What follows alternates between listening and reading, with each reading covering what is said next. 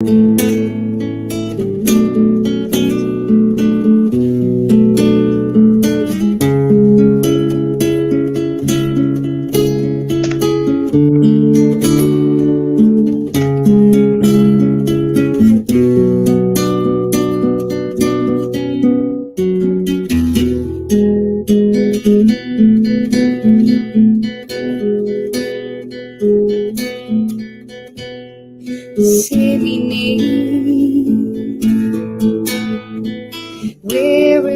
you are,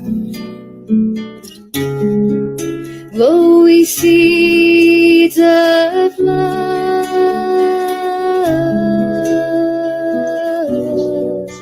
as our Master Jesus taught.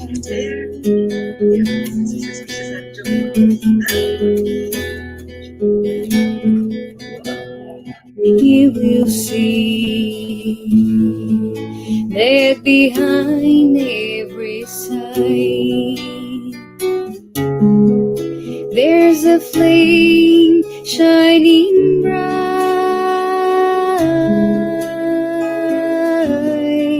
tiny spark created by God.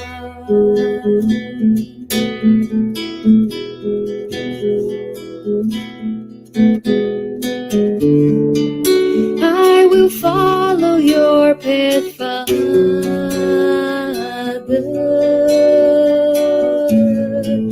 'cause nobody's alone in life, and the scars of my destiny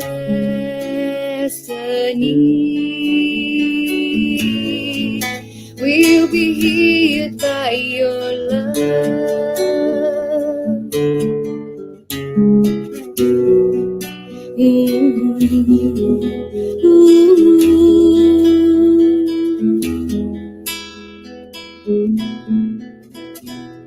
Disseminate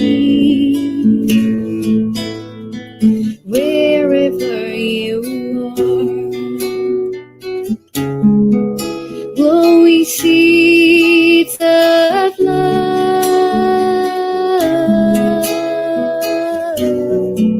as our Master Jesus taught.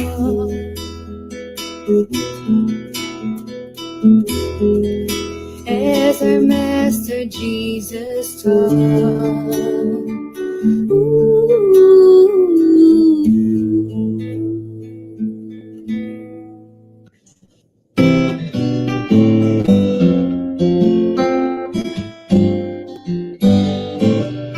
Another day, another flower, another minute past the hour. Someday the sky is blue, and suddenly we can see through. Every day is a fresh new start. When the sun turns off the moonlight, we get another chance to choose the road we want to cruise in. On the other side of the mountain, there's always a whole new road, a new beginning calling after every end. There are a million reasons to pick you up after every fall. It's always a win in the new round.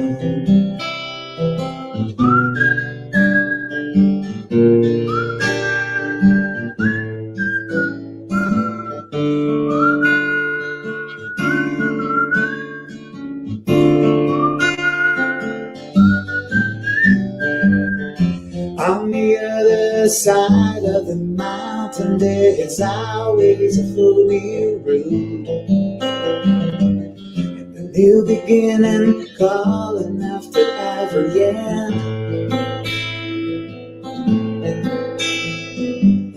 And there are a million reasons to pick you up after every fall. It's always a win in the new round. It's always a win in the new round. It's always a win in the new round.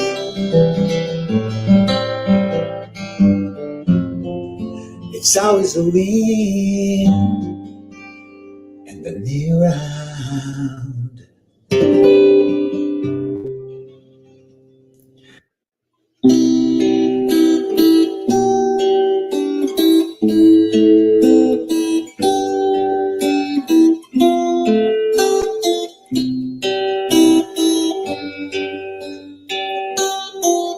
When I go to pray, I look for my good Jesus. And when I close my eyes, I can feel all His light. I open my heart for all He has to say. He shows me the best way I can enjoy my life. Jesus, Jesus, they never we apart. Please bring all your light to shine inside my heart. Jesus, Jesus, I can be content. I have your endless love and your protecting hand.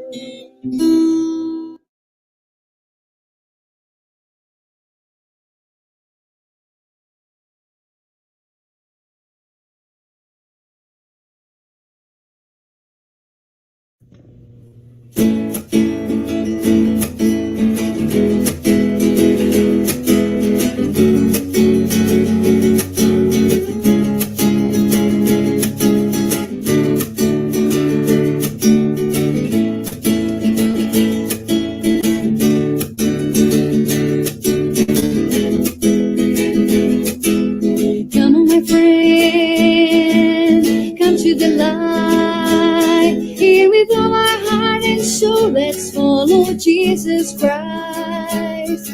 Let us preach the peace, let us preach the love. And this world already wonderful will be much more.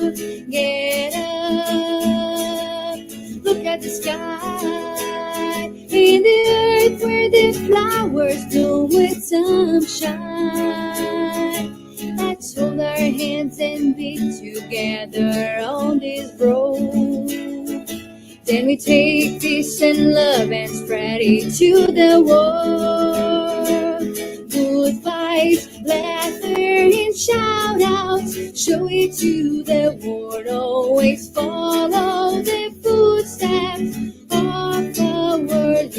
Oh, roads that I shall walk on, so we see the peace, His light that He was shining will be bright and brighter. Oh, will be bright and brighter. Oh, will be bright and brighter.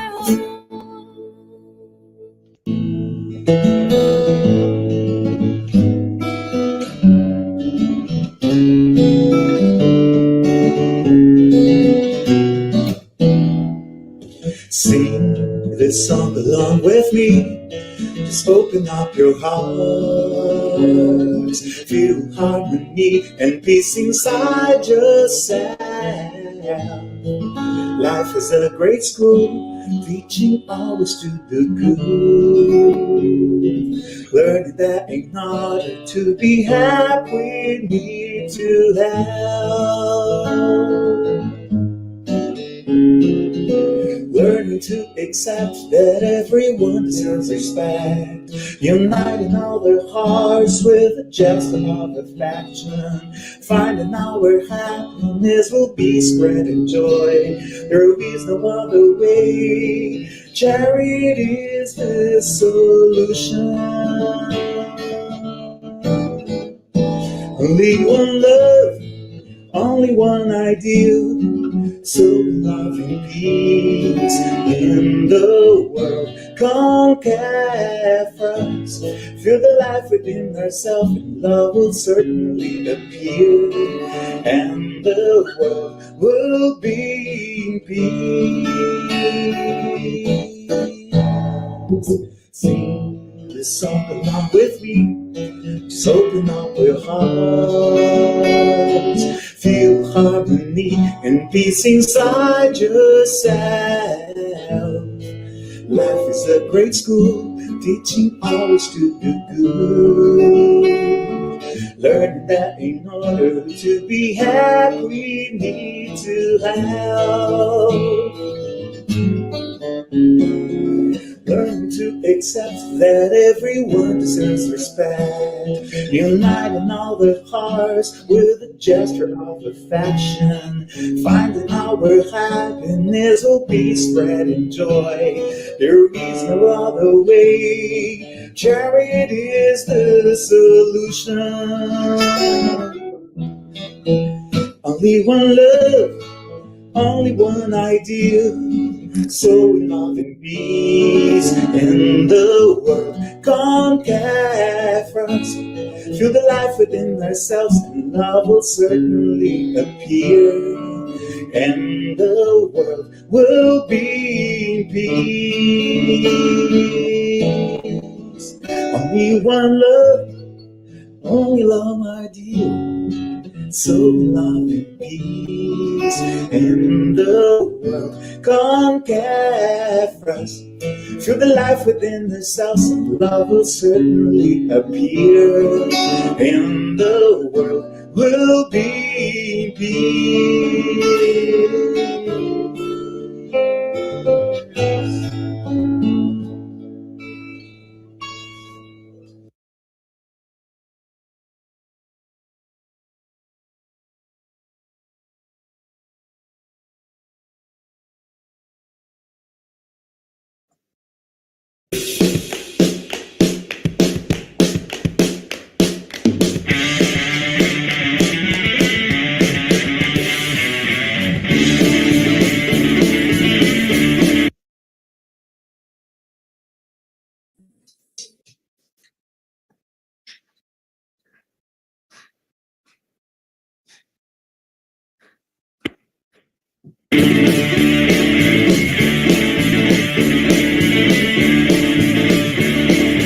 Never lose your faith in the brightest of your eyes.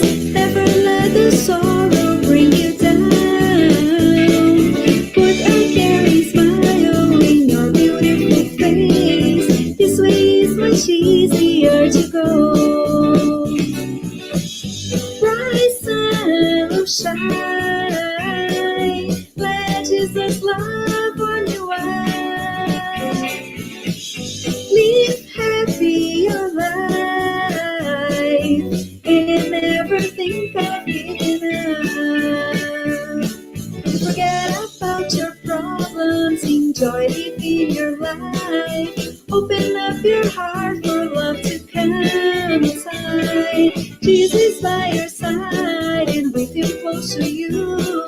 You'll be glad and never become blue. Bright sun will shine. Let Jesus love on you out. Live happy your life and never think of giving up. Bright sun will shine. Let Jesus love on you out. Live happy your life and never think of giving up.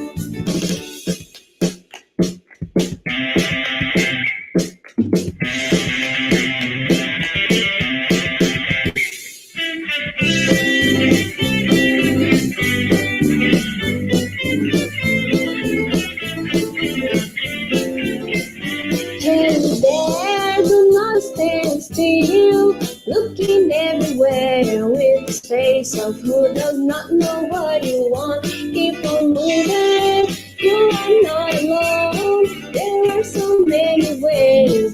brave, making good use of your time.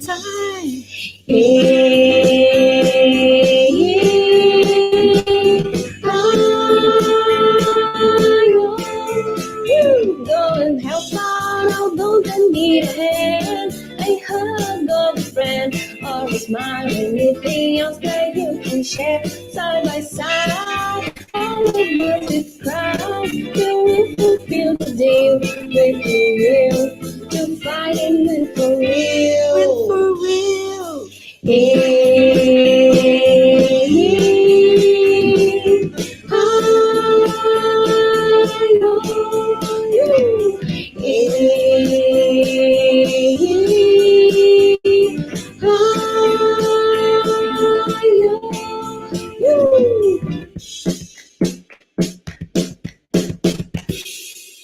Jesus by your side. This way is much easier to go. You'll be glad and never be confused.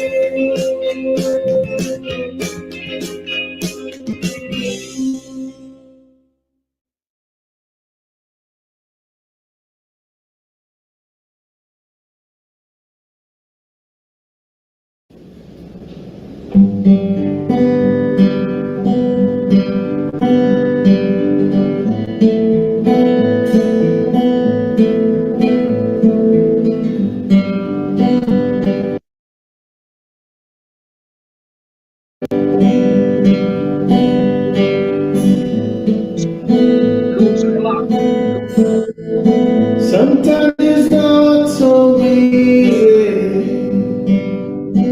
Sometimes it's not so close.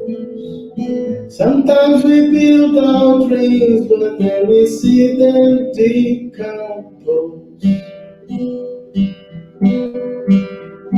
When you feel down the dumps,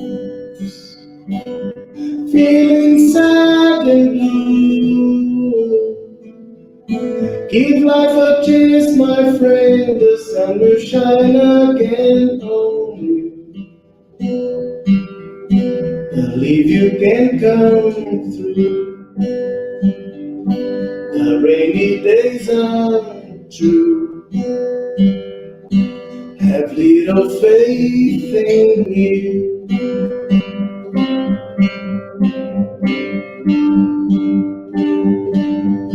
Maybe tomorrow you can dream on your dreams again. Though some sorrow remains, it doesn't mean the end. Believe you can come through. The rainy days are true. Sometimes okay to feel blue. Have little faith in you.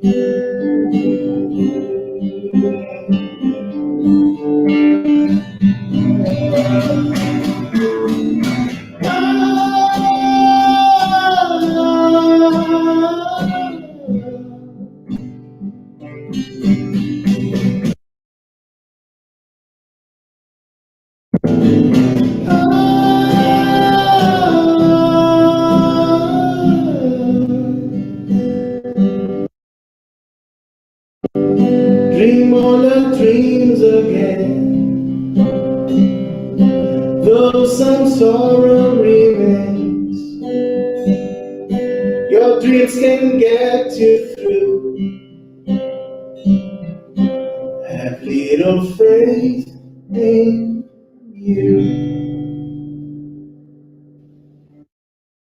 Is it possible to see spirits? Can we communicate with them? If you are curious about this topic, join us to study and learn together about mediumship and many other fascinating topics.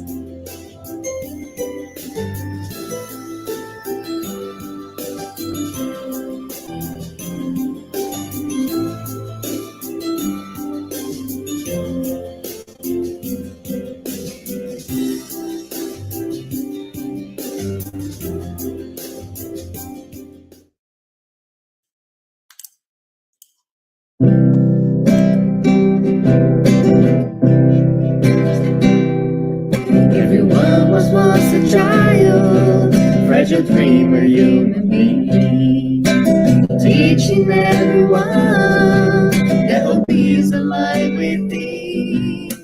Life as we know goes step by step, goes on, and every child is in need to be loved. Every single child means peace to the whole human race, making us believe that living life is the real grace. Look into its eyes and ask yourself every time, my God, be by my side. Like a seed that is sown in the ground, soaked by the rain it grows. The gospel sown in its way, with a bright shining day. Look at the children's behavior. Jesus said you must be clean, and here as a child can be. Every single child means fish to the whole human race, making us believe that living life is the real grace. Look into its eyes and ask yourself at the time, my God, be by my side. My God, be by my side.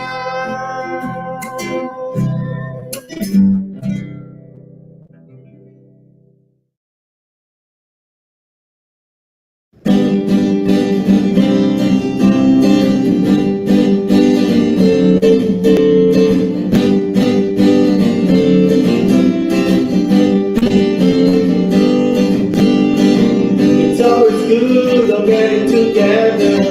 It's always good to do the good. I do believe the world can be better, and I know that you believe it too. Papa, mama, brothers and sisters, let's get ready for our dawn. This is the time for those big changes we have all been waiting for so long.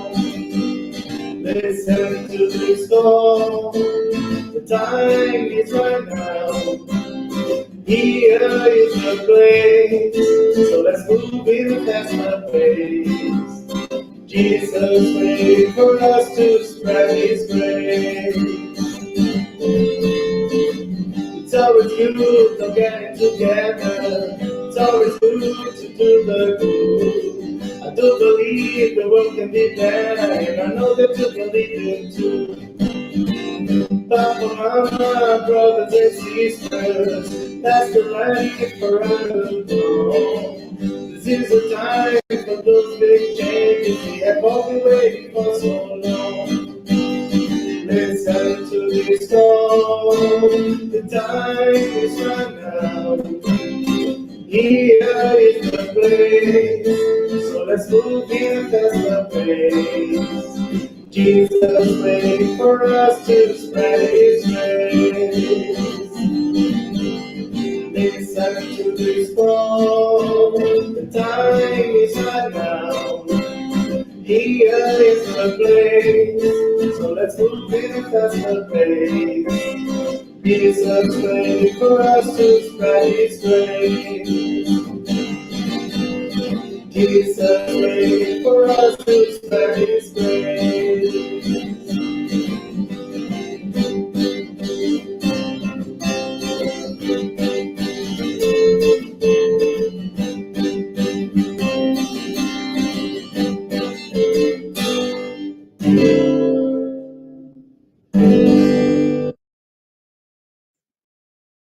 Hello, everyone. Welcome to the fourth Auta de Souza Fraternal meeting. I'm Larissa from London, Ontario, Canada. And it is with a great pleasure and joy that we are together here in this event of light and hope. We would like to thank everyone for joining us today. Soon, we will be studying Spiritism teachings and we'll share experience in the practice of charity, as taught by Jesus. But before we start, let's welcome our second host of the morning. Hi, Rodrigo. Come and join us. Oh, hello. Thank you very much. It's a pleasure to be here today in this great event. Hello, everyone. I'm talking to you from Ottawa, Ontario, Canada. Canada, we know, is a continental country, but covers about 3.85 million miles squared, which makes it the fourth largest country by land area and the second largest country by total area in the world. And why I'm saying all of that? Because today, through the technology and also by love, we are all united, all together to study, to talk about the spiritual teachings, so many other amazing topics. Canada has two official languages, English and French. And here today, we have people from Toronto, from London, Ottawa, Vancouver, Winnipeg, and much more. We also have an audience from other countries like the US, Africa, Brazil. Welcome, everyone. Bonjour à tous. Bienvenue à cette grande réunion d'amour et de charité. 4e réunion fraternelle Auta de Souza. Welcome. And now I'd like to speak a little bit about our agenda for today. As we know, we are full of great opportunities of learning. We will start with the spiritual treatment. And this also gives me the opportunity to remind you to set aside our water to be magnetized during the spiritual treatment. And the spiritual treatment is a great opportunity for us to receive the positive energy. Our house, our family and friends always can receive this great energy, and our community also can be benefited from. And then we will have our keynote session, Planetary Transition, the beginning of a new era. Well, we all know that the world is changing. We are facing challenges, all of us together at this moment.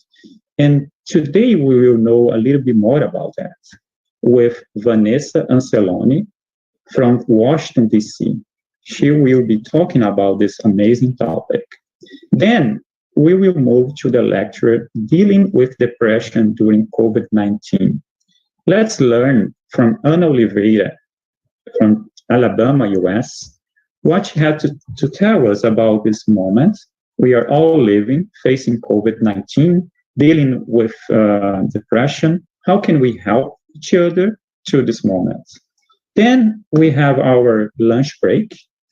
And Larissa, what do you have to say to us about the afternoon part of this amazing fraternal meeting? Oh, so many important topics today, right? So in the afternoon, we will start with the Christian Joy again, another round of amazing music.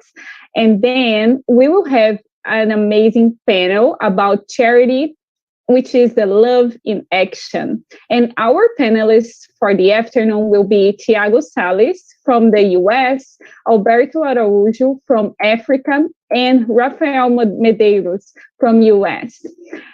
After the panel, we will have a small workshop about to put in practice what we learned from the panelists about charity. So it's going to be an amazing opportunity for all of us to end our event today with a little bit of work with everything that we learned, right? So we will be closing our event at 2:20 p.m. So yeah, it's a lot of great things to happen today, right? And now, to start our event, we would like to invite our brother Publio from Toronto to do the opening prayer. Come and join us, Publio. Hello, Larissa. Hello, everybody. Good morning. It's a great pleasure, a great opportunity to be here sharing those beautiful moments with everybody. We prepared this with a lot of love. And to start Before the pray, I'm going to sing a song. You can sing with me. We can mentalize those words, preparing ourselves for the treatment. Called Love in Action.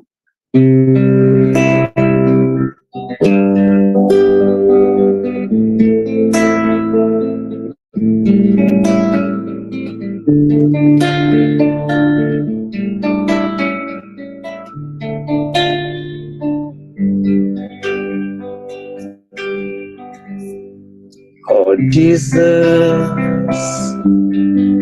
here I am, my knees on the floor, to say thank you, my Lord, for the light that comes through this door. Your love is the key to change the entire world. Using these chains wisely, we will live in peace and harmony. Now I understand, helping others is helping myself. Your words now are so crystal clear. Your teachings have no frontiers. To see all these transformations, we just have to put love in actions. Now I understand, helping others is helping myself. Your words now are so crystal clear. Your teachings have no frontiers. To see all these transformations, we just have to put love in action.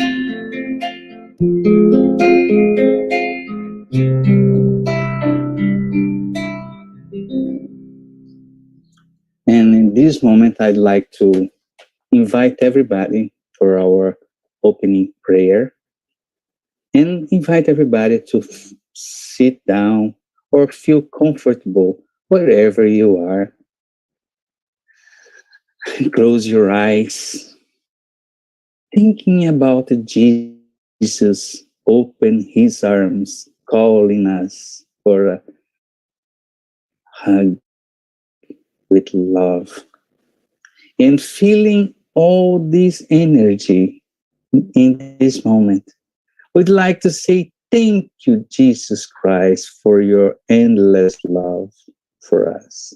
Thank you, God, our Father, for this great opportunity to be here in this planet on those moments so special for everybody. Feeling this energy, this love. We'd like to say and ask, Lord, the protection for our work here. Ask for the good spirits that coordinate the gospel on the American world, to all the places that speak English and French, can be in these moments with us, inspiring us to keep going, doing the charity, doing the good to others. Thank you for this moment, and be with us now and forever. So be it.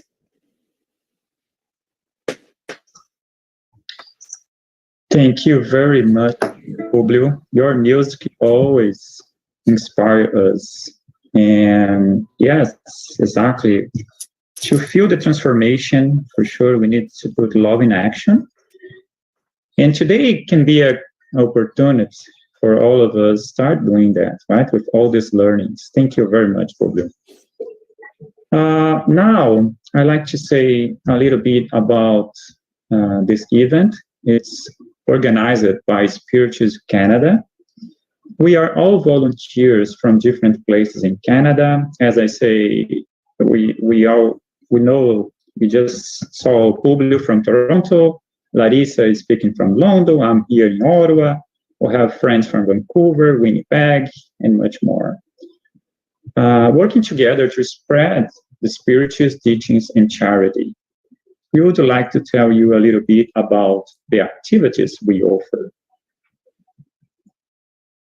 Every Tuesday, we have a new topic about the gospel according to Spiritism. We call this moment Spiritism Talks. And we have live music. We have Publio there playing his amazing songs. We talked about the gospel and trying to understand better all these amazing teachings from Jesus. And we have a spiritual treatment where you can present yourself, your family, receive the power energy, the positive energy for the spirits, bring your water to be magnetized, receive the passes every Tuesday starting 7:30 p.m. Central Time or 8:30 p.m. Eastern Time. Hi, have you ever wondered about how life is in the spiritual world? Would you like to know more about it? Join us to study and learn together about this and many other topics.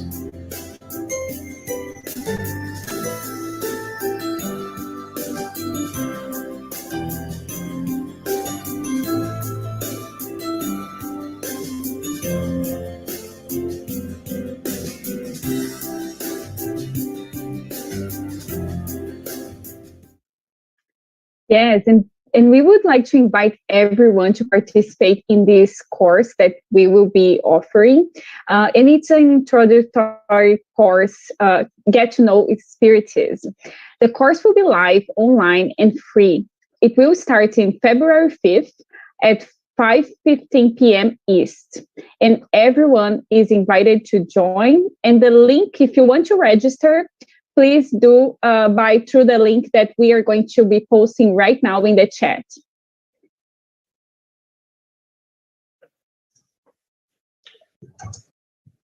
I would like to remind you that our events being transmitted on YouTube and Facebook. We also would like to thank you, the Kardec Radio, for broadcasting our events. You can participate and interact with us by using the chat function in Zoom, YouTube, and Facebook. Please send us your message, comments, and questions. Let's talk about these topics. And I just want to emphasize that let's enjoy the opportunity of studying together in the Get to Know Spiritism. We will offer, as Larissa said, the registration link, and we'll be studying 14 topics during the next month, and it'll be a great opportunity for all of us talking about amazing teachings from the spirits.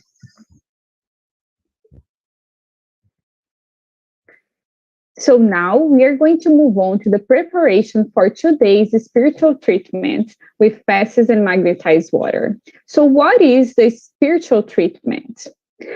So pass is the transfusion of spiritual energy with the goal of assisting with our physical, emotional, and mental balance. It helps us to restore a state of harmony and peace, by replacing negative energy with health and positive energy. So in order to receive the best benefits from passes, please follow the audio instructions or remain in prayer. You may close your eyes to help with mentalization. And during the pass, remember that water that we ask you to set aside. So the water will also absorb the spiritual energy that your family and you can benefit from. We would also like to remind you to turn off your phone notification in this moment. And let's all enjoy the benefits of this spiritual treatment now. Let us now prepare ourselves for the moment of the passes and the magnetization of water. Let's now calm our hearts, breathing in and out. Pay attention to your body. Focus on your breath and let yourself be carried by this energy. Let your thoughts pass by without judging them. Let them flow. Allow this light to be the beacon that guides you, and allow these words to penetrate your energy. Make each word an anchor of gratitude, faith, and trust. With the purpose of healing, which takes away my faith, healing every feeling of separation, of pain, let it all dissolve in this moment, leaving only love, gratitude, and trust. We ask God for the presence of our guardian angel and the friendly spirits who welcome us into this enlightened environment of our Spiritist Center. We open our plexus of love and forgiveness by mentalizing a light surrounding our hearts. Find a quiet and comfortable place to begin the mentalization process. Remove all worries from your thoughts. We ask that during the pass you breathe slowly and deeply. Let your body relax and surrender yourself to a deep meditation. Calmly imagine divine energies in soft and colorful light surrounding you in an environment of peace and spiritual warmth. Entrusting God with your most intimate desires, raise your thoughts to Jesus and the emissaries of the spiritual environment. The pass begins with the cleansing of your soul. Imagine a waterfall of crystal clear water pouring over us, removing all the feelings that keep you away from faith and trust. Feel the energy of this water bathing you and deeply breathe in, feeling peace and harmony. Allow this water to wash away all the impurities and spiritual larvae, washing away all the sorrows and resentments, any feelings of hatred and revenge that hold us back and cause us harm, not only from this life, but past ones as well. Now visualize spiritual doctors around you, applying magnetic cleansing passes, sanitizing your spiritual body of all sadness and negative energy. Mentalize these negative thoughts and feelings being washed away, evaporating from your soul, like water evaporating into thin air, and being carried far away from your mind. Surround yourself with the faith that bathes your being, bringing clarity and lucidity, rebalancing every cell in your body. May the water envelop all pain and bring the clarity of opportunity that chooses peace. The answer arises in our hearts, freeing us from all evil and freeing all whom we have caused evil into and who have caused us evil, washing away all the connections that bind us. Even though we may not understand, we are freeing ourselves from all that causes us harm. Feel this cleansing penetrate your soul and release.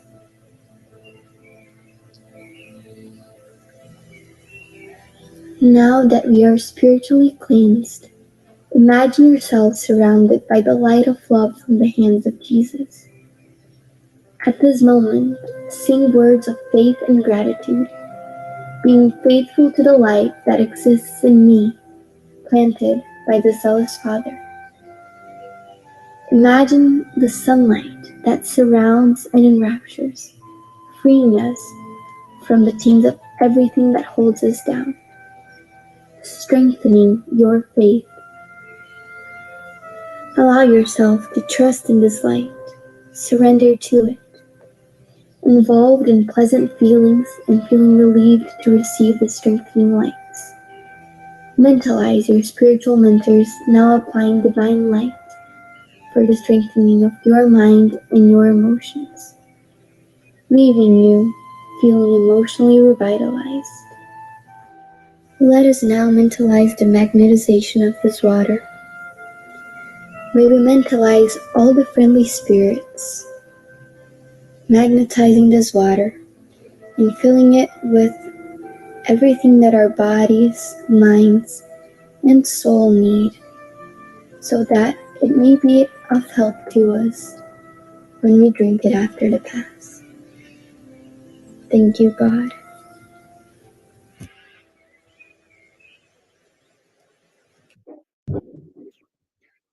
Wow, such a great moment of peace and energy we just received from the spiritual treatment. Before we move on, I'd like to first see here all the participation on the chat box. We have already many people. We have Veronica from Winnipeg. What more? And Marceli from London. We have some more here. Oh, we have Babar Coker. I'm sorry if I'm not saying your name right, but it's from Pakistan. Wow, Oh my gosh, nice. it's so amazing. Albert is from Luanda. Clever Garcia from Brazil, thank you very much. Let me see here also on YouTube channel, we have Lady Placencio from Ottawa. Wow, And that's Jacob really from nice. Brazil. Yeah, thank you. And because we are about to start the main topic today, I'd like to invite everyone who's here with us to say hello. Feel free to unmute yourself and say hello. We are very happy to have all of you with us today. Hello, everybody. Good morning. Good morning. Hey, Good morning. welcome. Hello, good morning. Hello, welcome. Hello. Oh. Good morning, friends. So it's such a joy to be here. Oh, thank you, Anna. Great, guys. You are amazing. We are so happy to have all of you here today. It's a great opportunity for share these teachings, share love. We know, we have people from Canada, from the US, from Brazil, from Pakistan, from Africa, all together united by technology, but also united by the love in action, as Publio sang for us today. Okay, let's move on. It's with a great joy that we will now start our main topic. The theme of our main talk will be planetary transition, the beginning of a new era. Well, this topic is so important because we are seeing all these changes, right, around us. And now we can try to understand not only this transition, but also our role on this. How can we help that? Right, Larissa? That's right. And we would like to invite our dear sister, Vanessa Anceloni from Washington, D.C., USA. Vanessa Anceloni is a neuroscientist and psychologist. She's a doctor of psychology and PhD. She is the founder of the School of Emotion, fifth generation spirits. Dr. Anceloni is the founder and former president of the Spiritism Society of Baltimore. She also founded many spiritual societies like Society of Virginia, Spiritism Group of Washington. She is a Spiritist medium. Dr. Anseloni has been translating and coordinating a team of translators of dozens of Spiritist books.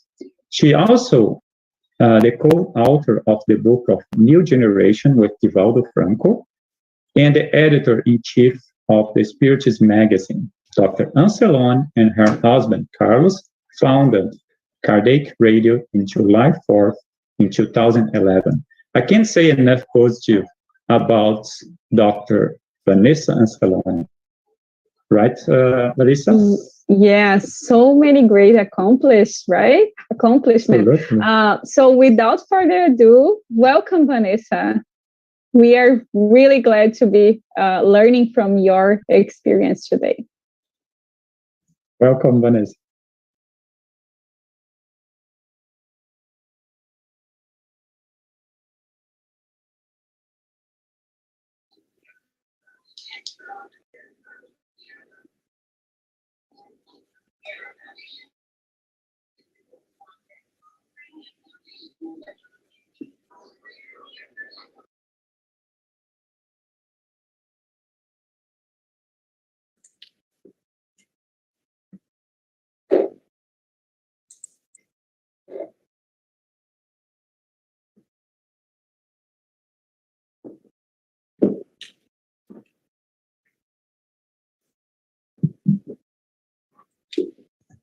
Can I share the screen? Yeah, we can hear it's a little bit choppy, right? But just keep talking. Let's see. Can I share my screen? Yes. Is it better?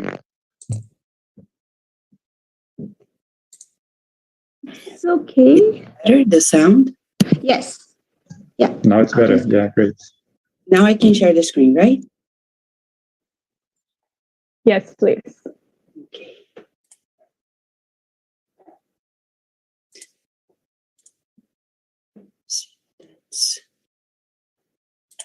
Hold on. Okay.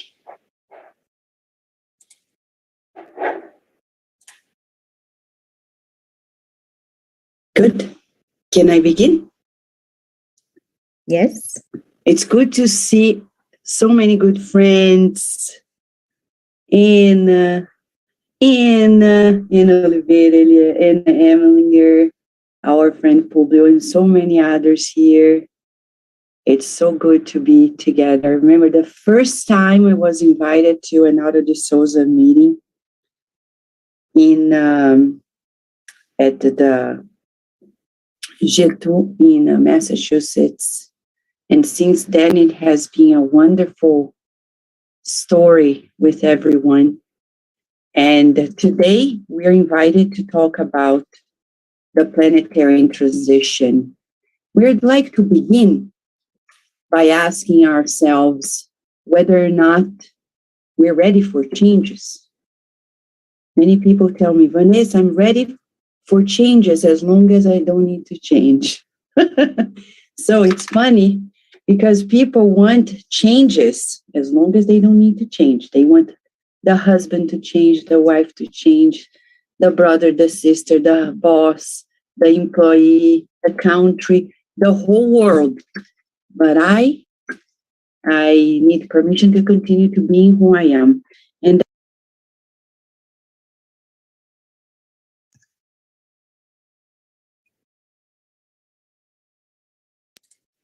we are going to see that if we go back in history, when Jesus was walking on earth as an incarnate human being, as Emmanuel says, to model the real humanity, he didn't come to exemplify angelic life, but to teach us what real humanity is all about. So for those who think the bar is too high, it's a sign that we're closer to animal life than to being human, because Jesus is exemplifying the potentialities of humanity. He was in a human body, though much more advanced than that, but showing to us what it is. But at a certain point, when disciples wanted to know more, and you can read more about it specifically in the book Good News, which is translated but not published by the publisher yet, though the book in all of its chapters have been, the whole book is chopped in chapters from issues since 2012 till 2022 in the book, in the Spiritism magazine. So all the issues, every issue has a chapter, and in one of the chapters, there is a full description of how this passage we're going to talk about came about. As the disciples wanted to know more, he said, right now I can't say everything, and not because he didn't want to, we wouldn't understand. And the least he said is still being debated by so many. And he said, but one day I will send you the promised consoler that will stay with you till the end of times and tell you things that I cannot tell you now. Jesus, just in the expression promised consoler, shows his affection, his kindness, his love for us. He is not a master of words simply. He is a full, complete master, a full, complete guide and model for us. And why is this important for us? Because what we are going to talk about today pertains to his promise. Spiritism comes to unveil, to lift the veil, to reveal what we were not able to see before, but we need to be ready for it. And the first step for us is to realize where we are at this point. Right now, we are transitioning from a planet where tests, trials, expiations, atonements still happen in a great scale, but soon enough we'll be in this new state. Regenerative world or planet of regeneration, and the description of it can be found clearly in chapter 3 of the Gospel according to Spiritism. And we are at this very moment, 2022 is closer to 2057 when Chico Xavier discloses that we will be officially there. Inevitably, there's always a deadline. Students can do whatever they want in school, but there's always a deadline. They need to fulfill their exam time to move to the next grade. And that's what's happening to Earth. We are in this transition. What an honor for you and for me to be incarnated at this moment. Not only experiencing all of it, feeling it, being transformed with it, but hopefully joining in, raising awareness in us and helping raise awareness in others, because psychology shows that once we understand things, we can more easily gravitate to them. So it is important to be aware of it. Some people say, why do I care? Well, because if you understand what's going on, when you look at the news, you will not be in this emotional contagion, feeling what everybody's feeling, and people are like in despair. Some people tell me, they are not spiritists. And they say, I don't know. I can't go anywhere. I can't travel. I can't go to restaurants. It's always about this virus. And I'm tired of this. Life is so boring. And I see, one day you will understand that right now, it's at the peak of our transformation on Earth. And if we just understand, we will find new ways to rejoice, to share the good that we have, the resources that we have, and especially empower others to do their share as well. At this moment, noble spirits are reincarnating to help this transition. Of course, it's humankind's history. When we go to Emmanuel's book, On the Way to the Light, he wrote this book through the mediumship of Chico Xavier. We're going to find the description of the first 20 centuries of our evolution on Earth from the Spiritist perspective. The history that we know and learn in schools, enhanced with the other angle, from the formation of the Earth till the current times. And we're going to see that always we received the help of more evolved, more advanced spirits. And today will not be an exception. For those who are home and feeling, who is going to change this? Sometimes people call me even from Brazil. It's an election year, I guess, right? So they are, oh, Vanessa, I'm worried. I mean, why are you worried? Why? Where is God in our life? Where is Jesus, the governor of the earth? Do your share. Pray. Pray for everybody. Trust. Visualize the good. But affliction and despair is just adding to the pile of chaos. So we need to be proactive, but in a very confident, calm manner, knowing that God allows us to go through what we need individually and collectively. So, advancing a little more, we want to share that in this planetary transition, according to many books, and I'll share with you that these books by the medium, through the medium Divaldo Franco, by the spirit Manuel Filomeno de Miranda, from planetary transition to dawn of a new era, on the way to a world of regeneration, they tell much about the times we're living in, especially the last one, On the Way to a World of Regeneration, that was published in 2021, but psychographed in 2020. Divaldo Franco is the medium through which we get to know the blessings of on high, especially during this pandemic, how many good spirits are taking care of everything. So if you have any question, just go to lealpublisher.com and buy the book, or at Amazon. Buy these books. They are already in English. They're in Portuguese, not their languages, but they are also in English. And what we know, and we can summarize here for us.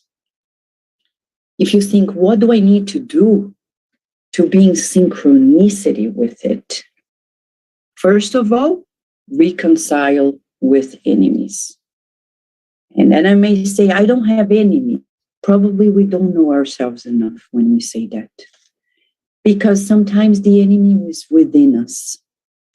When we look at ourselves in the mirror and we do not understand ourselves, we do not accept ourselves for who we are, we do not accept the level of evolution that we've been, and we don't forgive us. So beginning with ourselves, sometimes we observe people who are conflicted with themselves for previous life's choices. They are not fully aware, but they don't like a part of them, conditionings of the past, addictions that come to this life, and they don't feel good about themselves. So they have an inner battle. It's important to reconcile. And you may ask, well, Vanessa, how do I do it? Always find help. I'm a psychologist and I have my therapist. Why? Because I need help.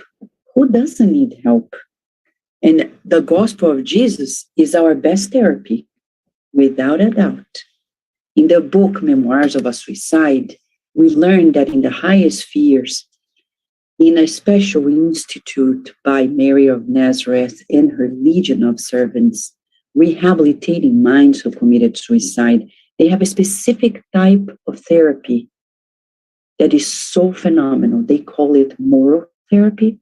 So interesting, but it's based on Christ consciousness. And they teach us through meditations and awakening from within how to do this inner transformation. But you see, we can't do this alone. So finding a good therapist, wherever you are, finding a spiritist center that can support your inner transformations through fraternal counseling, it's so important. I remember once a lady came to me and said, in the Spiritist Center many years ago, somewhere in this world. And she said she was suffering. And I said, what's happening? She said, it's my ex-husband. Okay, I understand. But why are you suffering? She said, we have a child and I wanted another child. But he cheated on me. Now he's married to somebody else, and I've got to know that they're expecting a child. I dream of killing that baby every day. I was not shocked. I was happy to see that she knew and she could voice it. I said, by the fact that you can voice your own aversion, you're closer from conquering your own feelings. How can we be happy when we are cultivating jealousy, animosity, hatred, spite, envy? Impossible. These are enemies within us. We often think that there is an enemy outside of us, but it's right here. So finding ways to create peace within is so important. How can we do it? By fulfilling our duties every day. It's the only way. As I was telling my daughter the other day, we were fulfilling some schoolwork, and then it was winter break. She was doing extra work. And then I said, we're going to finish this first, and then we're going to play. And then when she finished, I said, how do you feel now? Happy and ready to play. I said, write it down, Virginia. Never forget. When we want to be happy, first and foremost, check your duties, check them off, and then play. Because if you do the reverse, you're going to play feeling uncomfortable. She said, yes, mommy, if I didn't do what I had to do, I would be like worried. At some point, I would have to stop playing and do it. I said, you see, it's easier to conquer your duties and then you're free. And that's how it is for the spirit. Then diseases will come up, as we're seeing with the pandemic, as drainage for the soul. Observe, when you catch COVID, it's an experiment.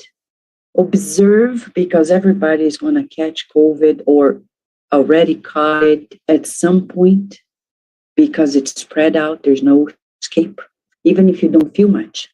But observe when you encounter this virus, the state of mind, the feelings you were cultivating those days, the vibrational pattern. Because there must be a magnet that connects us with it. So that's why for everybody there is a time and a place. For us, it's clear cut. As Emmanuel says in the book Laws of Life, he has a whole chapter, we've studied at Cardiac Radio before, about the spiritual causes of diseases. And he's going to say clearly, nothing happens to us without us attracting it. So even when we encounter the virus, there's a story for us to learn and to unfold and to bring out and say, I got it. This I need to change. These feelings, this relationship with family members, this relationship with myself, with my work, with my colleagues at work, with my community, wherever I am, with my life. So the planetary transition is marked by diseases like cancer, for example. We have never had this level of cancer. Why? Because it's an opportunity to drain out of ourselves a lot of things that we don't no longer need. So it's a blessing in disguise. Though many people don't feel this way, I talked to several cancer patients and they conclude it's a blessing in my life because it came to teach me how to live better. And inevitably, the natural disasters will wake us up and do the natural selection. Those who departed are not gone. My father discarnated not because of COVID, but in the middle of a pandemic. I couldn't see him personally, but he's still living. He's not gone. He is living as every other friend who even discarnated through COVID. They merited the end of this reincarnation. It's like graduation. They didn't kill themselves, so we can tell they graduated. They now are in a new phase of preparation for the next steps, for the next grade of their school life.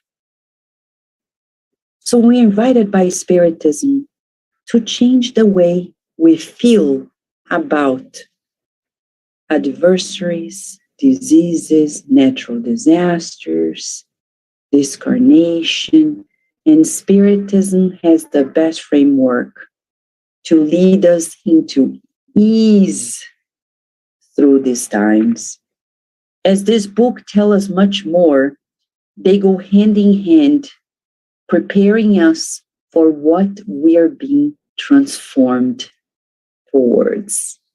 We need to know what we are marching to. For those who are parents, I want to say, and I'm just going to write it out, just so we talk a little more here. It's important for us. We have children, teenagers, and for those who are teachers, educators, anywhere, at any level, we're preparing every new generation to that world. If we teach our children things that pertain to the world today, to the standards of today, we fail. When I teach our children in the center, we're preparing them to fit in the world of regeneration, because that's when they're going to be adults, taking the lead of the new world. If they have the mindset of today, of adults today, they will fail as adults in the regenerative planet that we will become, that we're becoming about. So we need to understand what we're gravitating towards and what we are marching towards. As Kardec publishes in the chapter 3 of the book, The Gospel According to Spiritism, in a subsection, Regenerative Worlds, that is dictated by the Spirit Saint Augustine, who is said to be the leading spirit in our planet under the guidance of Master Jesus. He explains that regenerative worlds serve as transition between worlds of expiation and of bliss. So we're in a transition to that world, and that world is marked by transitions too. It's not a definite state. Our goal is worlds of happiness, of joy, of bliss. We're not there yet either, but better than we are today. In that state, the repentant soul finds peace and repose on them and ends up purifying itself. Now we're scratching our heads asking, so do I need to be repentant to be fitting in this world? Yes. So first and foremost, as Kardec says in the Heaven and Hell book, chapter 1 of part 2 of the Heaven and Hell book. There is a pathway to regeneration. It begins with repentance. It goes through expiation and reparation. So repentance is the world. It's the fire of repentance. It's not easy because it crushes our pride. How do you deal with repentance? Is it easy for you to repent? Is it easy for us? As Jesus said to Nicodemus, it's not important to know all this much if we don't feel it. Yesterday, we were studying here at Cardiac Radio with the Spiritist out of Virginia, Leon Denis' very words about thought, and he said, it's not important to read all this much if we don't reflect on it. If we read hastily, we need to reflect. So let us stop for a moment and reflect. If to be repentant is the key word to enter this state of regeneration, where do I need to repent? And I love when a scholar in Spiritism in Brazil, a psychologist whom I know, Célia Regina Jorge, she says, we need to find where we are degenerated to become regenerated. So we need to be courageous. Where do I need to tweak? I don't need to tell the world on Facebook, oh, I'm so selfish. No, don't do that, because that's not self-love, and that's not loving others either, because we're creating a lot of commotion. It's between us and God, as Mother Teresa says, but it's important. And maybe a therapist or two, but to repent. It's not about only a deed. It's about a trait, a pattern in us. Something that we realize we no longer need. For example, vanity.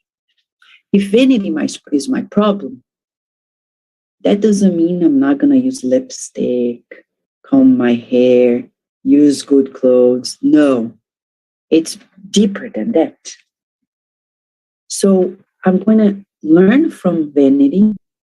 I'm going to research what it is, see the facets, the features of vanity, look at myself with kindness as if I'm looking at a sculpture that I love very much, and I'm going to sculpt and refine and say, look, since I know, let's say I tell myself, looking at the mirror, say, Vanessa, since I know you still stumble on vanity, we're going to do the following. Every time you give a talk, you don't put your name in the first slide. So you're detaching from the personality. It's a minute thing.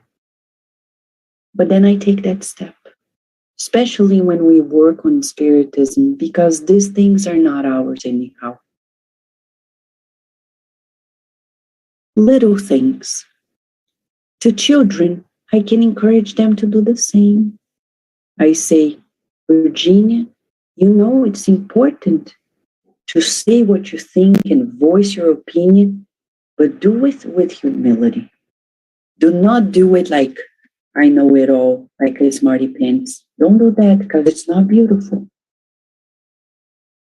So little by little, we know, first I know that direction is not good. That's what it is. The recognition, the realization that direction is not good. Vanity. Why do I need to put my stamp on everything that I do? Jesus came here and he's a model for us. He didn't stamp and took copyright of anything, especially for us in Spiritism. We can't dare to say, this is mine, this is my work, this is different from that work. It's a waste of time because it's not even ours. As Kardec titled in the very first book, the Spirit's book, it's not even his. Chico Xavier came along and said, none of these books are mine. They are of the Spirit. He never hid, saying, oh, I don't want to have anything to do with it. No, he understood. He was always there. But he said, I know it's not mine. So interesting, this awareness. And once we are aware, we start a new march. But if we don't fully repent, we're not going to get there. And Jesus encouraged us to repentance, not for us to feel bad, but for us to be empowered to a new direction, like Paul of Tarsus. He repented so deeply. How did he do it? Read the last chapter, part 1, chapter 10, and the first chapter of part 2. We will see his inner dialogue, what he was feeling and thinking. And since he surrendered to God, he didn't want to sabotage himself and punish himself, because when we want to punish ourselves, we want to be better than God, because God doesn't punish us. He just educates us, corrects us. There's a message by Emmanuel titled Corrections in the book Our Daily Bread that talks about it. So in this correction, we just adjust the direction, but we need to realize that the pathway we took was not the best one. Without that, we won't be able to find peace in the regenerative world. We won't be able to be in the regenerative world without. So, tips for all parents and educators and for all of us preparing for this world, because if we don't reach it in this reincarnation, certainly the next will be here, hopefully. And we need to repent. How do I prepare in this transition? I need to change my awareness regarding what I've been doing, the things that do no longer work. Then, free of muddled passions that enslave us, will be in this world of regeneration. No longer will be enslaved by this crazy passion. So, do we have any passion besides a soccer team? Because sometimes we're passionate about a football team, baseball team, soccer team. As long as this doesn't change our commitments, it's fine. We're talking about other types. So interesting, because those who watch porn, and Mentor Joseph always tells us to bring that out in the Spiritist talks we share, that with the pandemic, the levels escalated, people watching more and more porn. And right this week, as we were preparing for this encounter here, I was reading in the news the description of the many women who had a relationship with the founder of the magazine Playboy, Hugh Hefner. Is discarnated, and we hope that wherever he is, in this planet or in another planet, he receives the blessings of the vibrations we feel now. But they were describing the crazy things that they were doing on the behind the scenes. And I've heard many, many young men saying, oh, I envy his life. We don't know what we are doing, as Jesus said by the cross. We literally don't know what we are doing, because if we knew, we wouldn't envy a life that vampired other lives and was vampirized as well. If we want to enter the world of regeneration, we need to work within ourselves and see where our passions are no longer serving us any purpose, if they ever did. And in those cases, we would say finding a good therapy, consistent, methodic therapy will help get us out of such addictions. There is no longer pride that pride that renders your heart silent, like we've seen so many parts of the world where people go to the news and they brag about themselves without shame. In a world of regeneration, that's not going to happen. So don't teach that to your children, because they will be out of place in the world of regeneration. I know parents will tell me, but if I don't teach them to be this way, they're going to be a nobody. Great, be a nobody for now.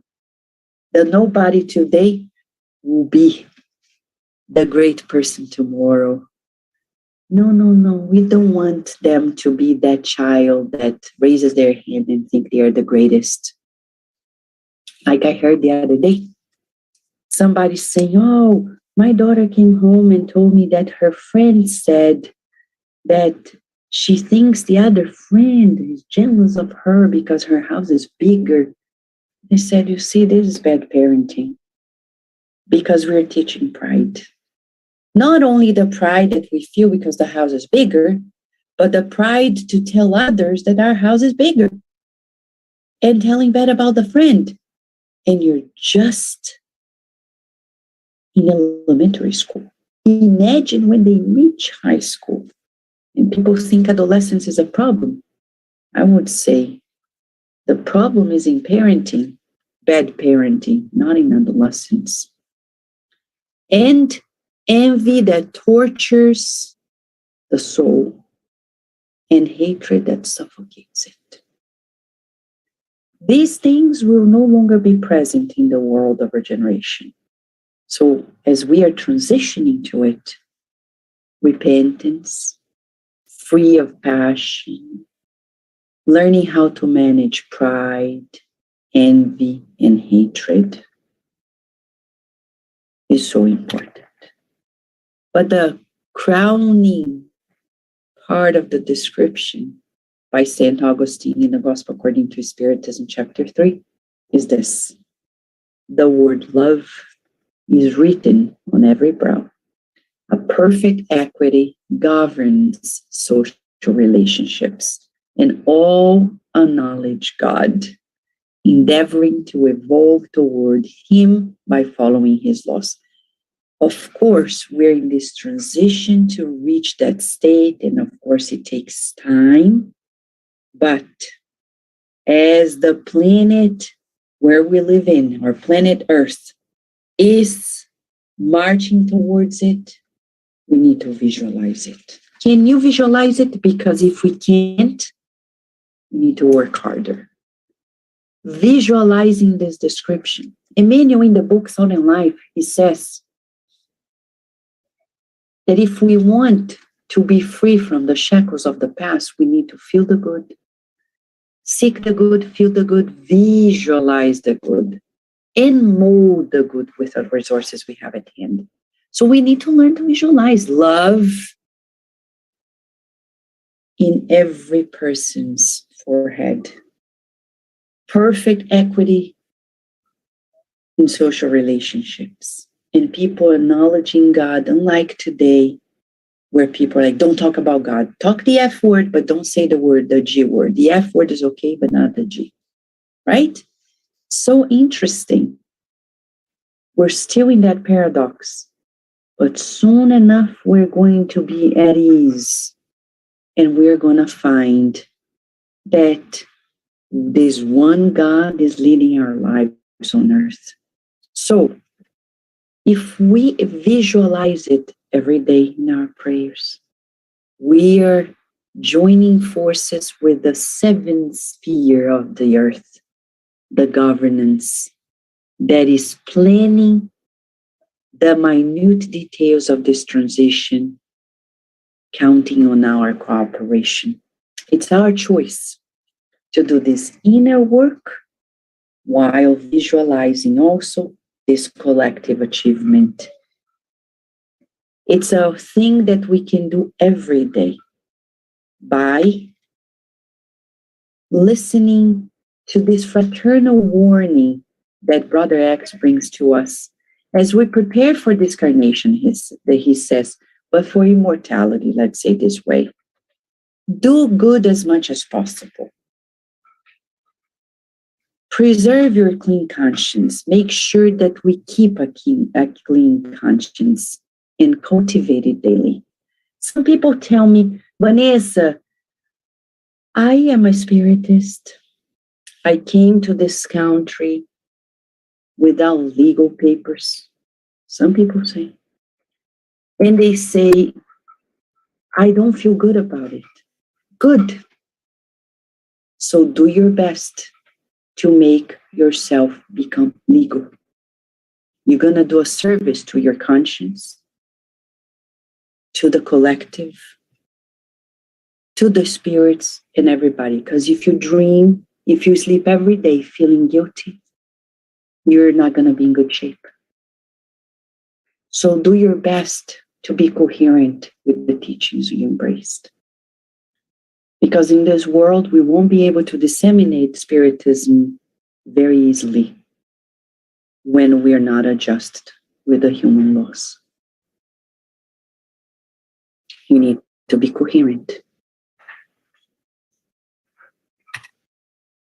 Untie your heart by severing the bonds that link it to lower passions. This is the main warning for immortality and especially for this transition.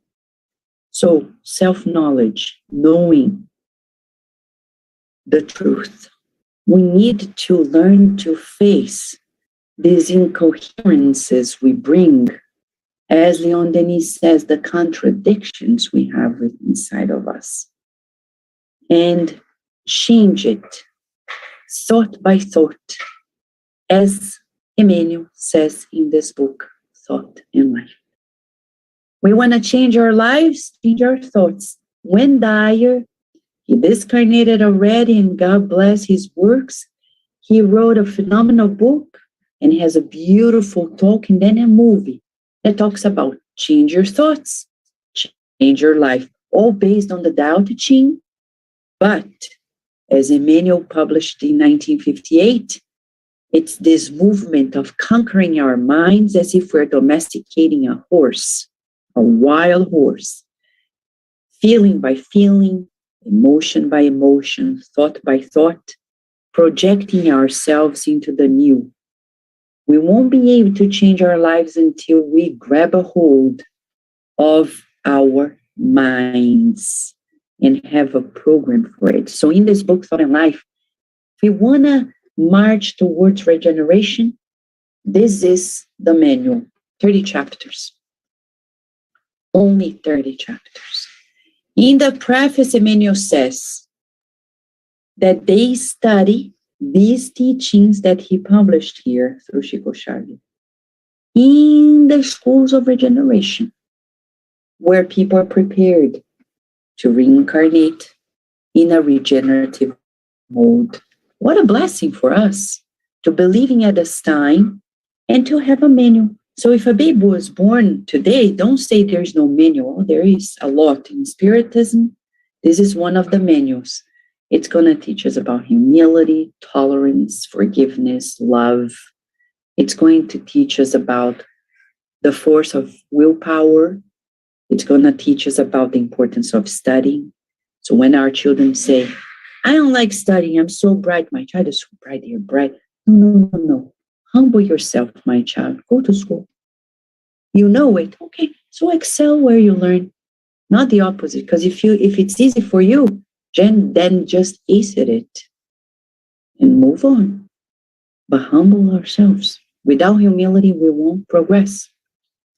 And with new instruction comes education. In this book, we'll find a true manual for us to prepare for this regeneration. And finally, as we march to the end of our study together on the planetary transition, we need to accept our reincarnatory plan. What does this mean? Accept means accept the family that you were given. Because if we keep stumbling on my parents, as Bert Hellinger says, the one that brought this new way of seeing ourselves through the family, the systemic family constellation, it says, Our parents are the very roots. Our relationship with our parents are the very roots of our tree, of ourselves. If we don't honor our parents, if we keep looking down on them, resented with them, if we don't pacify, we won't have healed roots through which we'll be nourished and bring nutrients to blossom in flowers and in fruits, producing fruits. So many of us are stumbling because we still have not accepted the parents we are given in this life, the siblings, the body that we were given. We are not even accepting sometimes the name we're given. So, a Buddhist therapist in Washington, D.C., who was many years ago interviewed by Kardec Radio, she wrote a book, Radical Acceptance. And that's the concept that we find. Her name is Tara Breck. Her book is Radical Acceptance. But it goes hand in hand with the teachings of the gospel according to Spiritism. In chapter 5, Blessed are the Afflicted, there's a sub-item that talks about how this radical acceptance happens in calm and resignation. We need to be calm. Antidote to madness, to mental illnesses, and also to suicide. Sometimes we're marching towards indirect suicide through our rebelliousness in life. We don't want to eat properly. We don't want to exercise. We don't want to cultivate good thoughts and good feelings. And we're constantly clashing with everybody in our lives. So where is our surrender, resignation? I remember this spiritist therapist who was talking to a lady whom I know. She's married and was having conflicts in her marriage. And the therapist said to her, from a spiritist angle, the day you stop rejecting your husband, he's going to stop rejecting you.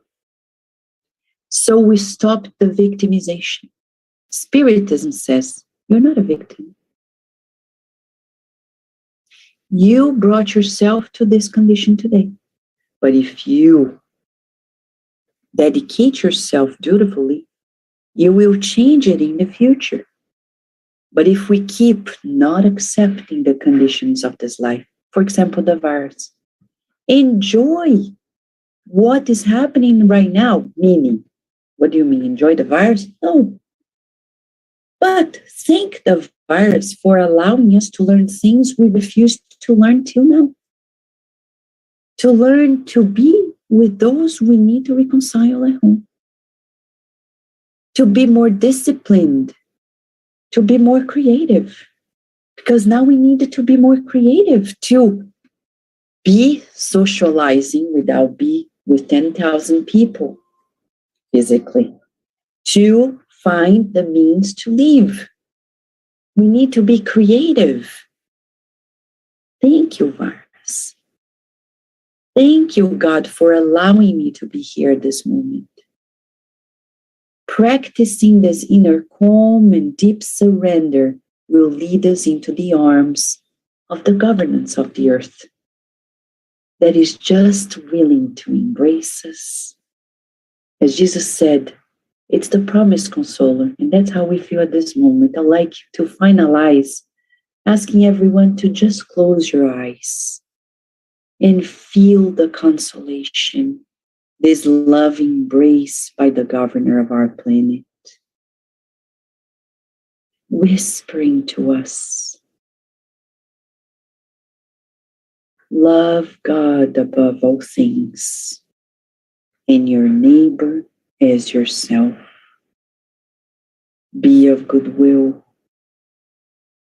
Be calm. I'm here with you.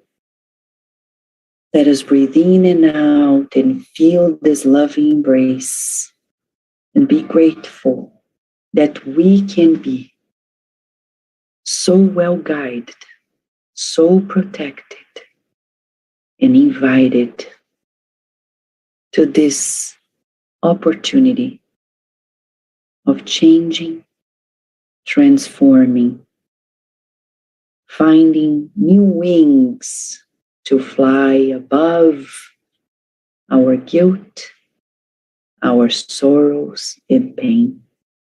Thank you, Master Jesus. And so be it.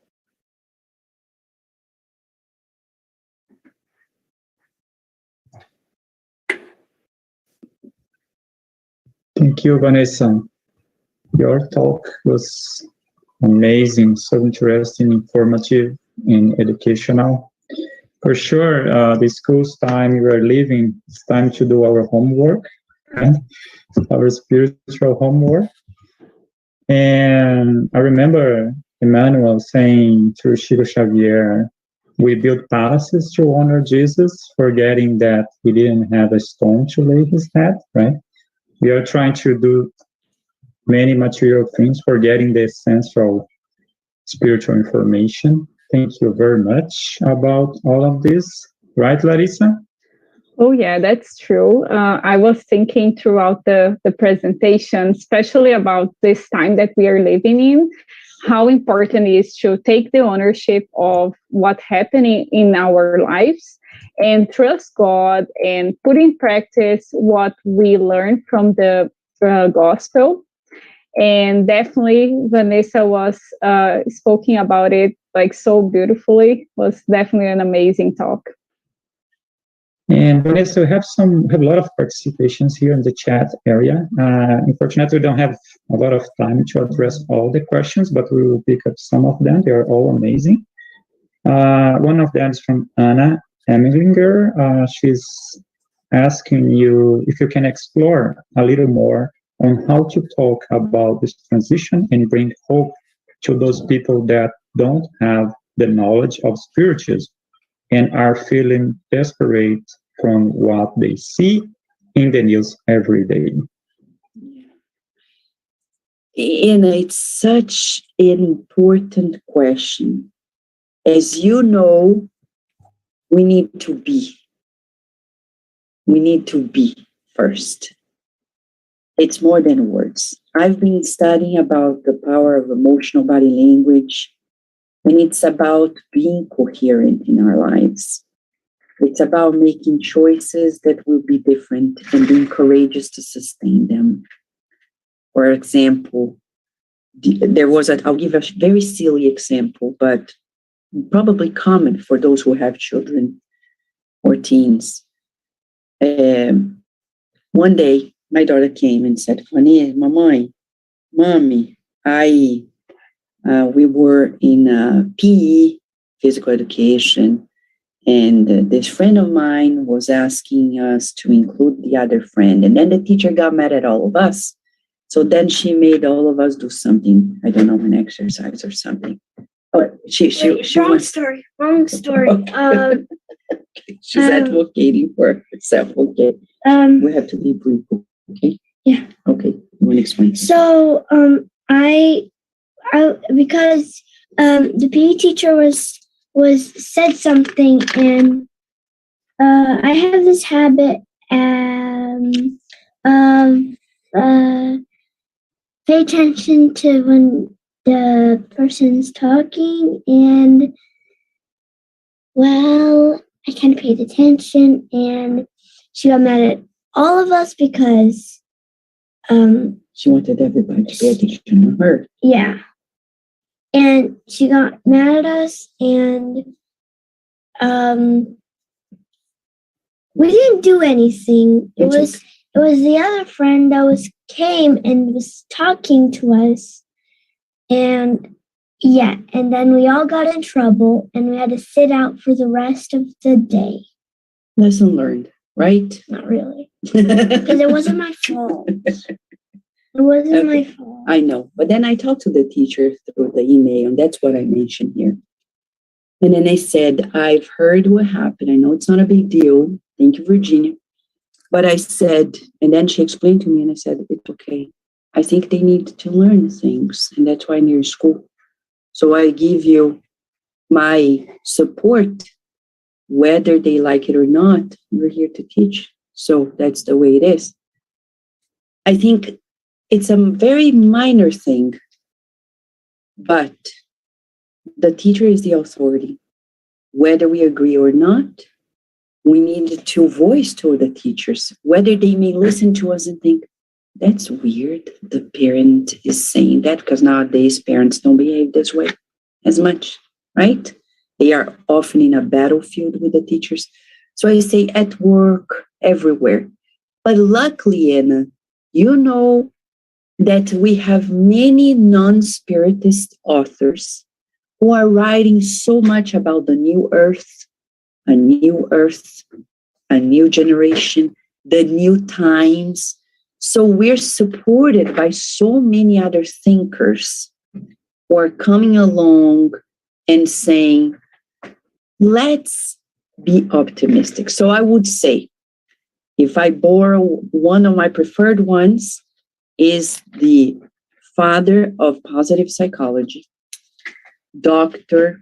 Martin Seligman at Penn State University. He is the one that discovered about learned optimism, and he wrote many books, including Optimistic Children. And he shares with us, based on science, how important it is to be optimistic, to shield ourselves from depression and anxiety and panic attacks. So I would say science is backing us up in being optimistic.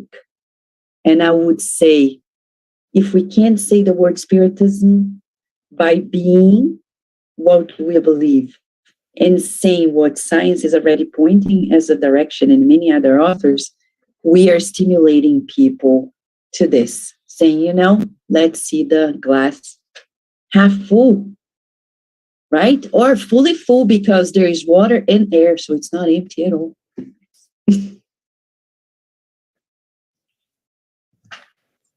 Oh, thank you very much for all your clarifications. Yeah.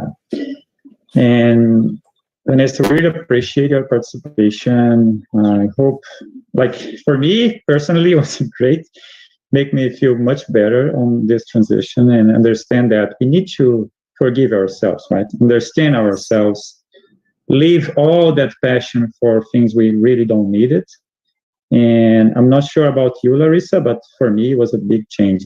Thank you, Vanessa. Oh, it was amazing. It definitely helped me to learn more about the times that we are in today and how important it is to really be aware of it and put into practice, really, the inner practice that you were telling. It's definitely something that I will be carrying on in my daily life. Thank you so much. Thank you.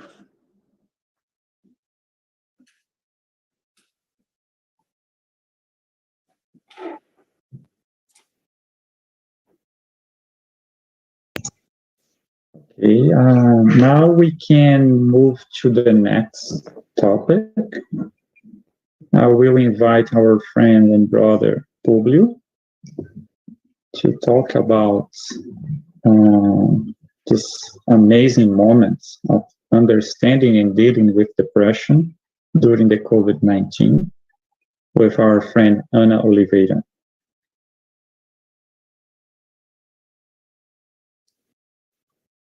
Hello, everybody. I'm so happy. Thank you, Rodrigo.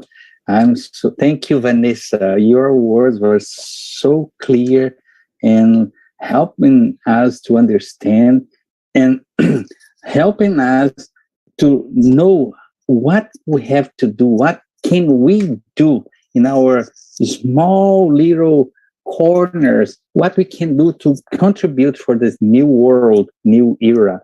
Thank you very, very much.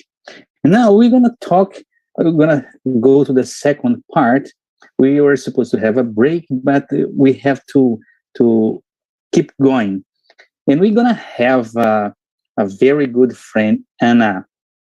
And welcome for the fourth Auta de Souza Fraternal meeting. And it's a very great pleasure to join these moments together today. And we will continue our event with the next topic, depression during the COVID-19. Talking a spiritist approach to analyze it. We would like to remind you that our event is being transmitted on YouTube and Facebook and Kardec Radio too. We also would like to thank you, Kardec Radio, for broadcasting our event. You can participate and interact with us by the chat, the function Zoom, YouTube, or Facebook. Feel free to send our message. Now we'd like to invite Anna Oliveira from Christian Spiritism Center from Alabama, USA, to talk about this topic. Anna, welcome to our meeting, and feel free to say these beautiful words that will come to help us to understand this depression in the times of pandemic. Thank you, Publio. Thank you, everyone. Can you all hear me well? Yes, we can. Okay, great. So, it's tough to come after my dear friend, Vanessa, who not only has so much knowledge in Spiritism, but is also a clinician. So she's, a psychologist, a clinical psychologist, and also, a researcher in the area and everything. So the purpose here is more for us to do a reflection together. So I just want to say that I'm not a psychologist, for medical advice. Please, like all Spiritist talks we talk about, we're going to here be focusing more on, this idea of our immortal spirit and Spiritism. But, of course, all the clinical and very material bodily things are important. And we encourage everybody to always seek health. And I think mental health, that's one thing that we don't press enough. Mental health is part of your health too, right? Sometimes we don't consider that. So we're really going to talk a little bit about depression in this context of the immortal spirit and with basis in Spiritism, And I was just listening since the beginning and participating, and my heart feels so much with so much joy, because from the musics that we listen, from the Christian joy, to the things, I didn't talk to Vanessa about her talk, but there are things that we're talking together. So it's so beautiful to feel like this connection and to feel that we are all here together and we are all connected and thinking the same things. I think that is so empowering, and it's so good for our mental health too. That's why all these fraternal meetings, I think that's the boosting energy and motivation that we get for being together in this space, even though it is a virtual space, but vibrating the same way, seeking the same things, the same objectives in life, and sharing the same fraternal love. So I'm sorry, but I just had to share that with you because that's how I really feel. And I hope that's also what goes through, because talking about the Spiritism and about depressions and hard times. So we're going to talk a little bit about the facts and some instruction from the Spiritism. But I think what I hope and I pray to God that it goes through is really this love of God and this love and peace from Jesus that I want to transfer for you all, so that we all can, face our challenges, in a more courageous and joyful way. So, depression has so many causes, there are treatments, there is a health impact, right? So I got this quote from the WHO. So, it affects a lot of people, right? So that's why it's important for us to talk about it. And it's not, it's always the biggest thing I think I have to think too, since I'm not a professional, but it's not just a little sadness, right? It's something that is more persistent, right? That impacts our life, because then we cannot do the things that we have to do, like work, and also the things that we used to like, right? So it is a leading cause of disability, right? But so it affects the person's life, right? And the causes can be multiple, and that's not what we're talking about in terms of the material life. So it can be social, psychological, and biological factors. And I want just for us to start thinking about some of the spiritual things that it could be too. Okay. So another point that I think is really important to know is that there is treatment, right? So there is treatment for depression with medication, with counseling. So there is for, mild, moderate, and severe depression. So it's very important that people seek help, right? And I think for us too, we can see that depression affects everybody, right? So it's not a privilege or a curse of a specific group, but it can be old and young, rich and poor. So, it's everywhere. And sometimes we think, oh, if I have enough money, I wouldn't be, depressed or something. But, so it's sometimes we have to think more in the deep. What is actually happening, right? Where is this condition coming from? So again, the estimation is 5% of adults suffer from depression globally. This is a WHO, figure, so that's why it talks like that. Can cause disability, can lead to suicide. So that's why I think is really important for us.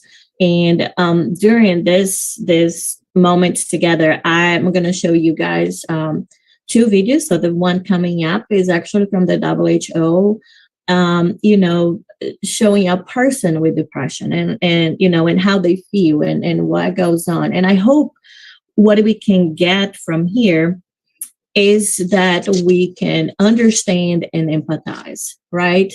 So that as Christians, we can be aware of that. And then we're going to talk about too, if you're living with a person with depression, what are the things that are right to say or not to say? How can you deal with those things?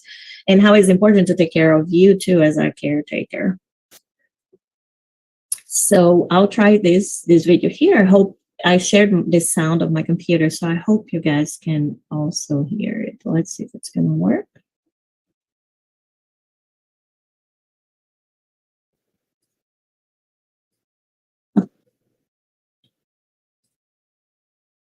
Here we go.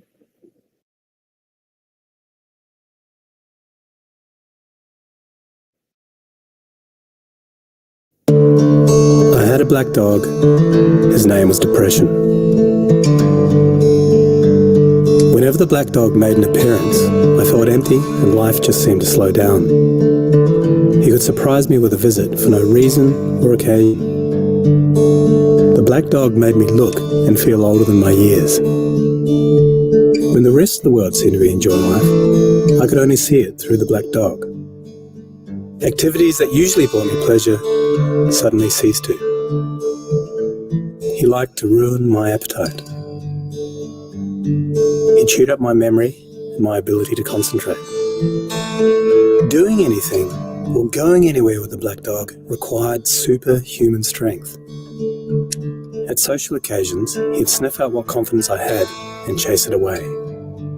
My biggest fear was being found out. I worried that people would judge me. Because of the shame and stigma of the black dog, I was constantly worried that I'd be found out. So I invested vast amounts of energy into covering him up. Keeping up an emotional lie is exhausting. Black dog could make me think and say negative things. He could make me irritable and difficult to be around. He would take my love and bury my intimacy. He loved nothing more than to wake me up with highly repetitive and negative thinking. He also liked to remind me how exhausted I was going to be the next day. Having a black dog in your life isn't so much about feeling a bit down, sad or blue. At its worst, it's about being devoid of feeling altogether. As I got older, the black dog got bigger and he started hanging around all the time. I'd chase him off with whatever I thought might send him running. But more often than not, he'd come out on top. Going down became easier than getting up again. So I became rather good at self-medication, which never really helped. Eventually, I felt totally isolated from everything and everyone. The black dog had finally succeeded in hijacking my life. When you lose all joy in life, you can begin to question what the point of it is. Thankfully, this was the time that I sought professional help. This was my first step towards recovery and a major turning point in my life. I learned that it doesn't matter who you are, the black dog affects millions and millions of people. It is an equal opportunity mongrel. I also learned that there was no silver bullet or magic pill. Medication can help some, and others might need a different approach altogether. I also learned that being emotionally genuine and authentic to those who are close to you can be an absolute game changer. Most importantly, I learned not to be afraid of the black dog, and I taught him a few new tricks of my own. The more tired and stressed you are, the louder he barks. So it's important to learn how to quiet your mind.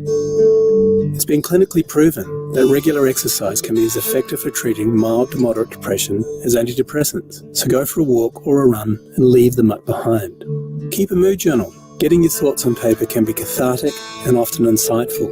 Also keep track of the things that you have to be grateful for. The most important thing to remember is that no matter how bad it gets, if you take the right steps, talk to the right people, black dog days can and will pass.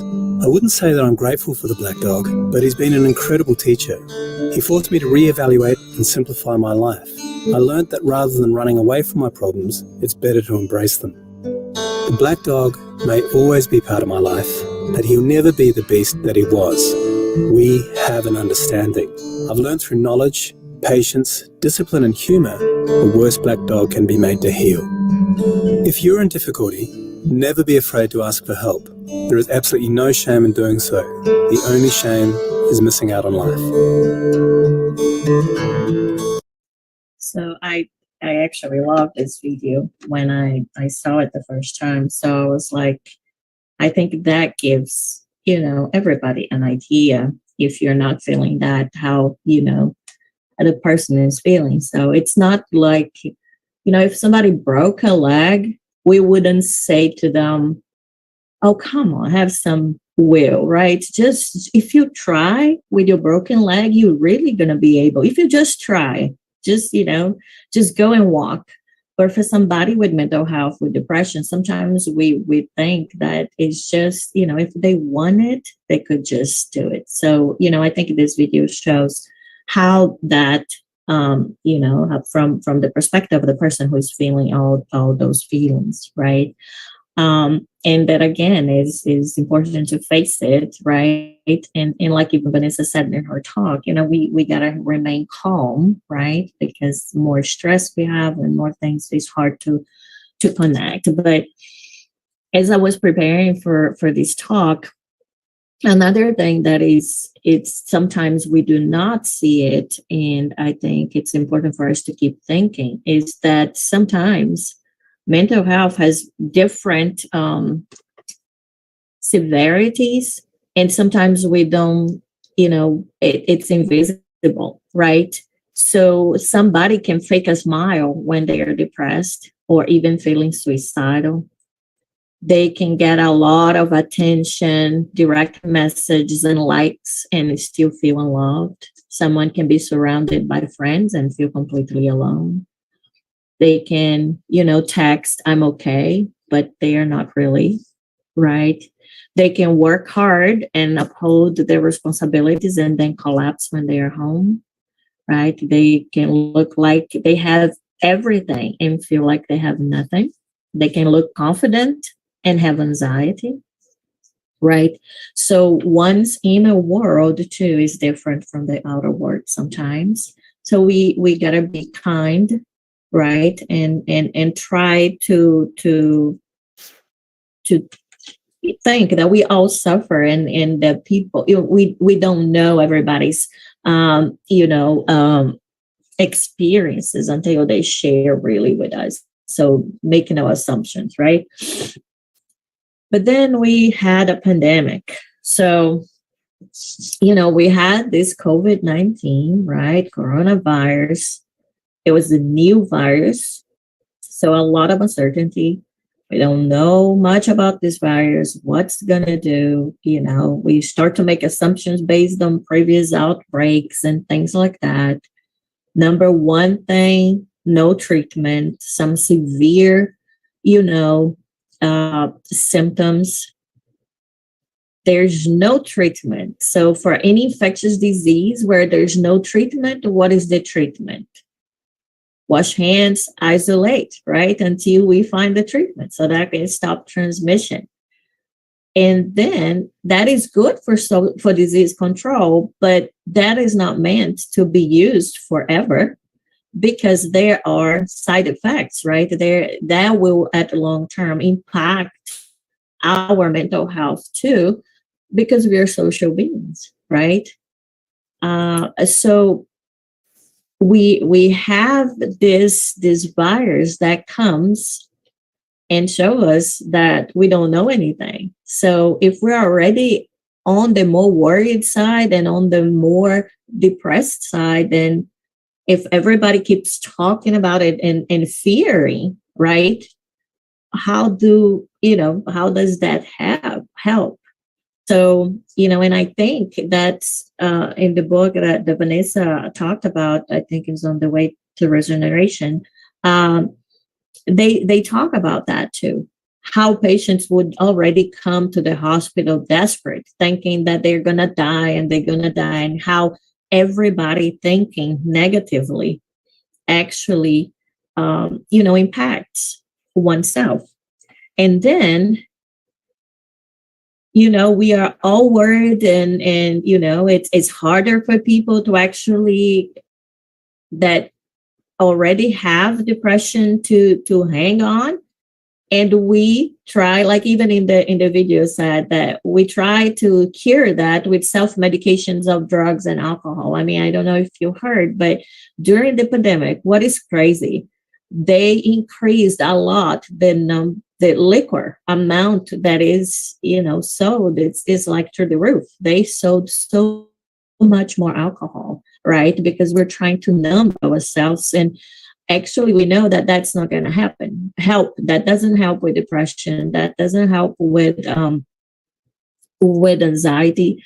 And actually, if you are depressed and already thinking about, suicide, the mix of these drugs and alcohol is going to make you impaired. And then you probably are going to make a decision that's not going to be good for you. And you might regret as soon as you get into the spiritual world, right? But now you're not feeling well and you are impaired by drugs and alcohol. So it's never a good mix, right? So, that might help like short term, but what we are looking for and what I think this virus is coming to show us is to nudge us, is to put us in a situation that we feel empowered to change, right? It's a little encouragement. It's a little nudge, like from here and there, a little tap, go, go, go, go, right? If you are still thinking, just keep going. So if instead of really, doing this transformation, but we are just numbing our, pain, and we are just getting away from the situation, that's not helping, right? Avoidance is a coping mechanism, but it helps you short term. But, if you will just keep avoiding the problem or avoiding the opportunity to change, then you're never going to change, right? So what can we do? Right. So there are some physical and material causes, but I want to talk to us a little bit about the spiritual causes. And, when we talk about the suffering, right, in Spiritism, it tells us that there are some causes that are from here, right, from now, and there are causes of our afflictions that come from past lives, right, because we believe in reincarnation. We know that we're immortal spirits, and we have been, right, we have had experiences and we will have future experiences too. But, when we think about this voluntary suffering, Because I think when we talk about depression, I think that's my idea. We should help others, to get treatment, to get better. But I think we need to help everybody to avoid that, right? So I think I'm all about prevention. Of course, we need to treat, but if we can prevent, if we're saying 5% are affected, but what about the other 95%? They are always still susceptible, right? So more, it's like Vanessa was talking about these passions that we have. How much suffering do I bring in my life because I think I have to have that material thing? I have to work so much because I have to have this big house or that size of house. I have to have this car or that car. I have to leave to my children this much money, in the bank account and everything. But how much, instead of actually seeking peace of mind, because if you think about peace of mind, this is really right. It says only a real happiness in this world is actually peace of mind. Then we are avid for anything that can agitate and upset us, right? So, like also Vanessa said, it's like this enemy, right? We have to reconcile with our enemy, and sometimes it's within. So it made me think that sometimes that our worst enemies are ourselves. We are the first block to our actually evolution, to a better version of ourselves, right?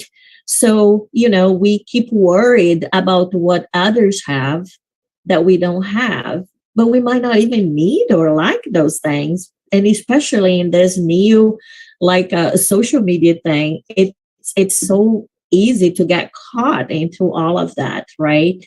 So really, we if we could start to learn or to lean more about being happy what we have, and I think that's the pandemic. It came and said, what is essential, right? And okay, health, and all these other things, you start now to, if you're going to go out, there's a risk. So now you're not going to go out for anything. You go for the things that you really need or that are really necessary. Who are the people that you can count on? Your friends, your family. You turn in more, right? Than just out, kind of lost. It made us all stop, right? And that is important. To stop and reflect so that we can change. There's no way, if we keep doing the same thing and expecting a different result, we're not going to get that, right? So, it talks about in this message that, the people that are usually serene is because they do not create imaginary needs for themselves, and also, we now can see how interconnected we are. I think it's another important, lesson from this pandemic. We are all connected, and I think as a professional in the medical area, in the laboratory, not in the clinical side, but sometimes that's what I feel. It's like, I think it's so interesting because it comes the first strain of the virus. Did we learn? What do y'all think? Did we learn with that? Was everybody, when the vaccine came, we were always still doing that? We were all wearing masks and everything?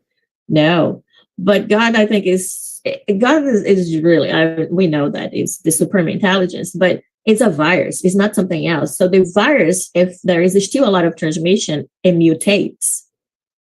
Until you control it, it's going to keep mutating and mutating and mutating.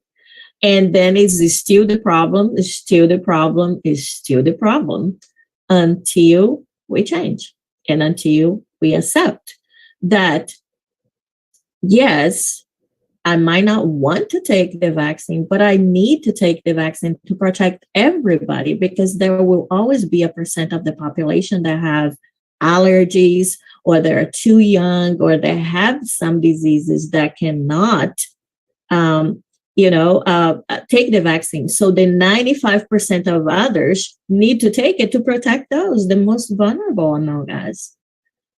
today, I'm in this 95%. Tomorrow, in 10 years, I might be the one in the 5% that I need the others to be protected so I don't get disease or no one gets, right?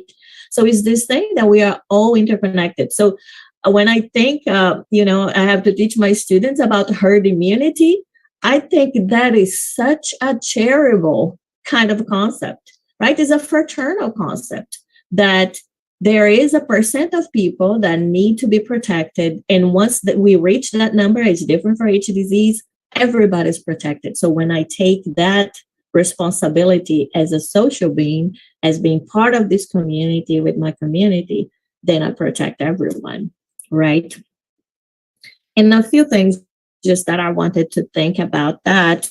And Vanessa also talked about that sometimes, because we are all thinking, can you imagine the vibrations of the earth with everybody worried about, COVID? So we have our responsibility to not feed into that, but we all have sensitivity. So we might feel that. Sometimes there are days that you feel dragged when everybody's talking about the same news and it goes there and it repeats itself. And you go to work, people are talking about that bad news, and you open your phone and it's there. You turn on the TV, it's there. I mean, you just keep, tuning into that. So we need to non-conform and go a little bit on the against that wave, so that we can protect ourselves and others too. But sometimes, even thinking about depression, I mean, these are things of our spirit, right? So these feelings, these sentiments. So we need to think too that these might be from past lives, right? From other experiences that we have. We have to think as mediums too, right? So maybe what I'm feeling, that's why it's so important to know oneself, to study about mediumship, because sometimes what we might be seeing, it might be this interaction, right, between us and the spiritual world that happens all the time. And some of us are more sensitive to that interaction than others, right? And again, I think the biggest thing is really to treat, right? To prevent, to do it yourself. So protect yourself, right? I love the logo, the motto of Kardec Radio, that is nurturing our souls, right? Yes, that's what we need to do. Don't look for nurturing your soul too much on the regular TV. I don't think you're going to find much of that on social media, probably not, unless you go to specific pages. But, look for things that, make you feel good, right? If it stresses you too much and to listen to all those news, don't do it, right? Don't do that. Get together with people that are like-minded, like you, that accept you, right? That respect you. Come to meetings like this so you can feel a little invigorated and empowered. Be kind, right? Be kind to yourself and to others, right? Valentine's is coming. That's why I have my little pink here in my hearts, for all of you guys. But, Valentine's is coming. And, everybody was decorating their offices. So in my office is a big heart that says love in the middle. It says yourself, others, right? Because sometimes we forget. We got to love ourselves, even in this process of learning. To love others. And again, understand this transition, right? We are in this opportunity. And again, the viruses, I don't see that as a punishment, right? We have to see, not that I like the virus, although I'm infectious disease teacher and researcher. So, I'm not going to say that I don't like the virus. I don't think the viruses or the microbes, they are not the problem. I think we are the problem. So I'm not going to say that I love it, but, I don't dislike it. But we have to see that as an opportunity for us to grow. Because can you imagine if we had not stopped, what it would keep going, right? Sometimes it's almost like our kids, little kids. If we know that they're not doing something right, we just put a timeout, right? We grounded them. If we don't think that they have the the ability to make good choices where they're going to go when they leave the house, we say you grounded. You just go to school, you come back, you go to church, you come back, but that's it, nothing else, right? So, because then now you have to reflect. Now you have to think, what are you going to be doing, right? So it's an opportunity for us, and it's part of this times. And I think if we do not think, I really think Spiritism has a lot of explanations for why, right? Why we're going through this. But we know that if everything is fine, we don't want to grow because we're a little bit lazy like that, right? So remember too, this message is the end of a message from this book called Changing Attitudes from the Spirit Ahmed. And it says, considering all these possibilities, so many others that are not the focus of our present reflections, the name of that message is Be Happy. And it says, we may say that the inner work that produces happiness is not obviously a short-term goal, but a long process that may take you many existences to eternity in the many dwelling places of our Father's house, right? So, be kind to yourself, take your time, as long as we keep going, progress is being made, right? Every day that we're here on earth, every day that you can wake up, even though you're not feeling so good, that is a good day, actually. You made it, right? So be kind and be proud of yourself, and then keep going.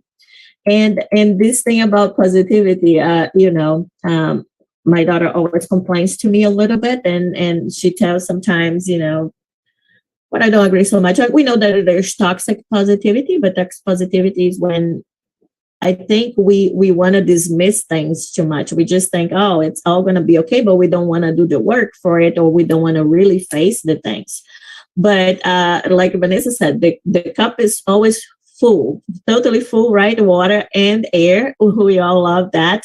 But here I saw this quote and says, staying positive doesn't mean that you have to be happy all the time. It means that even on hard days, there are better ones coming, right? So that's the thing.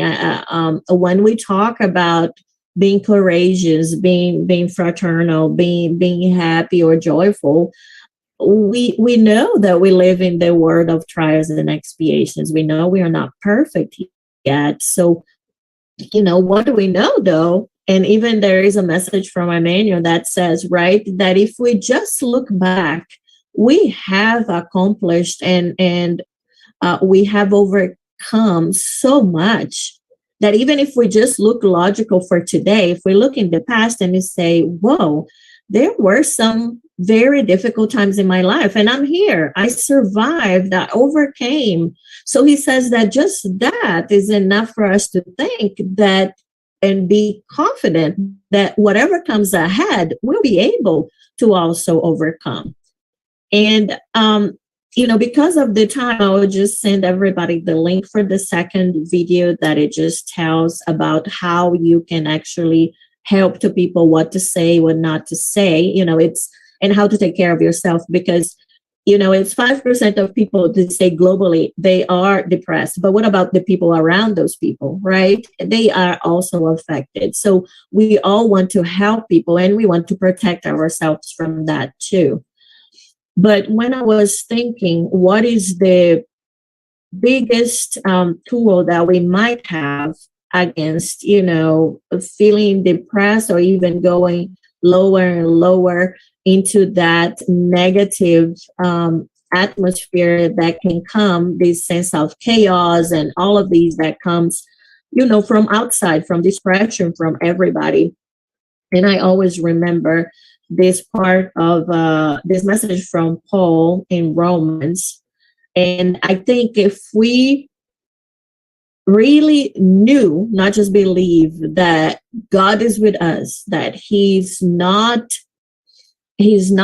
here, we are not here so that he can actually punish us, but that he loves us, and that his love, it's actually, he's good, right? So God is good, he's just, but he's merciful. That's how he exercises his justice, is through mercy. So for every problem, every challenge that we have, we also have resources, many resources for us. They're right there. We just need to take that first step, because God, he's very respectable.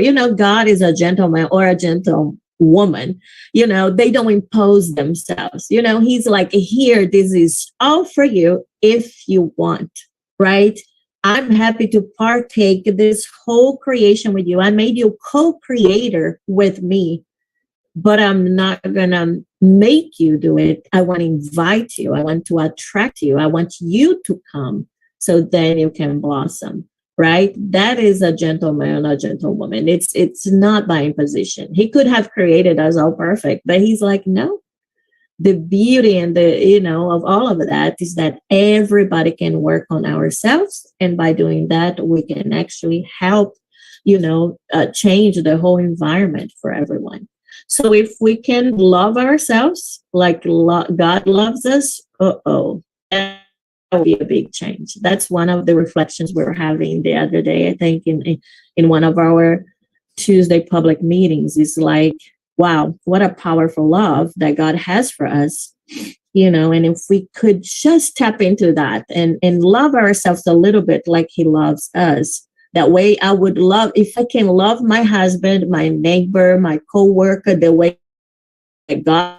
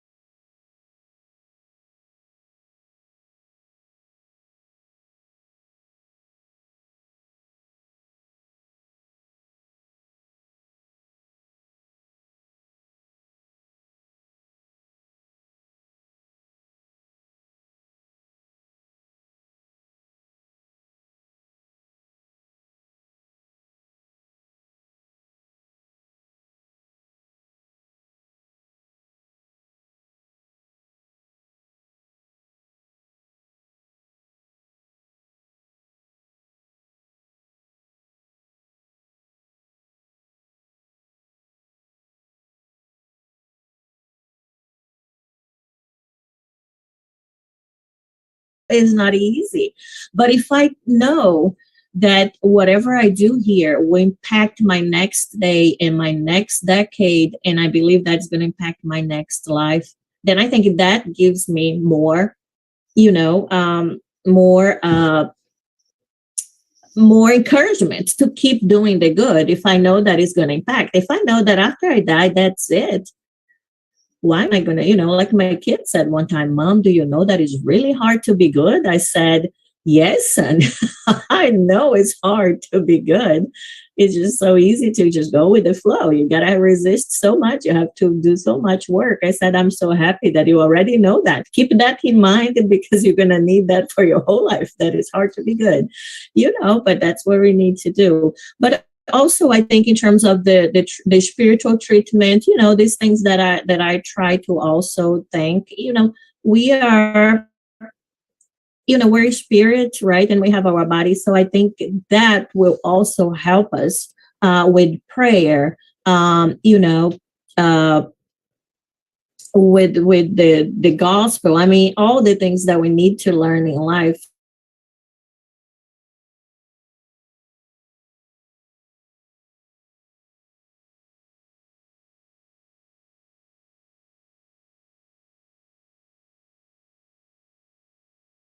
Through the tenets of Spiritism, I think we can have a more optimistic, but a more optimistic in a more way that it's like, because I know, then I believe, or I'm more empowered to be, I know trouble will come, but just to add to that, right? He told us that in life we would have trouble, but what he said is that he would never leave us alone. So, it's like saying, it's like we will have difficulties, but we are not alone. That's I think it's what the Spiritism can tell us, and can tell us that life continues and brings so many beautiful messages and teachings through mediumship, through this communication, that when we believe and we learn that there is this communication between the spiritual and the material realms.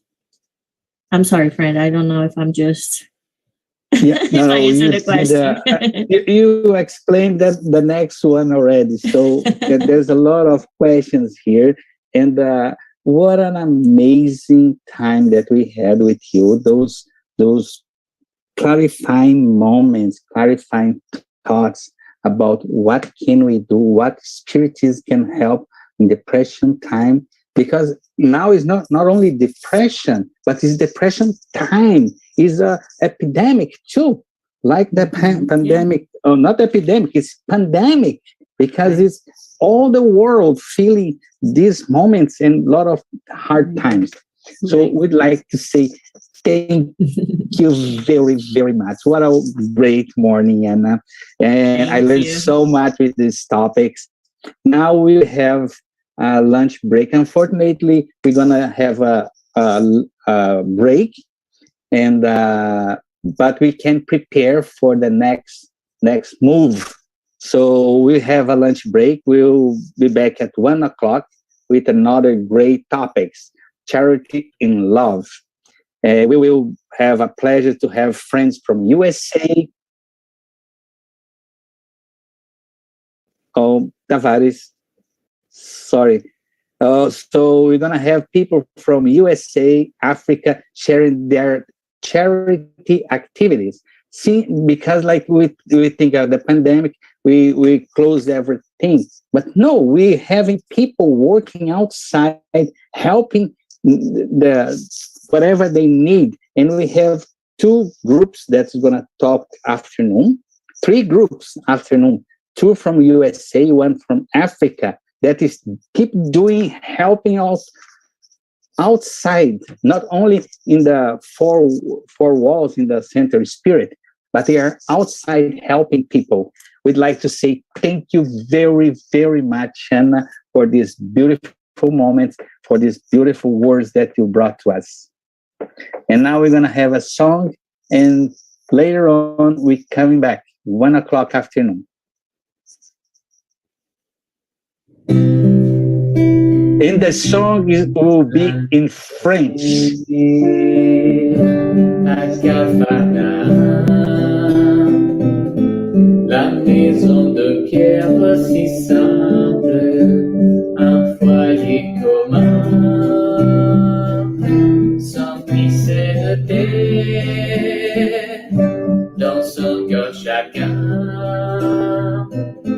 recueillez les paroles de lumière du Maître divin. Il me plaît de rêver, de me trouver aussi aux côtés de Jean, Simon, Jacques, André et Lévi, de planter dans nos âmes la sémence de la foi, la sémence que Jésus nous donne et qu'un jour poussera. Et je m'imagine enfant assez de voilà, peut-être Jésus arriverait à sortir un soir dans les jardins de chez Pierre, j'entendrai sa voix à dire tu sens cette brise la lune, tu la vois, il faut repartir tout comme elle, puisque telle est la loi, et pendant ta terre en famille, tous les jours on se reverra, et je m'imagine enfant assez de voilà, peut-être Jésus m'inviterait à sortir un soir dans les jardins de chez Pierre, j'entendrai sa voix à dire tu sens cette brise la lune, tu la vois, il faut repartir tout comme elle, puisque telle est la loi, et pendant ta terre en famille, tous les jours on se reverra, et pendant ta prière en famille, tous les jours on se reverra.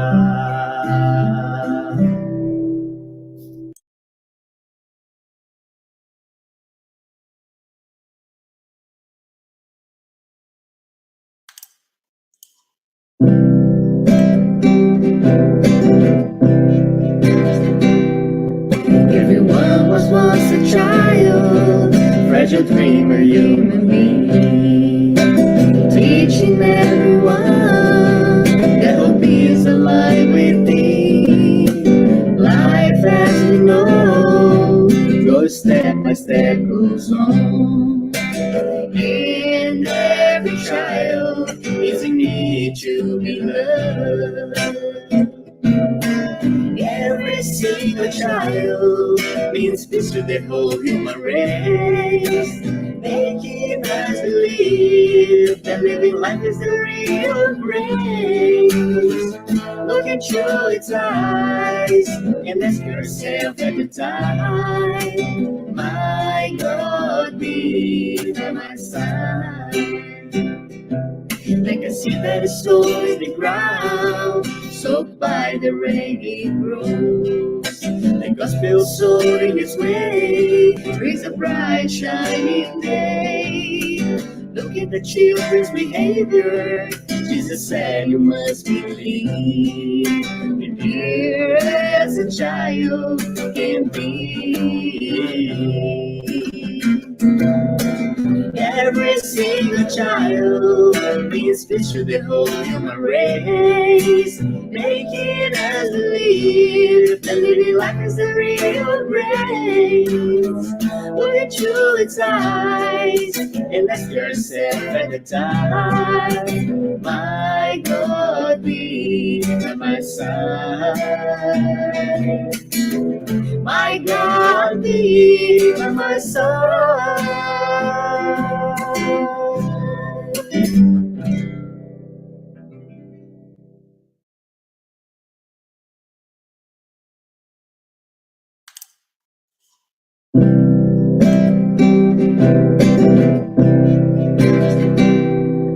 Everyone was once a child. One day, will I meet my loved ones? Would you like to learn more about it? Join us to study and learn together about this and many other topics.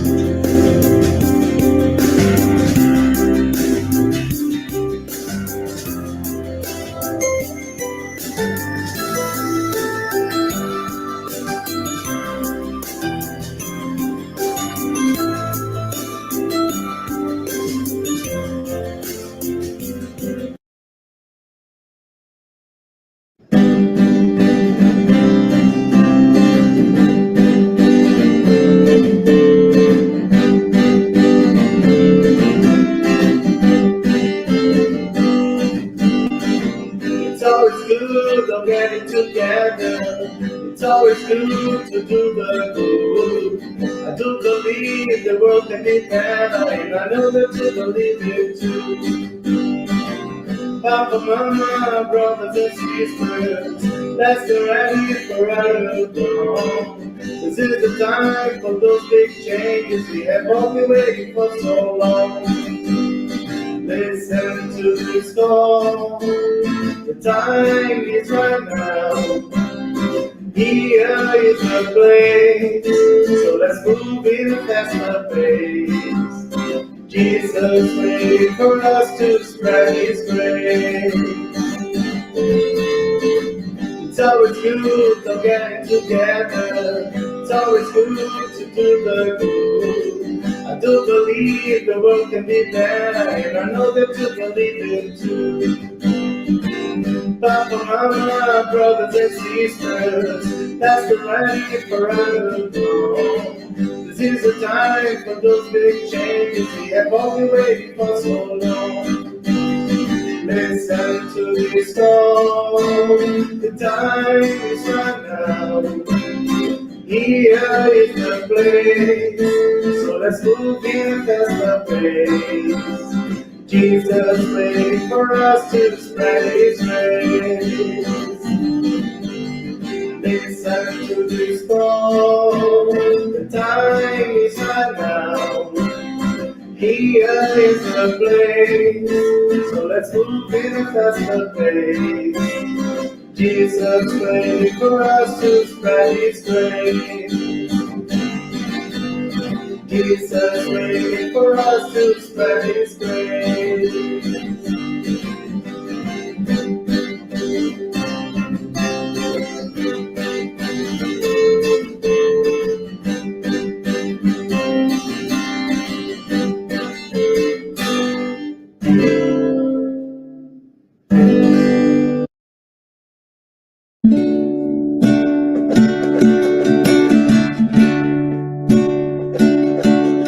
Let's shine the light,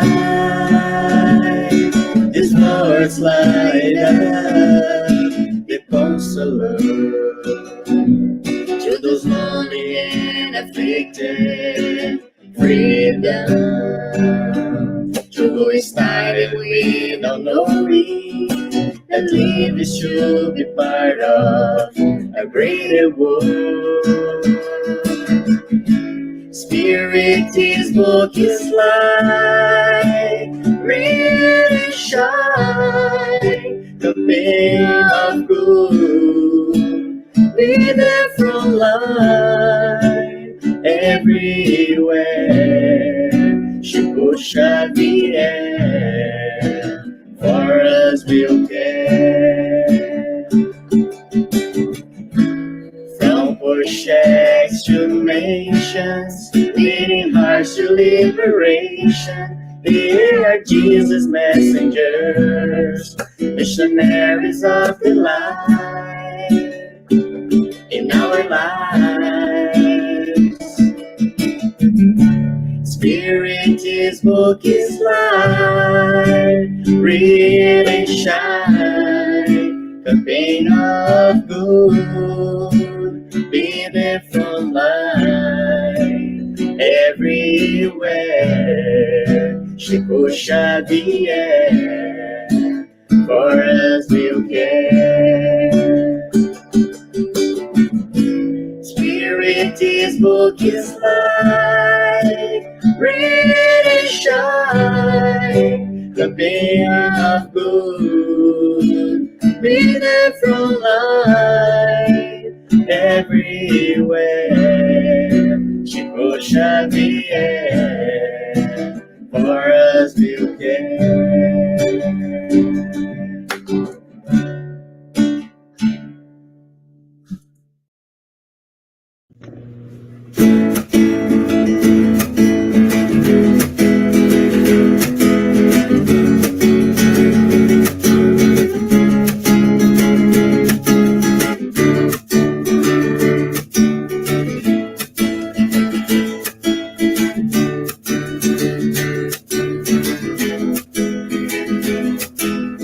Come on, my friend, come to the light. Here with all our heart and soul, let's follow Jesus Christ. Let us preach the peace, let us preach the love. And this world already wonderful will be much more. Get up, look at the sky. In the earth where the flowers bloom with sunshine, let's hold our hands and be together on this road. Then we take peace and love and spread it to the world. Good vibes, laughter and shout outs, show it to the world. Always follow the footsteps of our Lord. All roads that I shall walk on, sowing seeds of peace. His light that keep us shining, we'll be bright and brighter.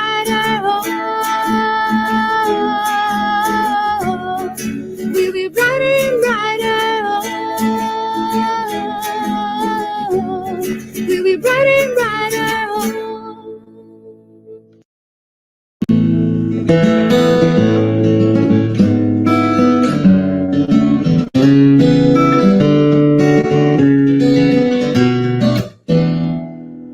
Sing this song along with me. Just open up your hearts. Feel harmony and peace inside yourself. Life is a great school, teaching always to do good. Learning that in order to be happy, we need to help. Learning to accept that everyone deserves respect. Uniting all their hearts with a gesture of affection. Finding our happiness will be spreading joy. There is no other way. Charity is the solution. Only one love, only one ideal. So love and peace in the world. Conquer first. Feel the life within ourselves, and love will certainly appear. And the world will be in peace. Sing this song along with me. Just open up your hearts. Feel harmony and peace inside yourself. Life is a great school, teaching always to do good. Learn that in order to be happy, we need to help. Learn to accept that everyone deserves respect. Uniting all their hearts with a gesture of affection. Finding our happiness will be spreading joy. There is no other way. Charity is the solution. Only one love, only one ideal. So we love and peace in the world. Conquer first. Feel the life within ourselves, and love will certainly appear. And the world will be in peace. only one love, only love, my dear. So love and peace in the world. Concave us. Feel the life within ourselves, and love will certainly appear. In the world will be peace.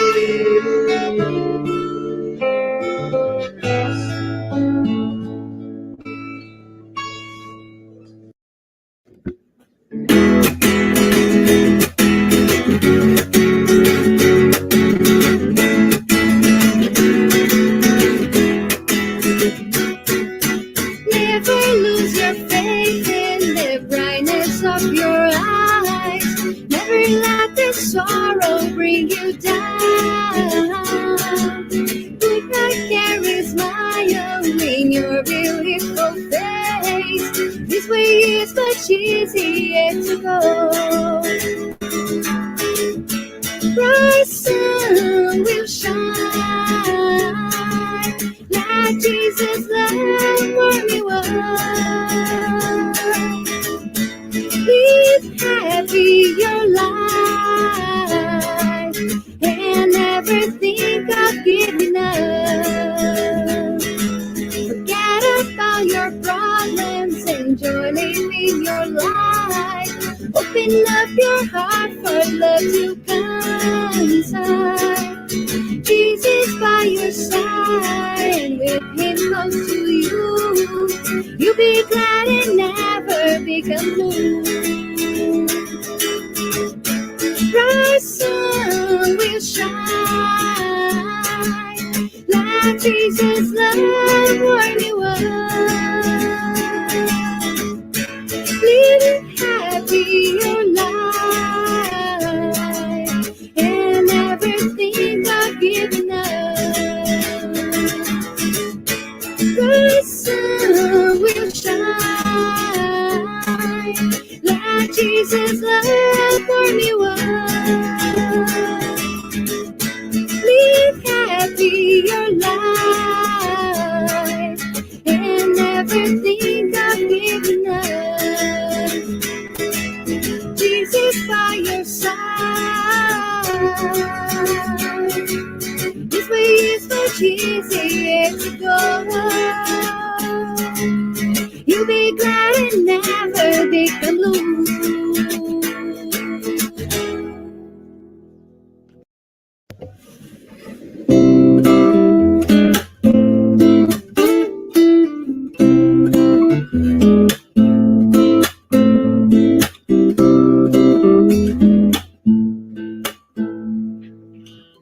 I can see your dream become reality.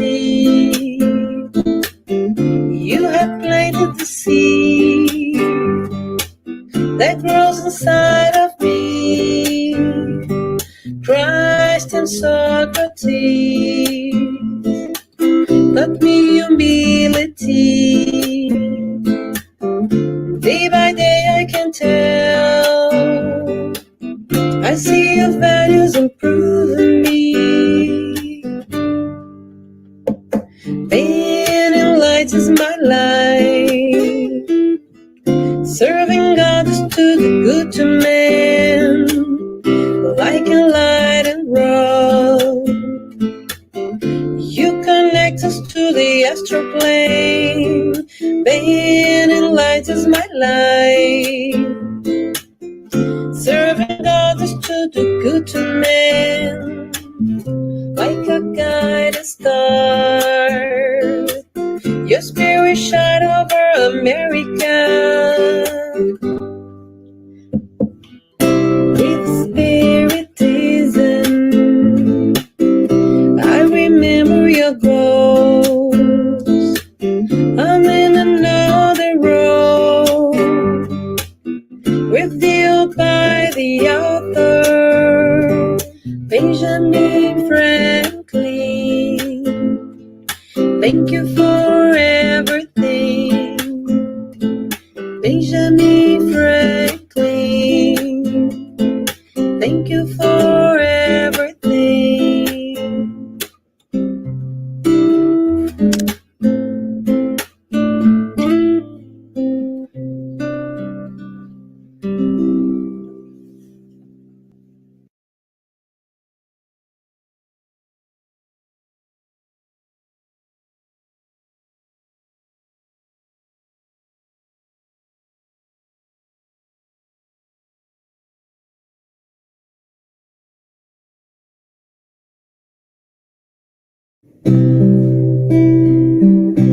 Quand la nuit tombait à Capharnaüm, la maison de pierre si simple, un foyer commun, s'emplissait de paix dans son cœur chacun.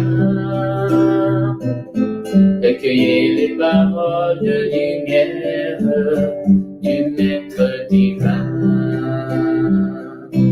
Il me plaît de rêver, de me trouver aussi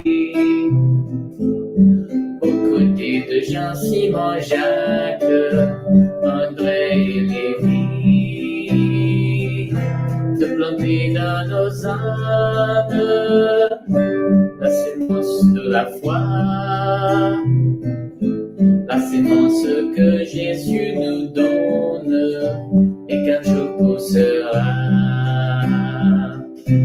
Et je m'imagine enfant à cet endroit-là, peut-être Jésus m'inviterait à sortir un soir dans les jardins de chez Pierre. J'entendrai sa voix à dire: tu sens cette brise, la lune, tu la vois, il faut repartir tout comme elle, puisque telle est la loi. Et pendant ta terre en famille, tous les jours on se reverra. Et je m'imagine enfant à cet endroit-là, peut-être Jésus m'inviterait à sortir un soir dans les jardins de chez Pierre. J'entendrai sa voix à dire: tu sens cette brise, la lune, tu la vois, il faut repartir tout comme elle, puisque telle est la loi. Et pendant ta terre en famille, tous les jours on se reverra. Et pendant ta prière en famille, tous les jours on se reverra.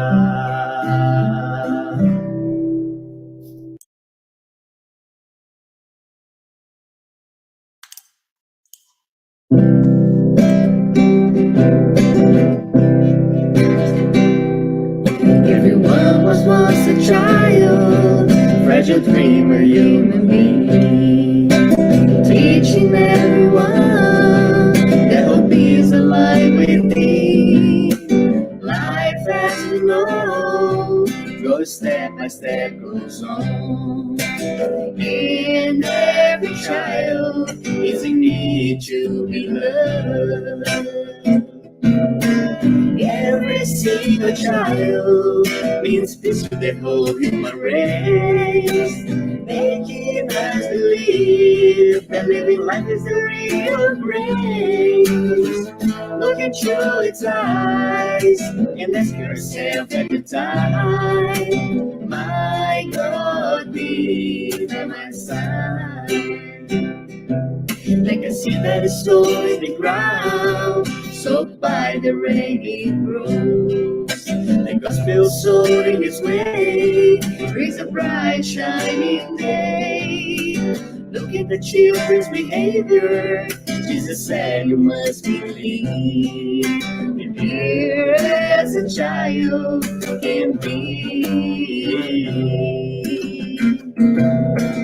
Every single child is picture the whole human race, making us believe that living life is a real grace.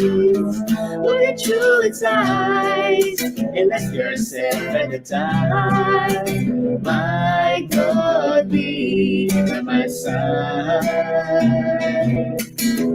my God, be by my side.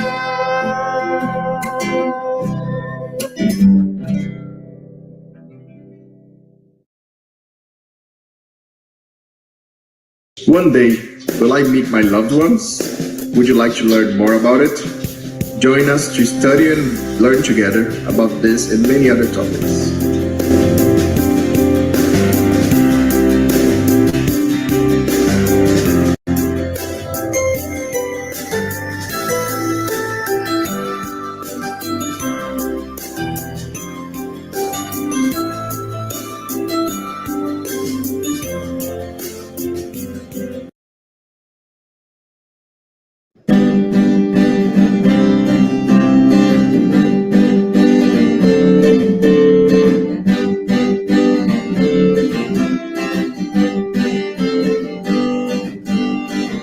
It's always good of getting together.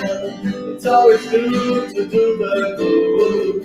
I do believe the world can be better, and I know that you believe it too.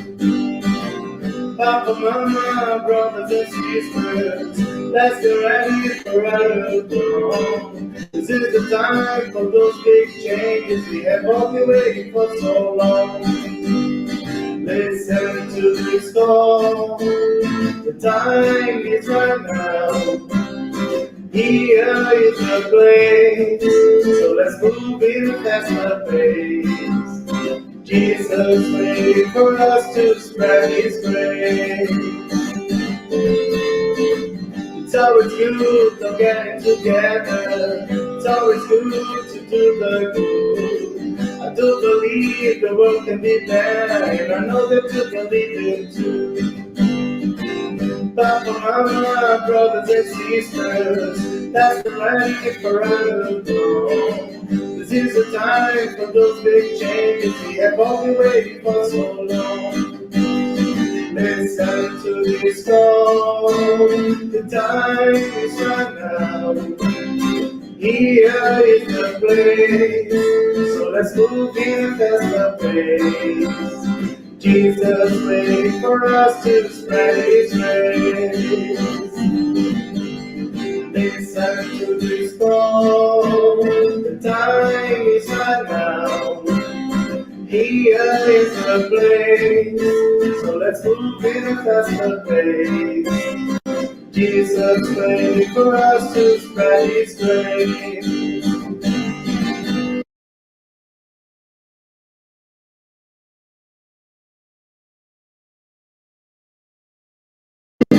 Jesus waiting for us to spread His grace.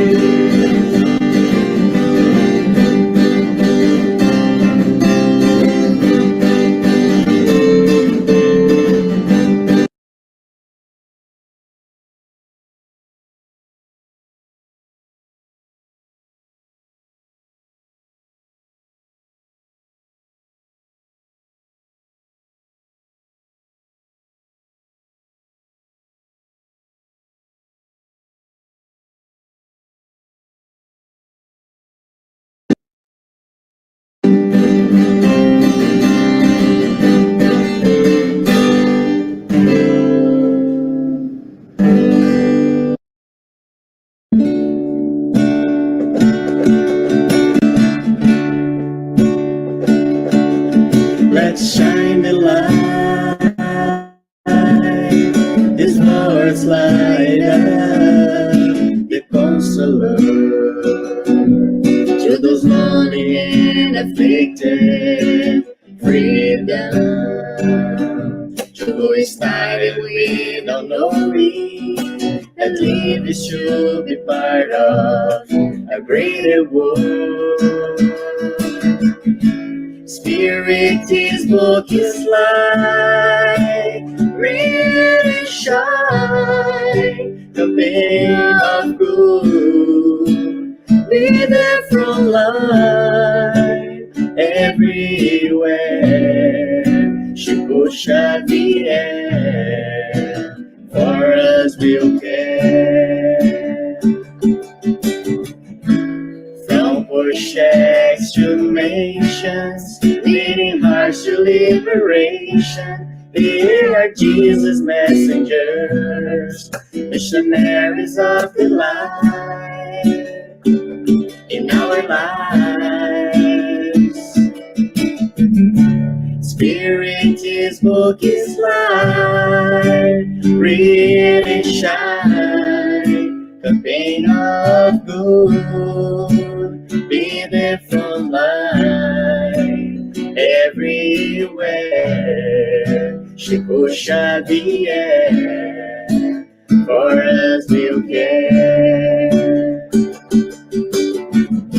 Spirit book is light, read and shine, the pain of good, be there from light everywhere.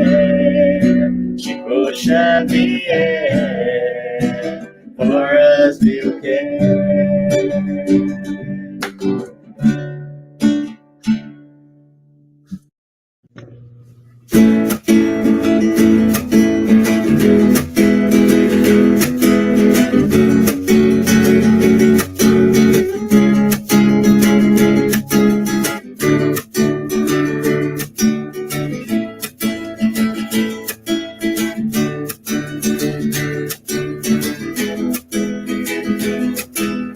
Come on, my friend,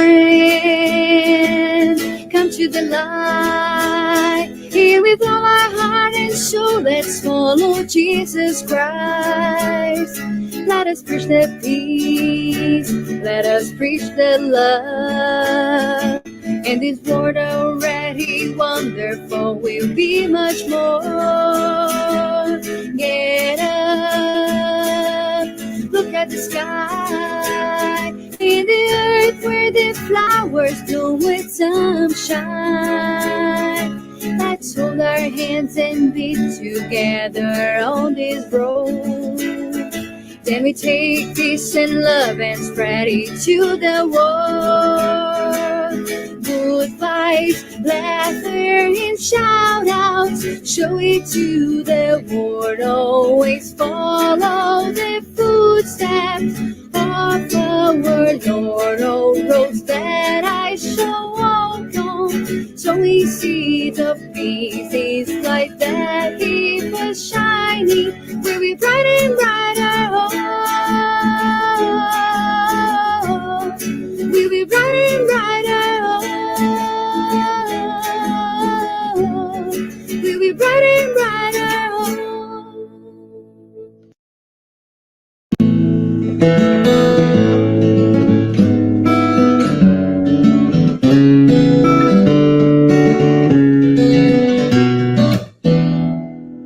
Sing this song along with me. Just open up your heart.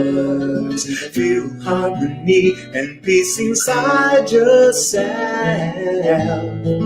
Life is a great school, teaching always to do good. Learning that in order to be happy, we need to help. Learning to accept that everyone deserves respect. Uniting all their hearts with a gesture of affection. Finding our happiness will be spreading joy. There is no other way. Charity is the solution. Only one love, only one ideal. So loving peace in the world. Conquer first. Feel the life within herself, and love will certainly appear. And the world will be in peace. Sing this song along with me. Just open up your heart. Feel harmony and peace inside yourself. Life is a great school, teaching always to do good. Learning that in order to be happy, we need to help. Learning to accept that everyone deserves respect. Uniting all their hearts with a gesture of affection. Finding our happiness will be spreading joy. There is no other way. Charity is the solution. Only one love, only one ideal. So in love and peace in the world, come get us. Feel the life within ourselves, and love will certainly appear, and the world will be in peace. Only one love, only love ideal. So love and peace in the world, come get us. Feel the life within ourselves, and love will certainly appear, and the world will be in peace.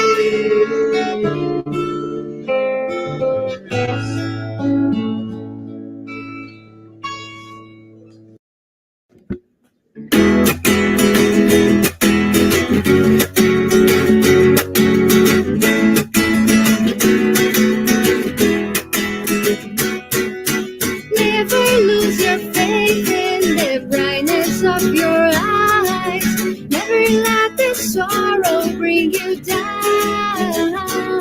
Put my carry smile in your beautiful face.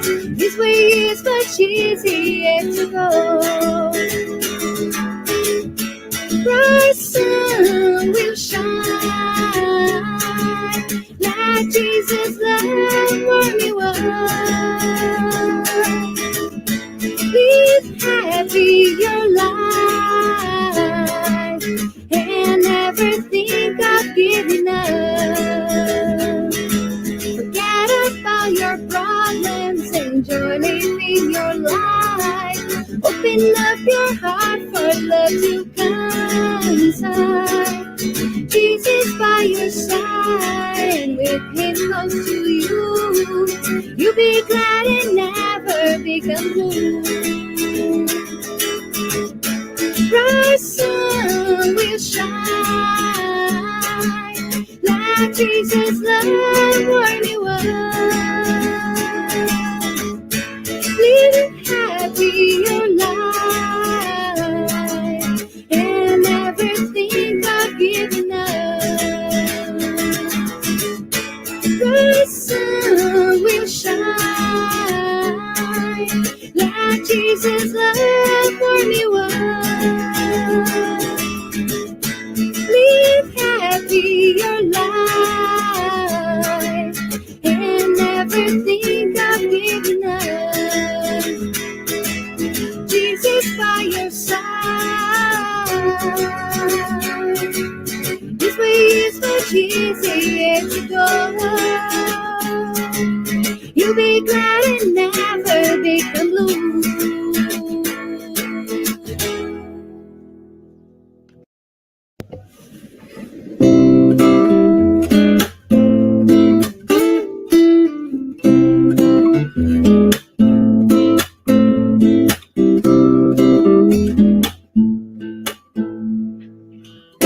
I can see your dream become reality.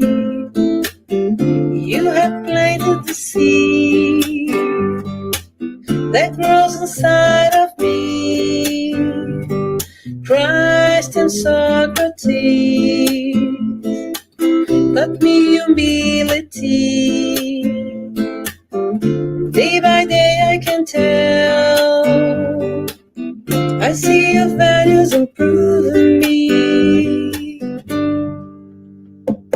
Being in light is my life. Serving God is to the good to men, like a light and rod. You connect us to the astral plane. Being in light is my life. Serving God is to do good to men, like a guided star.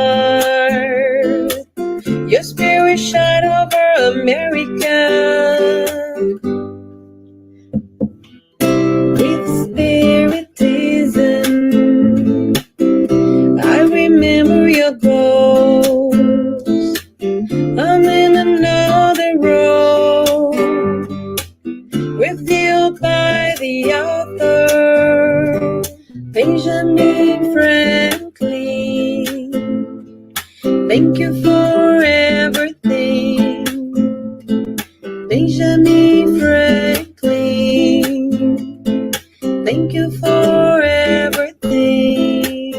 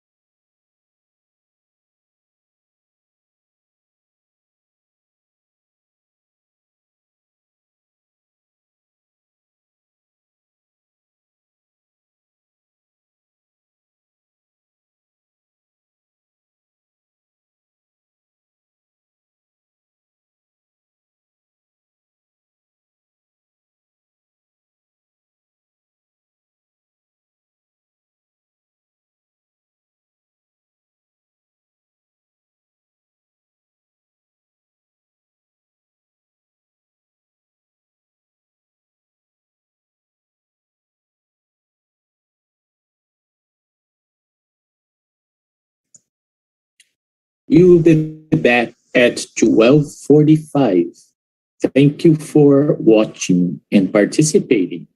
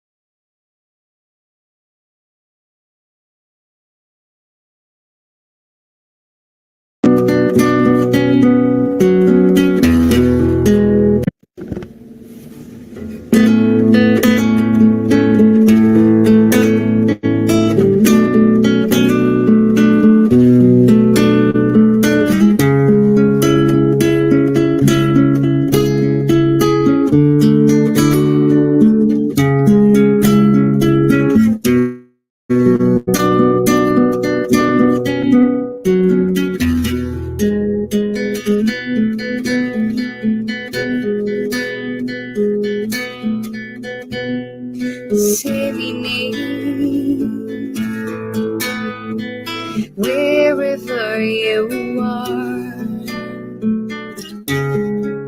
glowing seeds of love,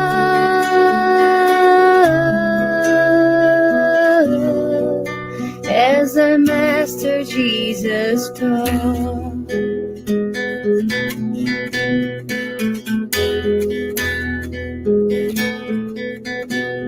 You will see that behind every sign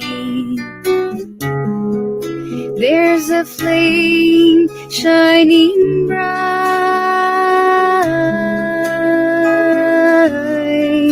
tiny spark created by God.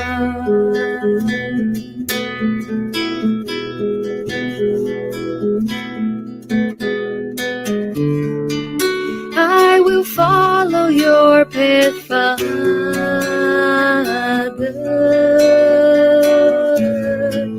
'cause nobody is alone in life, and the scars of my destiny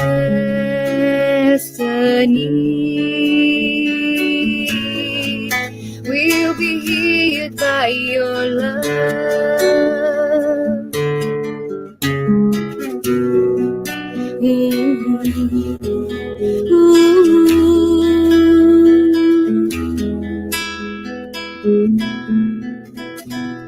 Disseminate wherever you are, glowing seeds of love,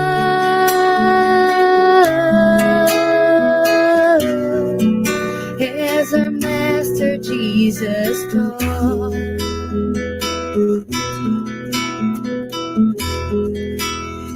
as our Master Jesus taught.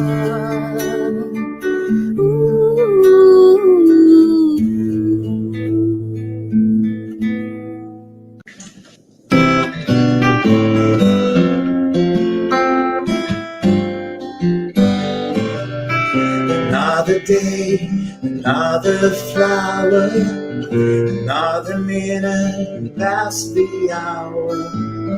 Someday the sky is blue, and suddenly we can't see through.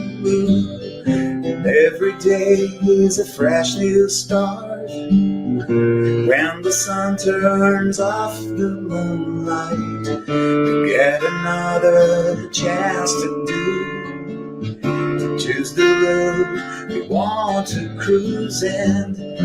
On the other side of the mountain, there's always a whole new road.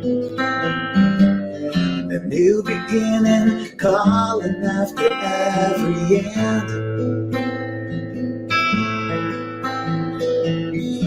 There are a million reasons to pick you up after every fall. It's always a win in the new round.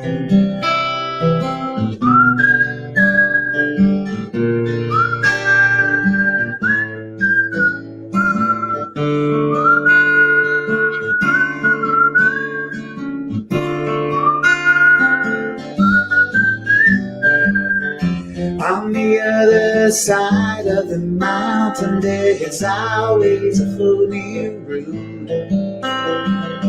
And the new beginning calling after every end. And there are a million reasons to pick you up after every fall. It's always a win in the new round.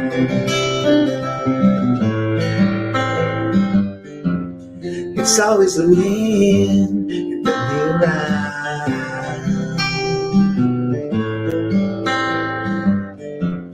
It's always a win in the new round.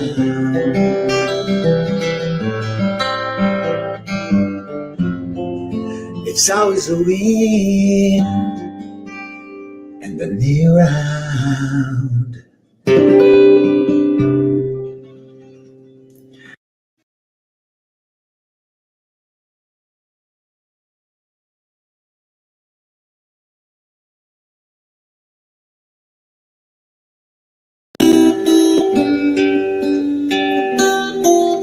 When I go in to pray, I look for my good Jesus. And when I close my eyes, I can feel all His light. I open my heart for all He has to say. He shows me the best way I can enjoy my life. Jesus, Jesus, they never we apart. Please bring all your light to shine inside my heart.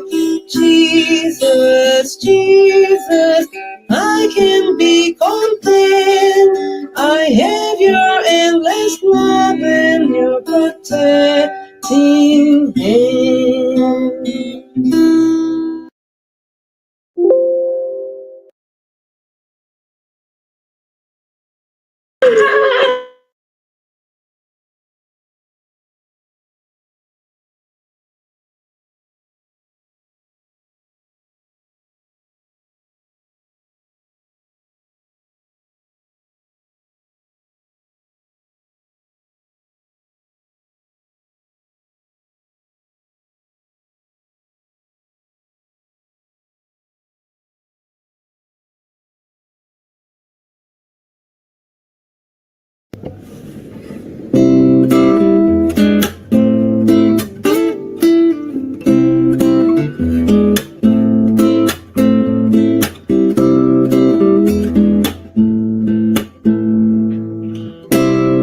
see your dream become reality. You have planted the seed that grows inside of me. Christ and Socrates taught me humility. Day by day I can tell I see your values improving me.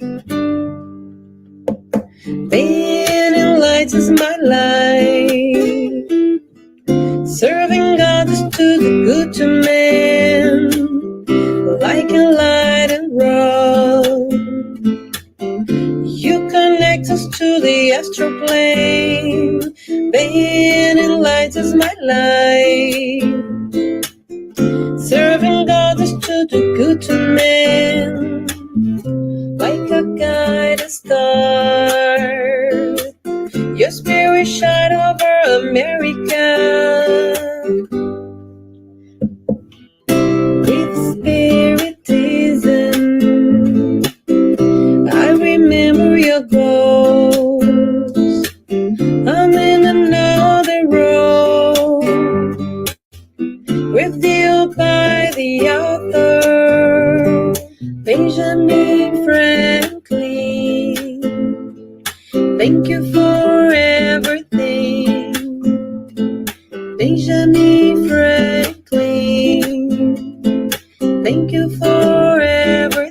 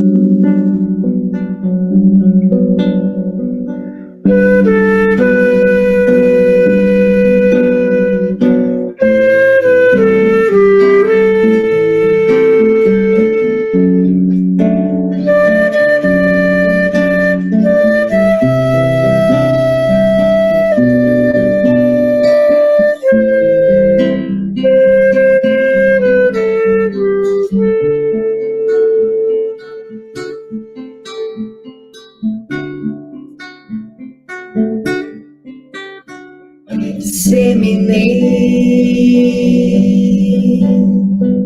wherever you are, growing seeds of love as the Master Jesus taught.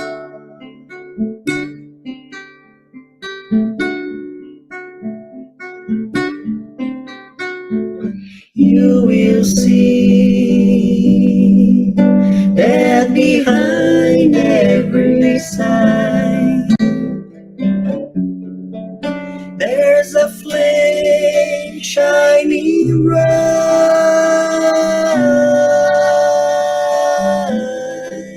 Tiny spark created by God.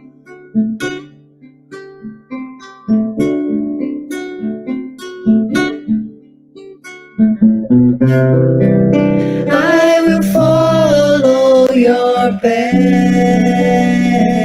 Father, 'cause nobody is alone.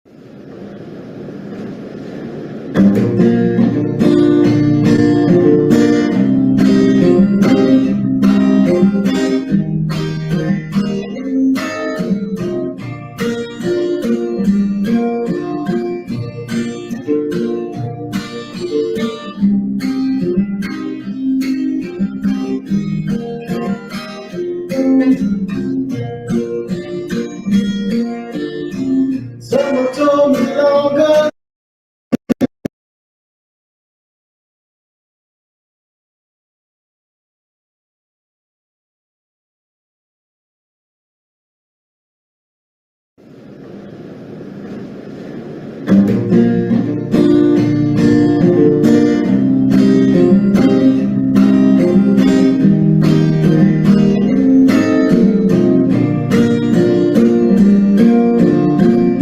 Recording in progress.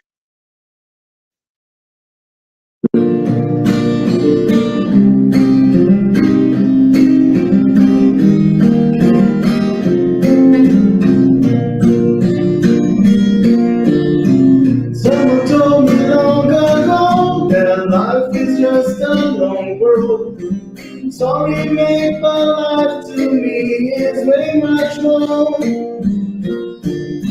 No matter what it seems to me, it's always time to make a change.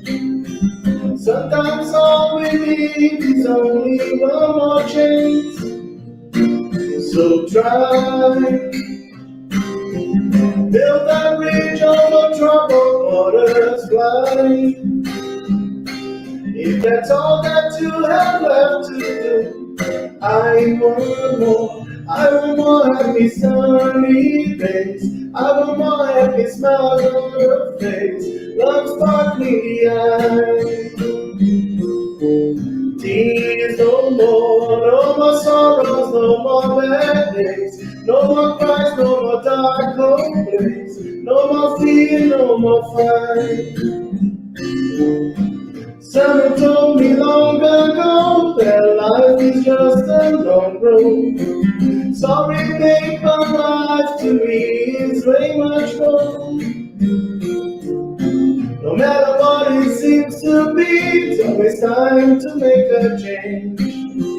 Sometimes all we need is only one more chance. So try, build a bridge over troubled water, fly. If that's all that you have left to do, I want more. I want more happy sunny days. I want more happy smiles on your face. Love sparkling eyes. Tears no more, no more sorrow, no more bad days. No more cries, no more dark cold place. No more fear, no more fight. I want more happy sunny days. I want more happy smiles on your face. Love sparkling eyes. Tears no more sorrow, no more bad days. No more cries, no more dark cold place. No more fear, no more fight. Let the sun walk away, shine, shine. Let the sun walk away, shine, shine, shine, shine.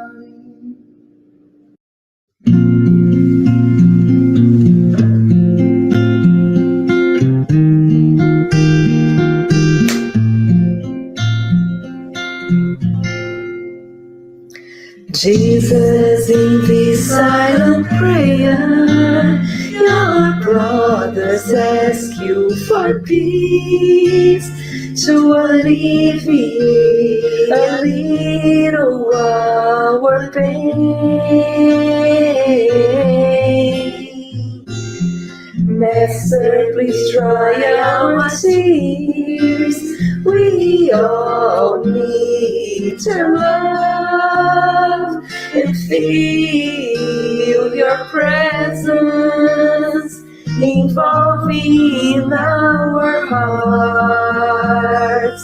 For this come, Jesus, and walk towards you. We want to grow and remove evil from earth and in the one forever. And we walk together toward light and walk towards you. We want to grow and remove evil from earth and end the war forever. And we walk together toward light.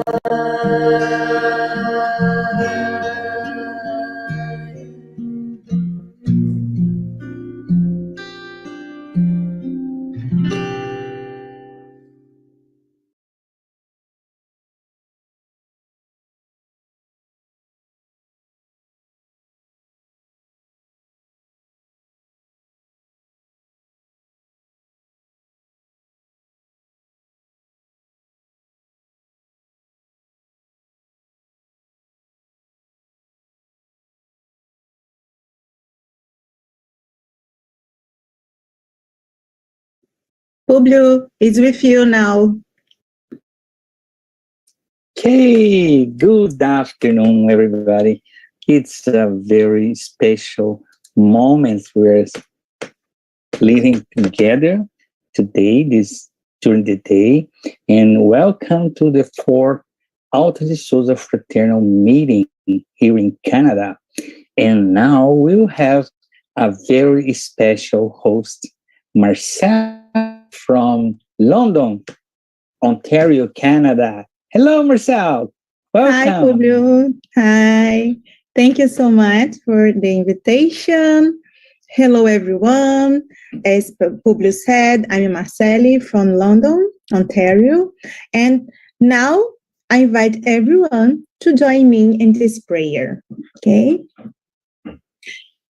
Master Jesus, it is with great gratitude that we are here to thank you for this event of love and hope. We thank you for this opportunity to learn more about your teachings and to know how to act in this planetary transition and help others. Please, we ask for your blessing for all humanity and for your love to spread over the world to reach people's heart. Please, inspire our brothers who will speak to us this afternoon so that we can learn from them and practice charity in our lives. So be it. It is with great pleasure and joy that we are together today in this event of light and hope. We will continue our event now. Our next topic is charity, love in action. With great pleasure, we invite our friends Alberto Araújo from Luanda, Africa, Rafael Medeiros from Charlotte, US, and Tiago Salles from Apex, US, to share their experiences. Thank you for joining us today. We look forward to learning from your charitable experience. Before we start, I would like to remind that you can participate and interact with us by using the chat function in Zoom. Please send us your message. We also would like to remind you to turn off your phone notifications. So now we will start with our brother Alberto Araújo from Luanda, Africa. Hello, dear friends. Greetings from Rwanda, Angola. It's a pleasure being here with you. Some of the faces I know, for the new ones, it's an honor. So we are here to share a little bit of our experience of love in action. Of course, we cannot share it all in 10 minutes, but I'll try to do my best. So first of all, can you guys see my presentation? Thank you. So first of all, I am from Spiritism Society, Peace and Fraternity of Angola, okay? And like the most Spiritist centers, we do what the Spiritist centers usually do, okay? We have the screening on Monday, the Spiritist talk on Tuesday, on Wednesday we have the treatment and the School of Mediums. Then usually on Saturday, we have the institutes, okay? And on Sunday usually is the day when we actually go out and work. But this is what is regular and part of the Souza program, okay? What we have is, we established a program that it's called, in Portuguese, fazer o bem faz bem, which means in English, doing good is good, or doing good feels good, okay? And the reason we did it is especially because we could embrace everybody that wanted to help, no matter what their background is, okay? Because Spiritism is still new, okay, for us, and Angola has been spread, but, you know, it's still new.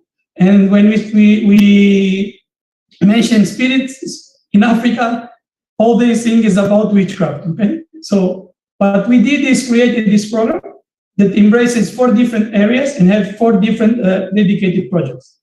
So the first one is Casa da Nutrição, or House of Nutrition, that is mainly supports the preparation of soup for hospitals, daycare centers, orphanage, and nursing homes in Rwanda, okay? And around, and the community surrounding our Spiritist center. Then we have the Allan Kardec School, that is the support for Allan Kardec School, of course, which also provides formal education, and it's free education, okay? Right now we have open until the 2nd grade, but every year we open a new grade. So by the end of the 2022, we'll have 2nd grade open, okay? Once again, Allan Kardec School is supported all by donations and work of volunteers. Of course, we have teachers that are professional teachers, okay? But it's mainly supported by donation volunteers work. Then we have the Family and Social Assistance, which is a project that aims to help families to create and improve their income, okay? How do we do this?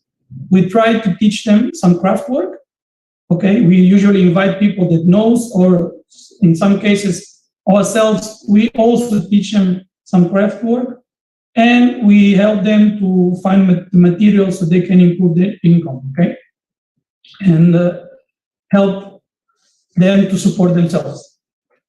Then we have also the life and health. This one is mainly focused on pre and postpartum, okay, care, where we teach young mothers how to look after the newborn babies, how to breastfeed them, to watch for disease, and the prevention of the disease and treatment. Being a third world country, we have a lot of challenges regarding health, okay? And we find out with experience that most of the times, the mothers that have newborn babies, they didn't know the basic things that they needed to know to care about the newborn babies. So we've created this program that runs twice a year, and we usually do this in different semesters. When we invite the mothers, it's open to everybody, okay? So this is what we do. What we mainly going to focus my presentation is in the House of Nutrition. And it's a little bit funny because when I heard the first presentation and the second presentation, when everybody also mentioned COVID, which is a new reality, I end up remembering that during the lockdown here in Angola in March 2020, the first thing that we managed to do was starting restart the House of Nutrition. Okay, we are a country that was going through recession, is still going through recession. So with the pandemic, everything became more and more difficult. And I remember in one of the meetings that we have, we just asked ourselves, okay, how different we are if we try to follow the footsteps of the Master Jesus, if we want to be at home, comfortable with our families, okay, and forget about all those families that we've been working with and need our help, okay? So we in March, we decided, it was actually, we have an executive order, so nobody could go out of our houses, the lockdown, but we restarted the House of Nutrition, okay? So the House of Nutrition is, as I mentioned, is a part of our permanent program of our Spiritism Center. The main objective is to prepare and distribute soup to the needy community around us, around the Spiritism Center, okay? The hospitals, the daycare centers, or any orphanage, or whoever needs or going through the time to need for food, okay? We do soup because it's easier to get donations to the soup. Also, we know that we learn that we have assistance from our spiritual friends. They come to help us in this work. It's very important to remember that this work doesn't belong to us. This is something that comes from the spirits, and they just inspire us to do this work here on earth. So we have to be always aware that we are mere instruments in this work, and we are responsible for our actions, okay? And we also responsible for every opportunity we lose that our Heavenly Father give us to do good that we don't do, okay? So basically this project, the House of Nutrition, has been running now for almost 8 years. It's since the beginning of when we found the Spiritism Center. Okay, we cook around 500 liters a day. 300 liters we deliver to daycare and to hospitals that we contact, or they contact us when they need. Okay, and mainly is work is supported by donations and volunteers. But I'm gonna describe as we go along. Okay, so basically collect donations. Okay, mainly we look for ingredients. Then we prepare the soup in our Spiritism Center, where we have a special area for cooking. Then we distribute to the hospitals and orphanages and for the surrounding community.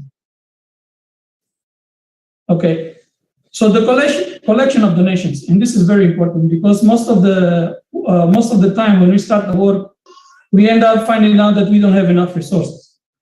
And what we tend to do is to try to aim to institutions or big names that can help.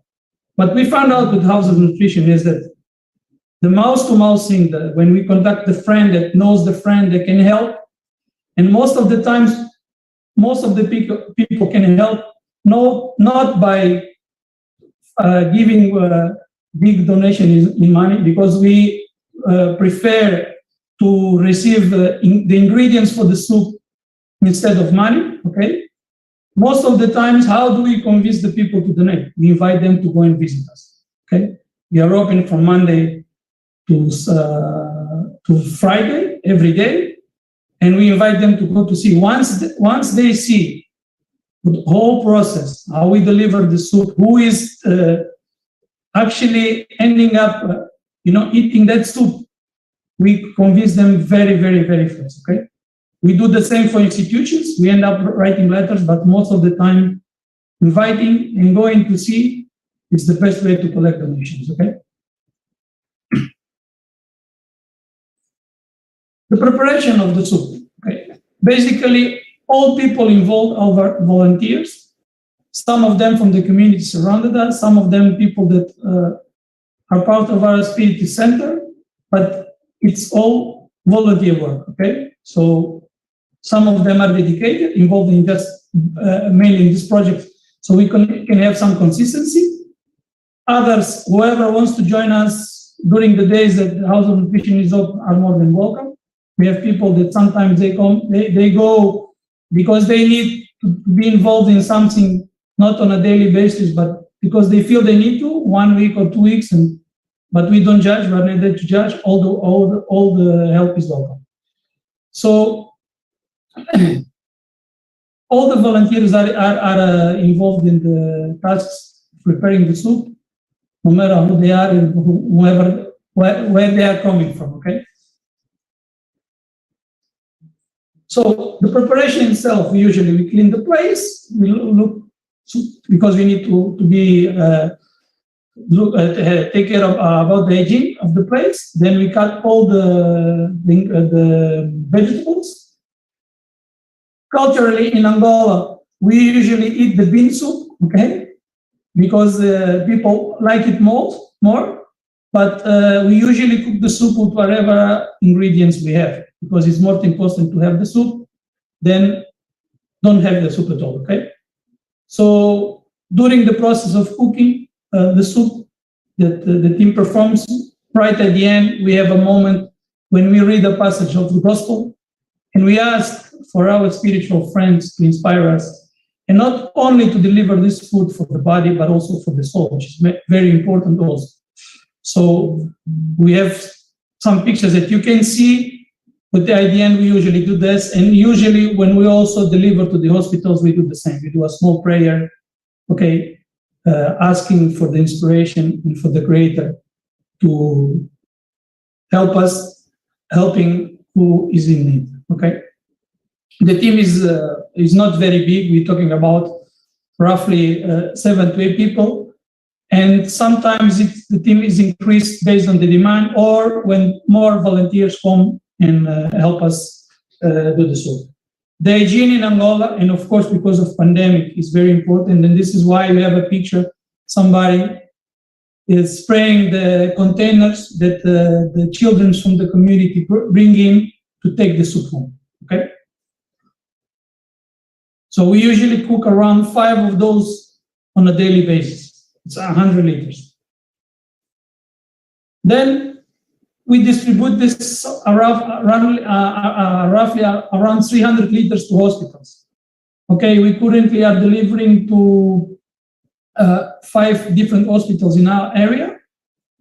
Actually, it's 4 in our area and 1 that is not in our area. Okay, usually they let us know how much they need, and we go and deliver. We have these containers that we use, 100-liter containers, that they keep the soup warm until we deliver to the hospitals that we deliver the soup, okay? Once again, it's all volunteer work, okay? In many of the cases, even people from the community, they have cars, they come and ask us if they need to come to help us to help and deliver the soup, okay? So this is how we deliver. Of course, we have a pickup, but most of the time we have outside help, because the pickup is dedicated to go and collect the donations or buy the ingredients, okay? So then we have the surrounding community. We more or less track or keep in touch with between 70 to 100 families in around our Spiritism center, okay? The average number of persons per family in Angola is around 5. So we usually at the top talking about between 350 and 500 persons that we can feed per day, okay, with this soup. And usually between 11:30 in the morning and 1:30 p.m., they bring in the containers, okay, and then we give them the soup. Because of the pandemic, we now have to put the soup in the containers and they collect. What we used to do before, they would come in, they would sit down, they would, we have a small prayer, they would eat the soup, and then they would go. They would, usually it's mostly the kids, children, but at this stage, we are open to everybody who needs, okay? So the demand is high. Most of the times we cannot fulfill all the demand, but we are happy to give whatever we have, okay? Most of the kids that we track, we usually, when we could have the Spiritism Center open before the pandemic, they would go to our gospel program, okay, on Saturday morning, and they are part of our Spirit Center work as well, okay? So this is it. This is just a picture. When I explained them that I needed to take a pictures to show our friends in Canada, they were happy to take the pictures with me. I hope that this experience it has been useful for you guys, and thank you very much for inviting us. It's been a pleasure.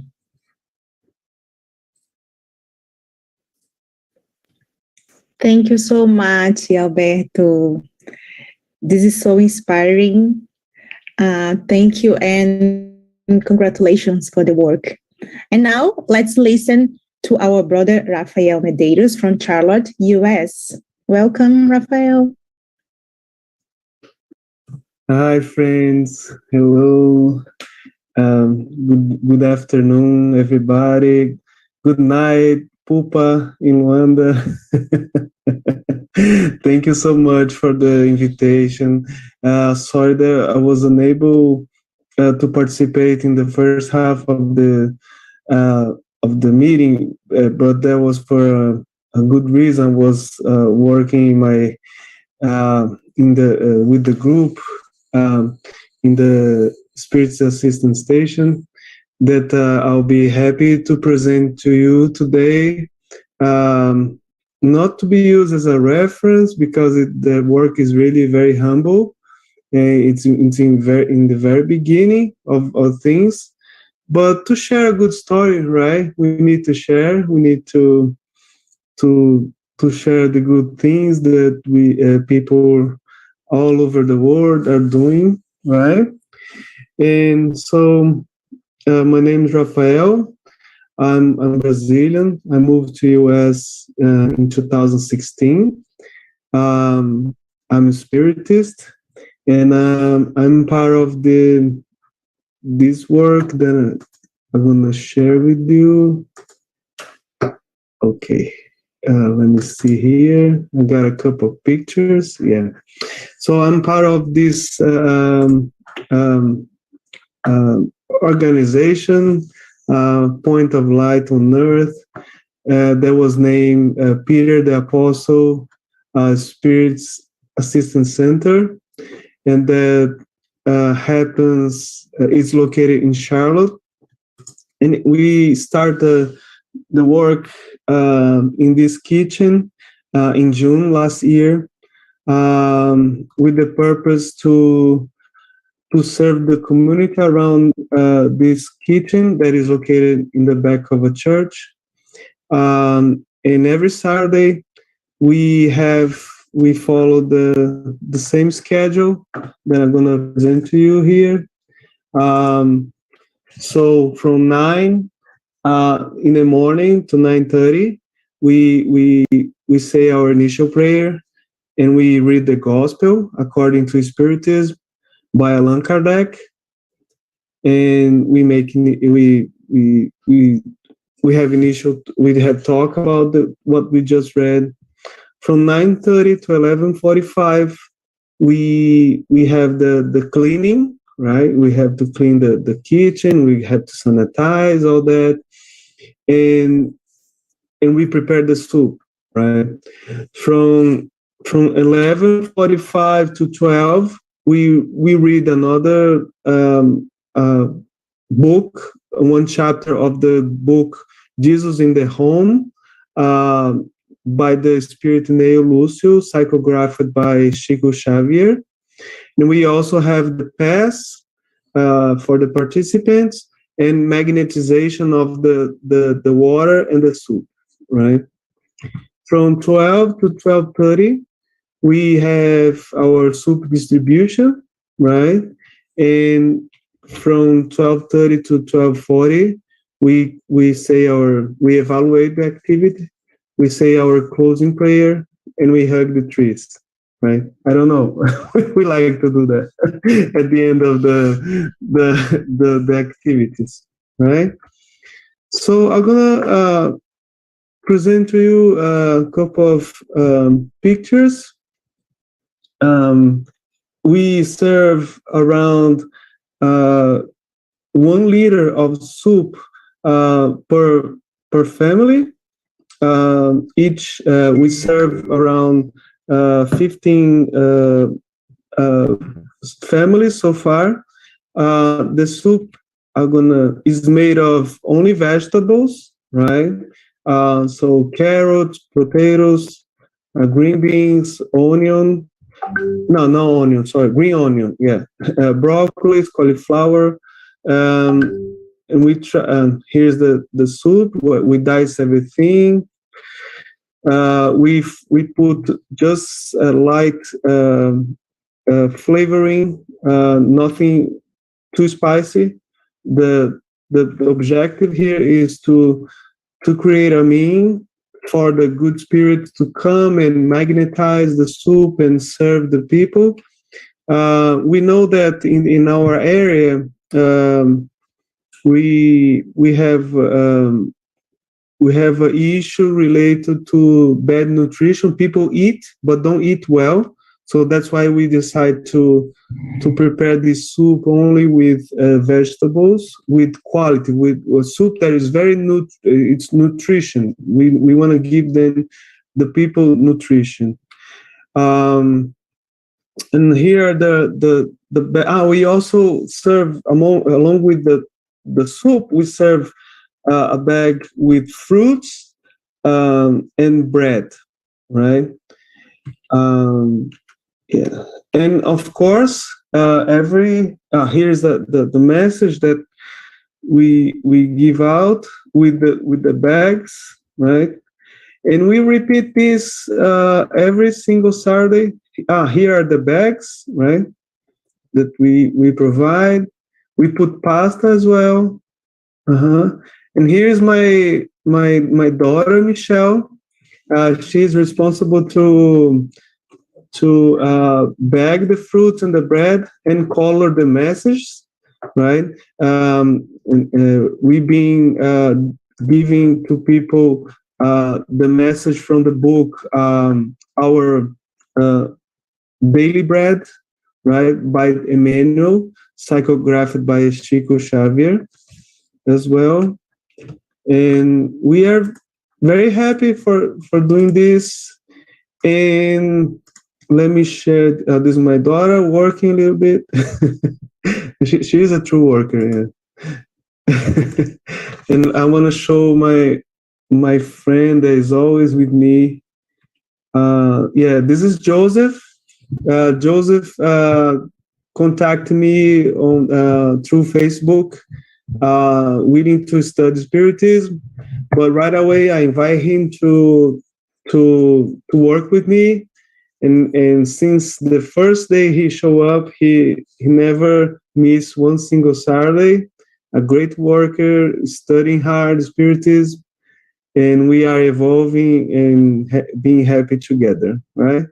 So when I say group, I said 3 people: me, Joseph, and my daughter. All right, and for Christmas, all right. Do I still have time? Okay, I hope I do. For Christmas, we collect the names of the. I want to show you the building, the apartment complex that we serve. So in these 2 blocks, in the left and the right, there are about 60 children. You won't believe. In one of those apartments alone, there are 12 kids, and we collect along the year, along a couple of months, we collect all their names and age.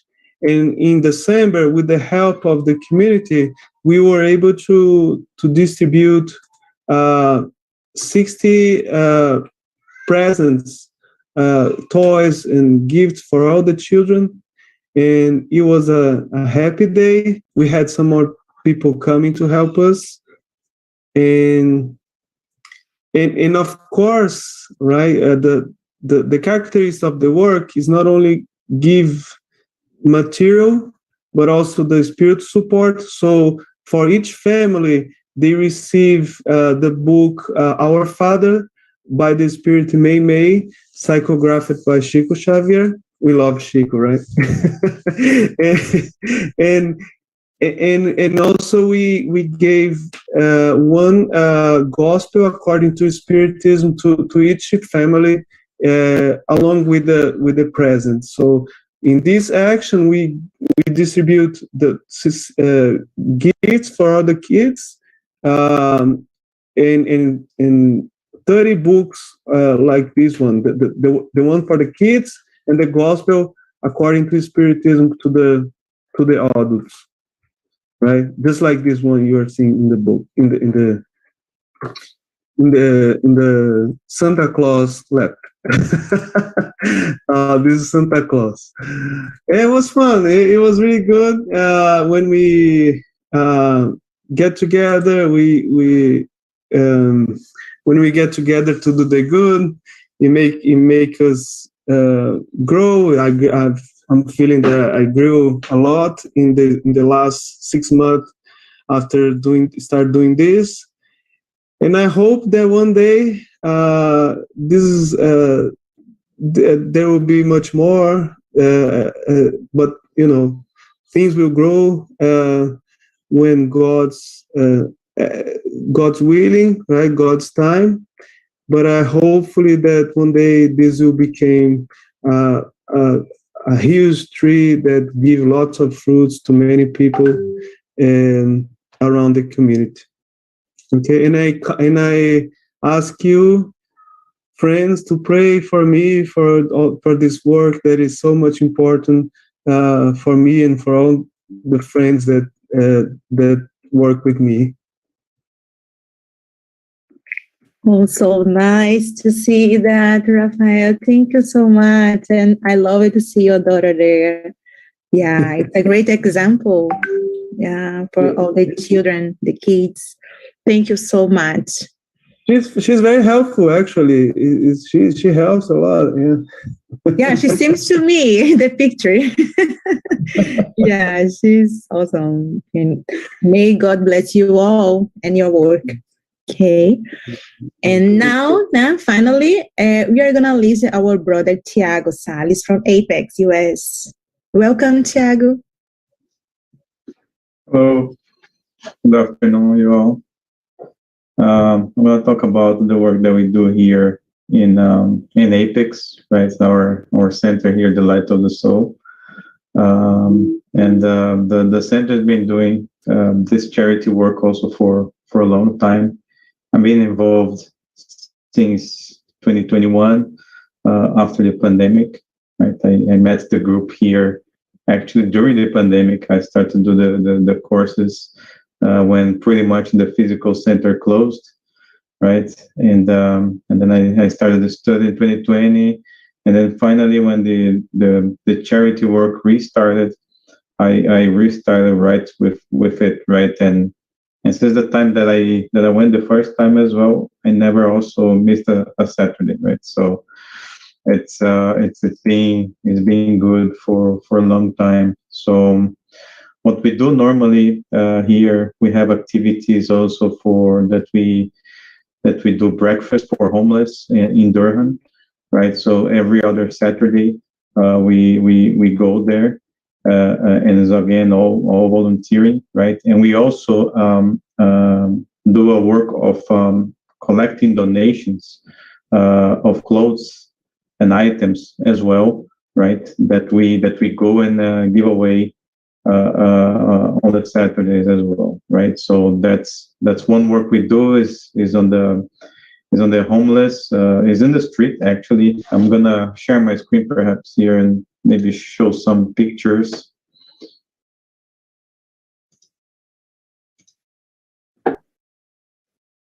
Can you see my screen?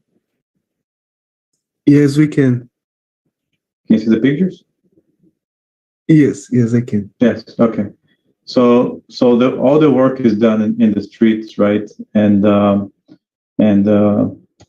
we actually go and collect those clothes, right? And same thing for the food, and we go and prepare everything right there in the spot. Like everyone brings an item, and we made like a brown bag of items for breakfast, like a sandwich, cereal bar, juice, water, and everything.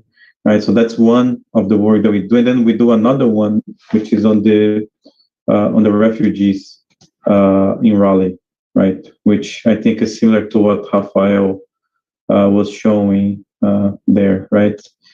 And again, the same way, right? We have, you know, the activity that is, you know, bring the donations and do the breakfast. Also for the refugees, we also, you know, collect donations, right? Sometimes money, sometimes we do like a raffle to collect money, and we buy like food baskets, right, to give away to families there, also in this complex here, which is the refugees. A lot of buildings like those, right, that we have all around here, this area, and in the back there as well. And so we go there and do that.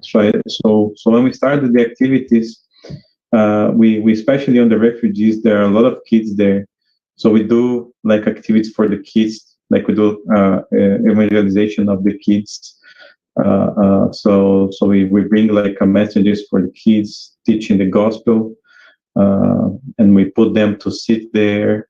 We sometimes we bring paper with some activities as well. Last time we brought like some tables also, so they could be standing and doing paintings and drawings, and then while they are doing that, we're talking, we're sending messages from Jesus and working them, like doing the passes, group passes also, while we're doing that work with them, right? So to remember, right, that is not only, you know, just the work that we do is not only just go there and do the physical charity, but the spiritual as well. And the homeless, right, here in Durham, let me try to show a good picture, right? So we have, like, we collect all those donations, right? We organize them into those boxes, right? And then we bring there, and after we do, we leave everything closed, right? And we prepare the food on the tables. You see here, see on the tables, we bring out the food, we organize the bags and everything. We do the initial prayer, do the blessing of the water and everything. And we also do like a gospel.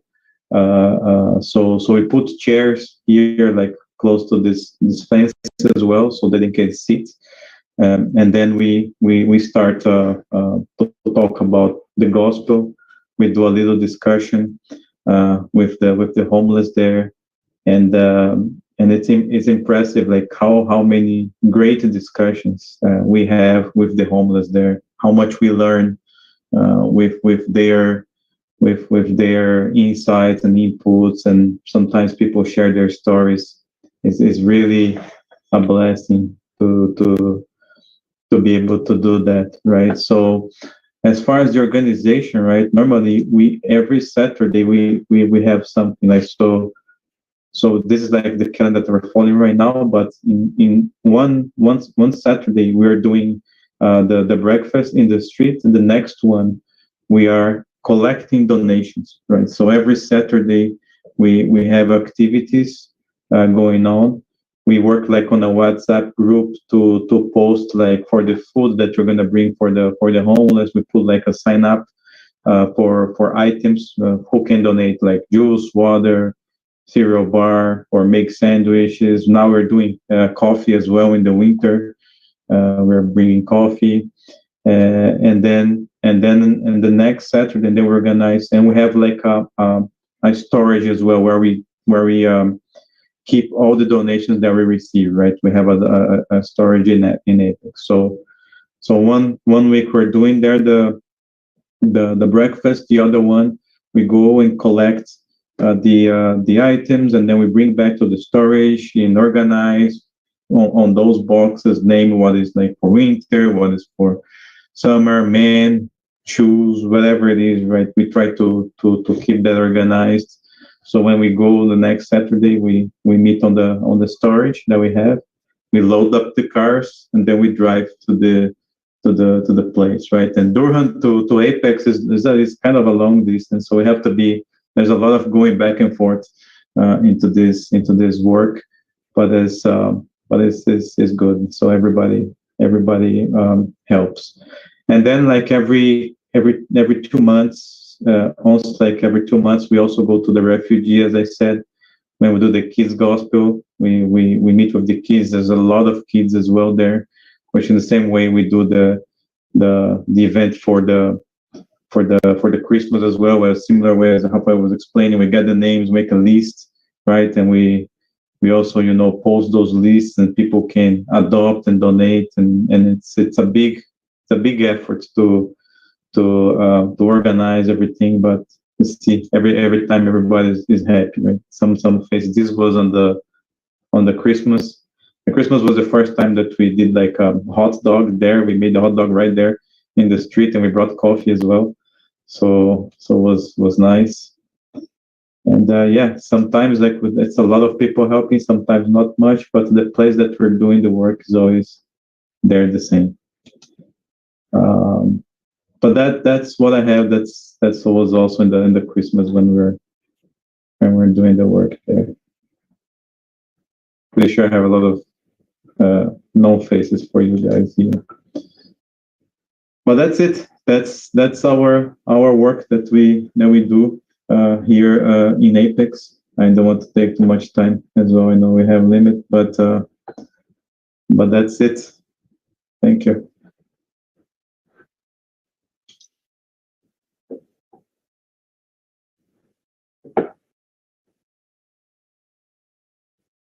Publio, are you here? Are you there?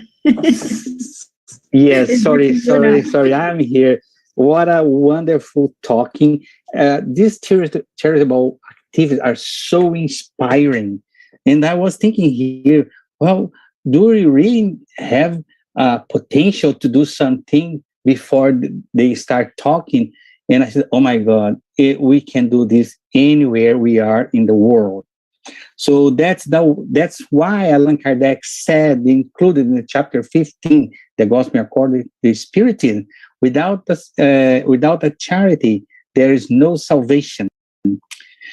But we didn't finish yet. Now we have a couple of questions. It's very, very interesting. A couple of questions here any of you can talk about, but is exactly my thoughts they put here. What advice you would give to people that wants to start a charity action in their community, in their country? Because we can see, oh no, Africa, there's a lot of necessity and a lot of need. But we are this program in the United States is the same thing, and Canada is the same thing. Wherever we go, we're gonna find a way to do. So what advice? Both of you guys can answer this question. Can I answer this? Yes, you can say. It starts simple, right? And I start this soup in my home. Before we rent the kitchen, I start at home. Printing message in my printer, and I choose something that I say, yeah, I can repeat this every week, and I can do by myself. If I have others coming, I'm gonna add them to the group. But it starts simple, and don't think that we're gonna do right out of the door. I start going to one place, and then I switch to another, and then finally I reach this place, and pray for God give you the strength for you to persevere, because of course for all action we got the reaction. And yeah, this is my humble advice. Good. Anybody else? Tiago or Alberto? Want to say something? Yeah, maybe. Yeah, I think it is important to as Raphael said, is to start, right? And the consistency, I think, is also very, very important, right? You have to have consistency. Sometimes you're gonna have situations where you think it's not gonna be possible, right? Or that this is gonna be difficult, but we know all the help always comes, right? How many times we were here, like, to close to a weekend to do the activity and say, no, we're not gonna have volunteers, and in the last minute, people appear, people who are not gonna go, and something happens, and they show up, and then you go. Today was an example, right? Today is snow here, like in North Carolina, like for you guys in Canada, snow is nothing, right? But when it snows here in North Carolina, it's a mess, right? So everything stops and everything, closes, and we couldn't go still this year do charity because of the weather, right? It was in the beginning was pandemics, like going crazy, again, and the first week, and then after snow, and then again, but this time around we decided, no, let's do it, let's go, and we almost thought that we're gonna have to go, just myself and my wife, perhaps, just to bring what we had, but we talked to a couple of people, and and they said, no, let's go, and we could go today, and was wonderful. There was a lot of people in need there that we had. So we need to believe, we need to have the faith, we need to keep consistency, and because the help from our spiritual friends is going to be always there. So we need to believe, we need to have that faith, and start, not doubt, not be questioning too much. Right? Very, very good. This reminds me two things before Alberto say something there. One is Mother Teresa of Calcutta. She said, start doing the simple. When you see, you are doing the impossible. And another story is about Chico, and he used to do a gospel for kids when he was Catholic, and when he became a spirit, and he said, okay, I have to teach the lesson for the kids, but the kids were very, very poor, and the spirit, Emmanuel, said, no, you're going to give them bread. Said, how I'm going to give? I don't even have for myself in my home. I have just a little pieces. No, you're going to do it. And he said, okay. So believing in the spirits, that's exactly what he said. So he went to do the job, and he was there. Oh my God, what I'm going to do? So the neighbor came and said, look, what are you doing? So I'm teaching the gospel. And I said, okay, the kids are going to eat what? He said, I have nothing. No, hold on. I'm going to go back home. I have a bread and a cake. And another one came, and another one came. So it's truly, truly inspiring. We here in Canada, I think it's the same thing in the United States. I know in Brazil is a little bit different. We need a special license to make food. We need a special license to teach kids. It's very like documents and a lot of bureaucracy involved on this. How it is in your countries, in your USA and Luanda. I start with Pupa there in Africa. How it is? It's so hard to do the good. Well, I think just adding to what Raphael and Tiago said, we all can donate our time and our love. Okay, so by catching what Raphael says, that it starts simple. Yes, start simple, but it's important what Tiago said, being consistent. Okay, because remember, people are expecting you to show up, to be there for them. Most of the times, when we start any charitable work, we don't have nothing, but we still have our time and our love. And we start donating, then we will have the spirits helping us, bringing people to our team, people, the neighbors. I just remembered what you just said. It happened to us on our assistance point, that we were starting, it was starting. And, we feel that, okay, it's like the community is not embracing us. And we needed water on that day. And then the neighbor crawled on the wall, what you doing? And we explained how we're teaching the kids the gospel and said, do you need water? Yes. So he gave us water.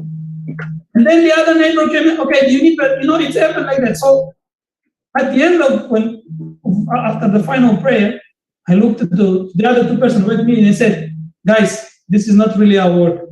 We're just being the instrument to bring this message and the hope to this community. So yes, start simple.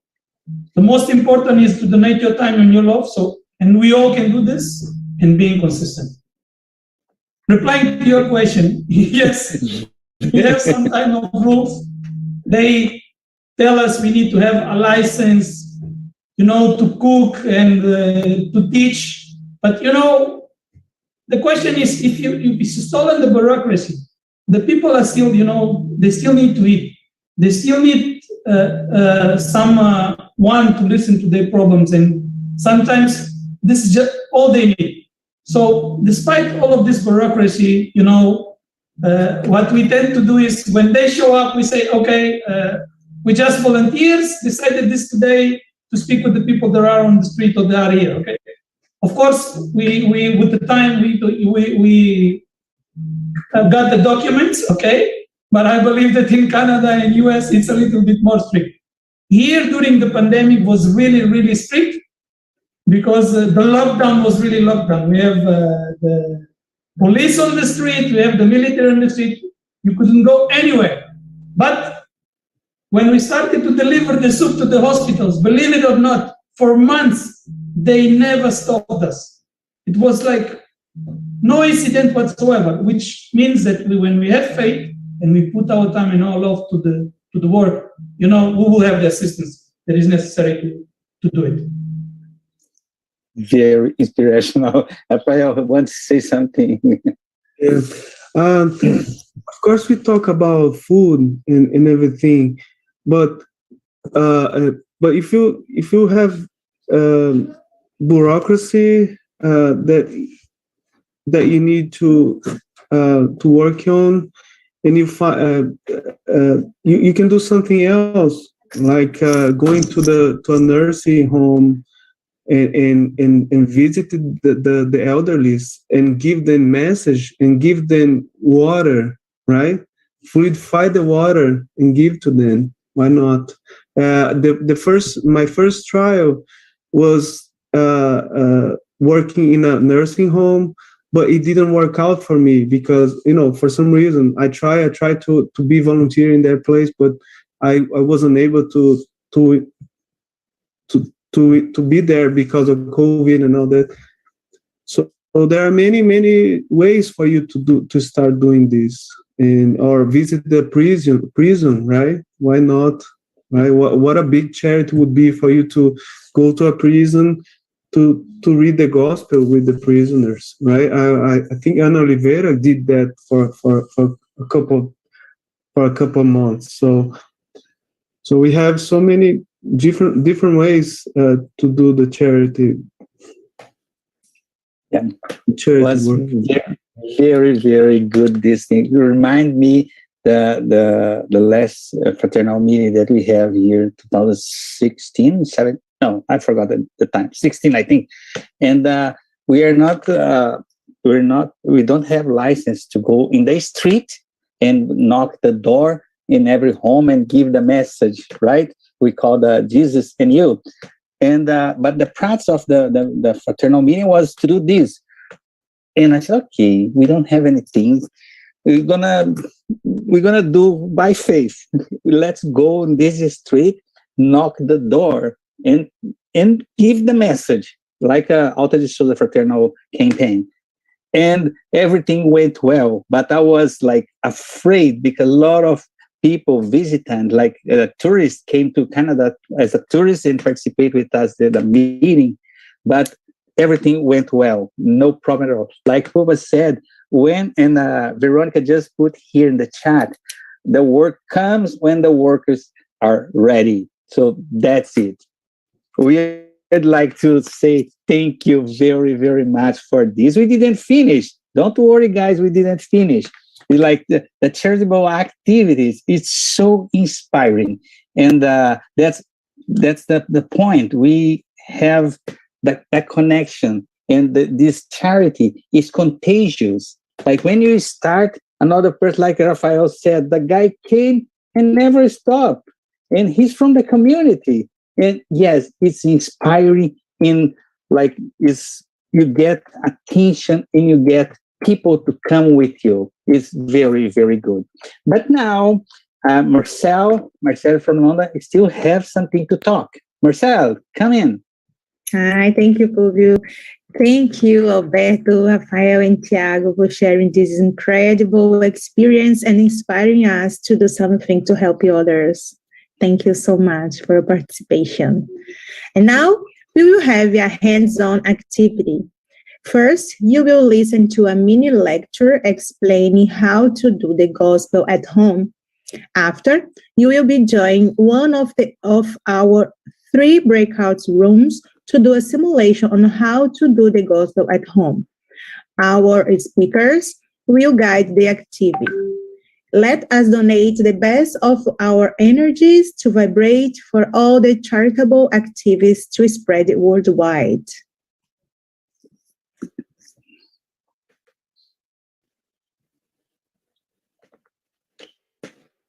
Hello, everyone. I'm Veronica from Winnipeg, and I'm here today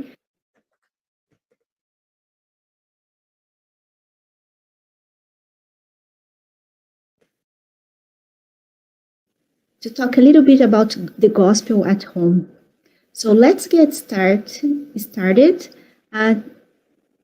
Remembering at the time of Jesus, when he used to be at Peter's house, and lots of people would gather there, waiting for his words of peace and enlightening, hoping to find some peace for their souls. And one day, Jesus told Peter, "Peter, we need to shine a new light for all who might seek our fraternal assistance." And he starts to talk about the table in his house that was the place where they received the bread, which is the food, right? The meal for their bodies. But then he said that around the table, we need another type of meal, which is to plant the seeds of happiness and peace in conversation and thought.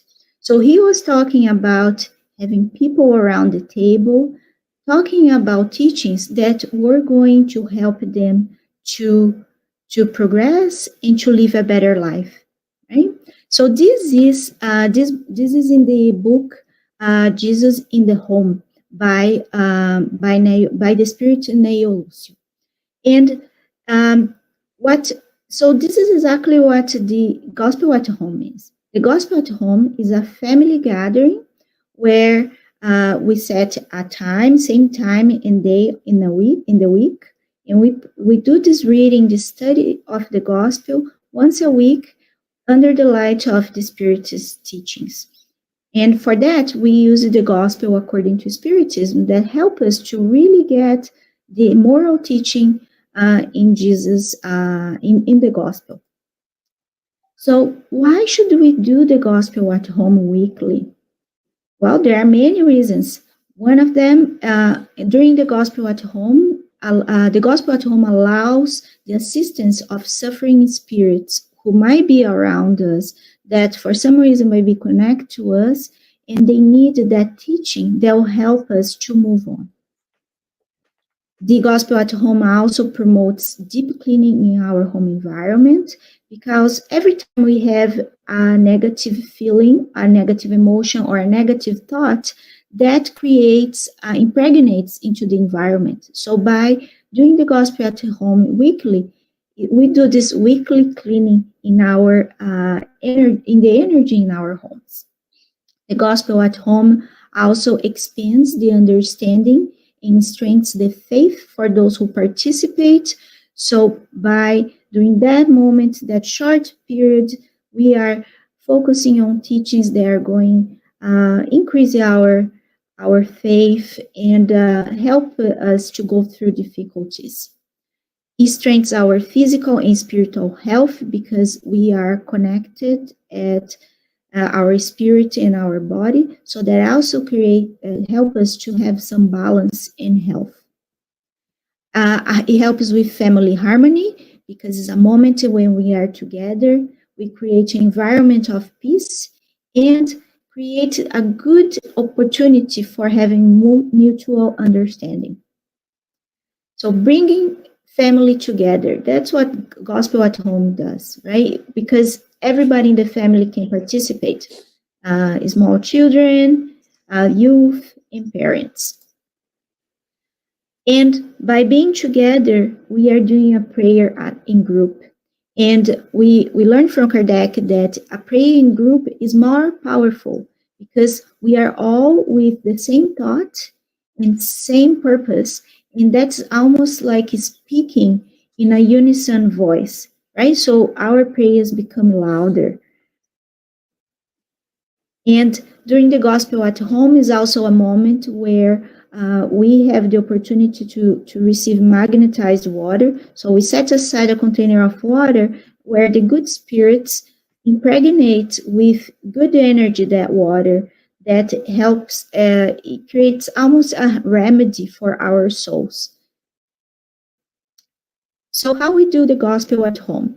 First, we select a day and time during the week when we can get the family together. So that it is important that is always the same time and same day of the week. So we create the habit of having the Gospel at Home at that time, and we all get prepared for that. And also because we receive the spiritual assistance at that moment. It is important to prepare the environment. We can set the table. We can get a bottle of water, glasses, and the book Gospel According to Spiritism. If we are not gathering around a table, it's okay to be in the living room or outside in the backyard, but as long as it's a place where all the family can be together and can be reading the Gospel together. Then we can use music to create an environment that bring us peace and help us focus for the study. We would read a message that talks about a positive message, a short message that focuses on moral transformation. And then we would do our opening prayer. We select one person in the group to make an opening prayer out loud, and the others can follow the mental in silence that prayer. And then we choose one, we read one piece of the Gospel at Home. We can open the book at random and select one paragraph or two of the page, or we could read the Gospel in sequence. So what the Spirit Manual tells us is that open the pages of the Gospel and read aloud its pages of truth and comfort. Bring us the inspiration of the good spirits that come to our assistance. And there is no need to read more than 10 minutes. So at 10 minutes of reading brings us help from the good spirits that join us in that study, and it helps us to find the teachings we need. So continuing, after the reading, we would be making some comments, or everybody can make some comments, in whoever is in the meeting, to talk about highlighting the moral teachings in that passage. We can read the children's books as well. So if we have children participating in the Gospel at Home, it's okay to read a children's book with a message, a good message that's easy for them to understand. And everybody has an opportunity to make comments and try to apply the lessons from the Gospel to the situations that they are facing in their lives, in their daily lives. We can also have music to help us to connect in preparation for the closing prayer. And then we'll have the closing prayer afterwards, where another member of the family can be elected to make the prayer, and everybody would follow. And after the closing prayer, everyone can use the water that was magnetized. So the whole thing should not go beyond 30 minutes. So it is a very short meeting, but we can have so much spiritual assistance at that moment. So who can participate in the gospel at home? And the answer is everyone. Everyone can participate, even if somebody unexpectedly shows up in your house during the gospel at home. You can invite them to come and join you in your gospel, in your study. So there is no, everybody can participate. Can I do the gospel at home by myself? And the answer is yes, absolutely yes. Even if we are alone, if we live by ourselves, or if there's nobody around, we can and should do the gospel at home, because at that moment, the good spirits come to help us. So we are not really, really alone. So if you want to know more about the gospel at home, you can visit this website, www.globaljesus.net. That has resources and more information about how to do the gospel at home. And to finish up, let's remember that doing the gospel at home is an opportunity to bring Jesus at our home. And so we should open the door for Jesus' teachings, and that will help us have a happy life now and always. Okay, so thank you very much for listening, and I'll see you next time.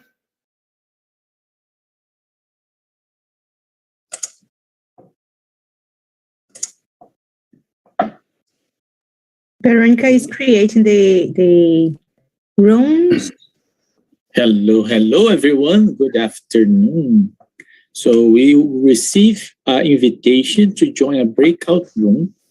We will split the group in 3 breakout rooms. One will be led by Tiago, another one for Rafael, and another one from Alberto.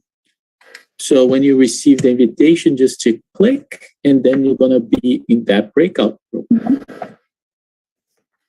I'm just about creating, just 1 minute, just bear with me. Hi, everyone. I think we lost Rafael. So I'm going to go to that room, okay? And I'm almost there. Yeah, Rafael had a problem and he had to left. To leave, okay, that's okay. Oh, sorry, to leave. No, that's all right. We should be okay. And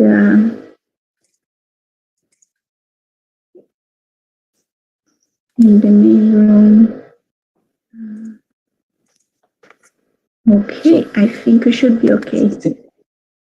Since you're creating there, just to remind everybody, we're gonna do a practice with the gospel at home. So we're gonna have a practice. Our practice is do a gospel at home. So everybody feel comfortable to do this.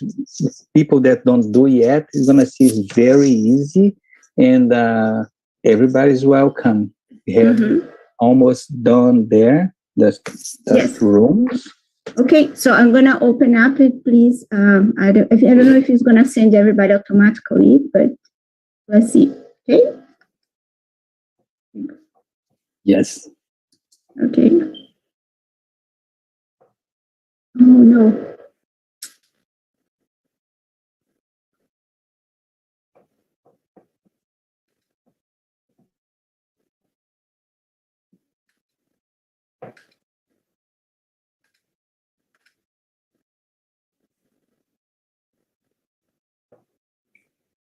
Hello. Oh, I forgot to put everybody in the main room. Oh no, everybody's back. Okay. Are you? Let me see. Good. Yeah. So Alberto, please, you can do that right here, so we can have a recording. Sorry, I make you guys jump. So, and I'm gonna join the other room. Okay. Thank you.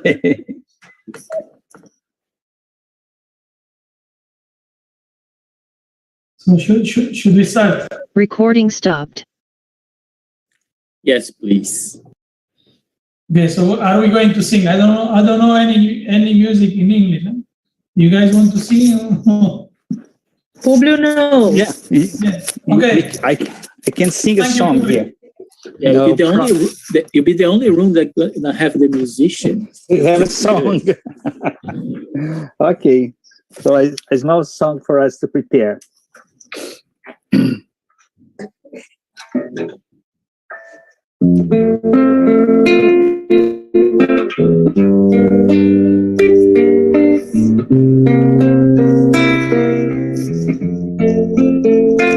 When life lends a hand, it's time to open up your heart. It's time to love one another. It's time to take part. Vibrate our way, loving and serving everyone. Vibrate our way, loving and serving everyone. When we give our heart in charity, our lives are transforming into song. Our dream become reality, and we join to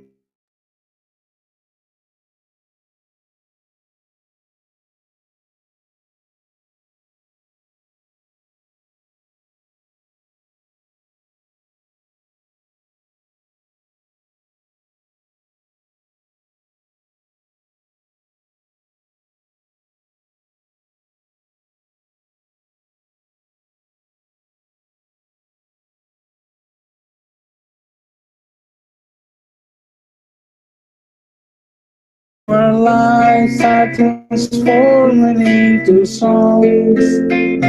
Our dreams become reality, and we join Jesus for eternity.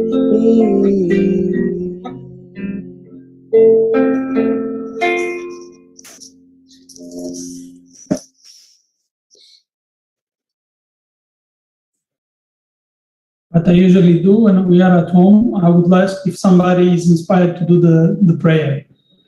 I believe that I'm going to be doing the prayer, and then I will ask anybody if can read the message, then we proceed to the gospel, okay? So we'll start the prayer. So let's close our eyes and thank our Heavenly Father for this opportunity of being together to teach and to learn from our Master Jesus, from his teachings and from his examples. Master Jesus, we ask for your inspiration so we can learn and put in practice the morals of your teachings and your examples. We ask to join us, all disconnected friends that are here present with us, to join us in this teaching of comfort and love. We thank the good spirits and our spiritual friends that inspire us on the daily basis and dedicate their time to come and join us in this gospel at home. Thank you, Father, and please allow us to start this gospel, the study of the gospel at home. So read.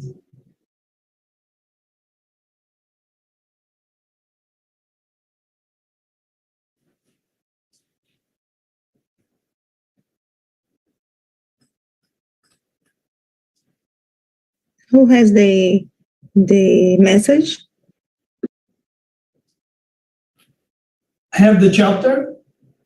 They will share with me, but I don't have a message. We can open the Kardecipedia. We have online. Rodrigo, do you have? So we can. So do you want a message before the main?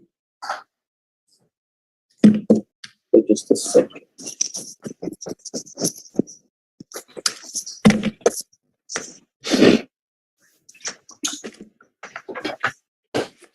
So this is I'm gonna open. Okay. I think it's better because I have it, but it's not in English. Huh? So this is from the Gospel according to Spiritism by Allan Kardec. Mysteries hidden from the learned and wise. Then Jesus spoke these words: I render you glory, my Father, Lord of heaven and earth, for having hidden these things from the learned and wise, and for having revealed them to the simple and small. It might seem peculiar that Jesus renders thanks to God for having revealed such things to simple, the poor in spirit, and for having hidden them from the learned and wise, who would apparently be more capable of grasping them. It is because of must understand the former as being the humble, who humble themselves before God and who do not believe themselves superior to everyone else. And the later is being the proud, conceited with their orderly knowledge, who believe themselves to be wise because they deny God or treat God as an equal when they do not repudiate God outright, despite the fact that in antiquity, learned was synonymous with wise.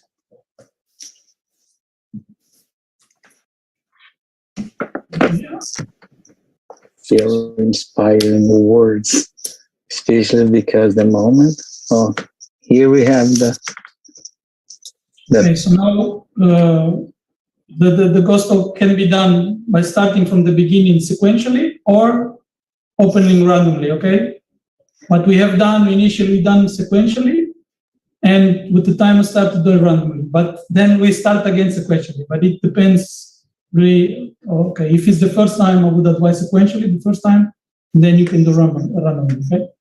So today we have a chapter according to Spiritism, chapter 13, item 9, and do not let your left hand know what your right hand is doing. Material charity and moral charity from the item 9. Let us love one another and unto others what we would want them to do unto us. Every religion, every moral possible is contained in these two precepts. If you were to abide by them in this world, you will be perfect. There will be neither hatred or dissent. Furthermore, I will say that there will be no more poverty, because from the surplus of the table of each rich person, many poor people will be fed. And in the dark back streets where I lived during my last incarnation, you will not see poor mothers dragging along their miserable children in the need of everything. Moral charity consists in giving support to one another. And in this, what you practice the least in our low order of world, where you are incarnated right now. Believe me, there is a great merit in knowing how to keep quiet and let a more ignorant person speak. This is yet another kind of charity, knowing how to turn a deaf ear when a mocking word escapes the mouth, accustomed to scorn. Not paying any attention to smirk of disdain that greets your entry amongst persons who often wrongly think that they are above you, whereas in spirit life, the only true life, there are sometimes far from it. These are meritorious acts, not of humility, but of charity, because not paying attention to someone else's wrongs portrays moral charity. So now we are open for comments. Huh? It's funny that this chapter, it comes according to the presentation I made, okay? Love in actions. Yeah. And it's important also, I think it's everything has an intelligent, whatever an intelligent does have intelligent origin. Huh? So it's important to understand, because most people, when we talk about charity, what they come to their minds is the material charity. Material, yeah. And in most cases, what we need to acknowledge is that the moral charity is something that is, everybody can do it. And in fact, the gospel and the examples of Jesus and his morality is in fact to make us understand that he wants us to morally evolve so we can practice this moral charity normally. Okay? Yeah, because sorry, go ahead. Okay, Marcelo, sorry, I'm going to finish. At this stage, most of the times when we think about charity, we think about material charity, and we tend to find excuses by saying, but I don't have the resources, I don't have this and I don't have that.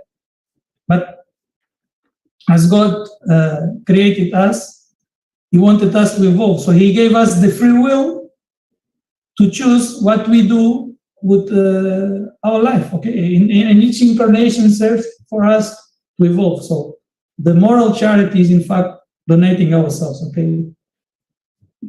Yeah, the material, it is important, but it's easier to do, right? And sometimes we think that just to take something material and give to someone that is in need, it's all that we need to do. But as you said, the moral, our time, our love, empathy, it's all moral charity.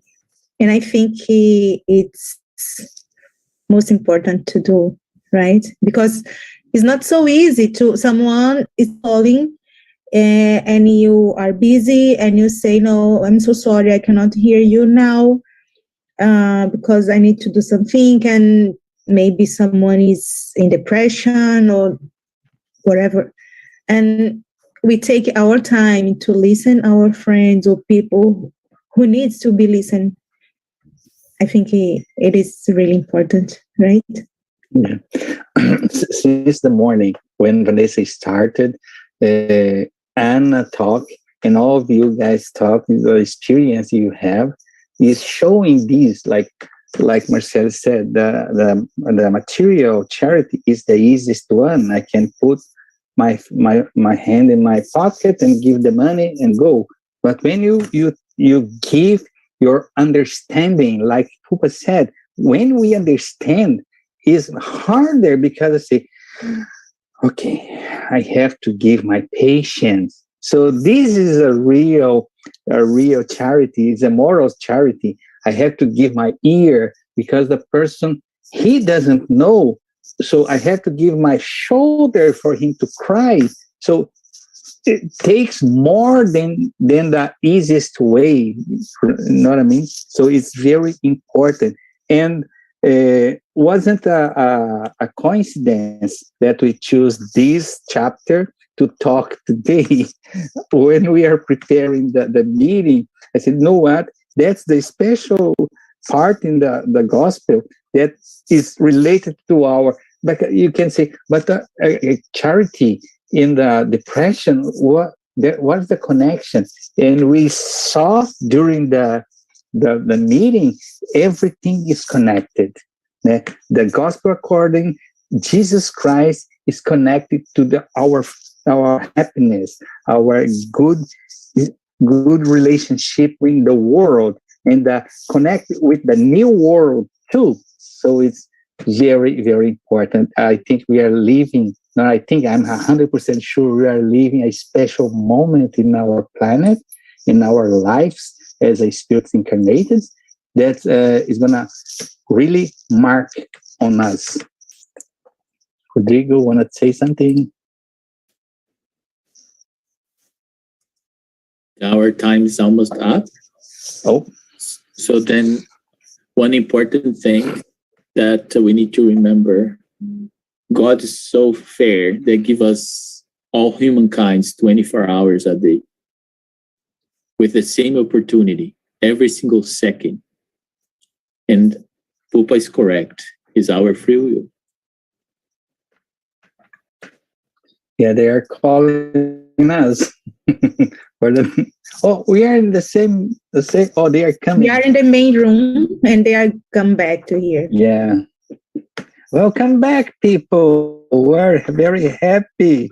Did you guys talk about any special part of the gospel? Recording in progress. In your classroom? Everybody can say, Anna, what do you think? Yeah, we talked about, we went through the whole, steps of the gospel at home, and we talked about how this message is all about charity, right? The first paragraph talking about the importance of the material charity, but how, more times we're invited to do the moral charity, and how hard sometimes it's harder to do the moral charity than actually the material for some of us sometimes, Very, very interesting. Alisa, you're in the same room? Yes, I was with Anna and Veronica. And yeah, we were all also talking about like how the whole process of the gospel at home, it's the maximum timing, it's like 30 minutes. So definitely in 15 to 20 minutes, you can do it. And it's easy to find once a week, 15 minutes that you can really be consistent. And there are so many great benefits for a week that it's definitely everyone needs to start. Like, it's going to be really great if everyone starts doing like with consistency, right? Okay, let's hear something about Anna. How's everything there? I didn't hear your voice today.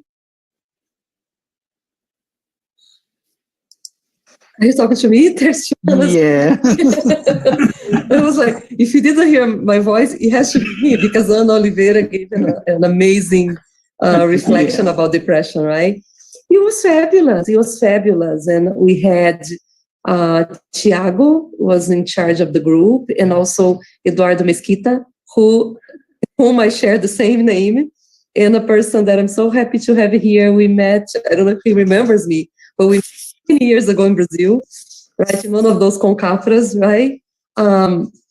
It was amazing. And I was just sharing with them in the end the answer that Vanessa Anceloni gave to us about when to the question that we had about how to talk about hope, right? For someone that doesn't have the spiritist background, these kinds of things. And I was trying to remember, that's why I was looking for my paper.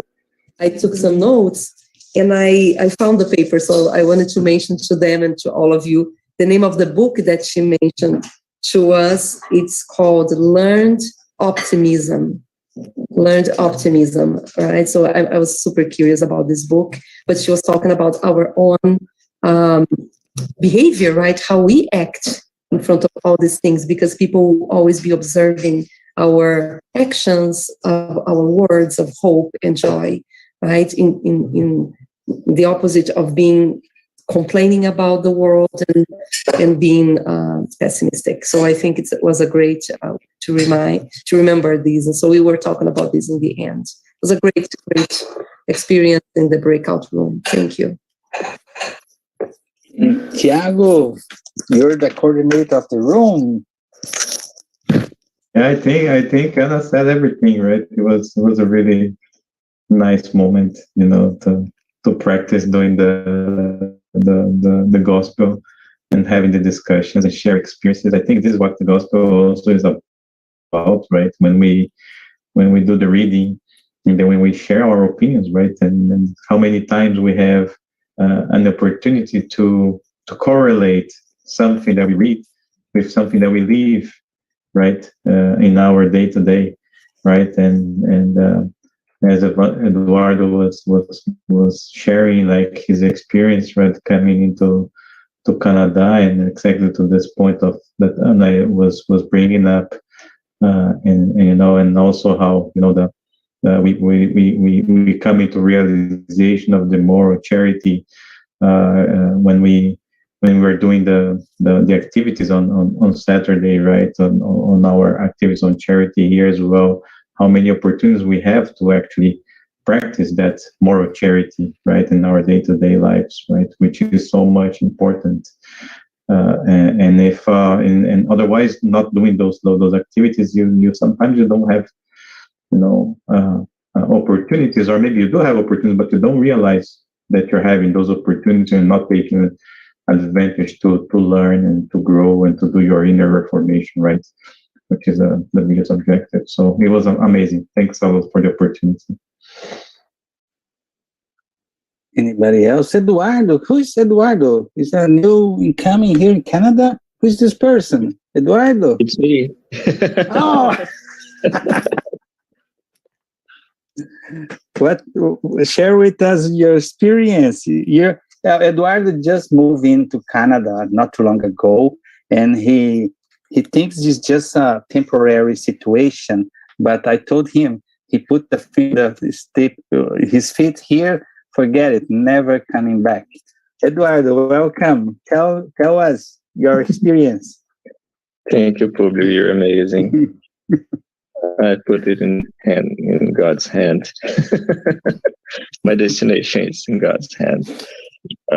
So glad to be here. So glad to be here, mainly in Fraternal meeting, Auta de Souza. It's quite different to do in virtual rooms. We are so glad to be here in a way.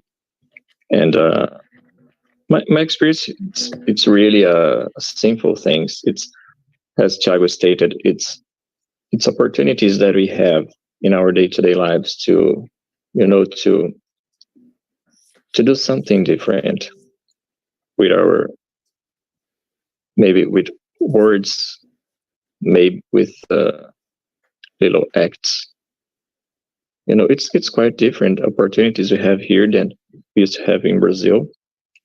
But this is it. We must be confident in Spiritist assistance, and it's a big chance to develop these skills, this approach, how to talk with people without mention, without cross these boundaries. You know, maybe you cannot talk specifically about religion, but how to approach with the concepts, with the Spiritist concepts.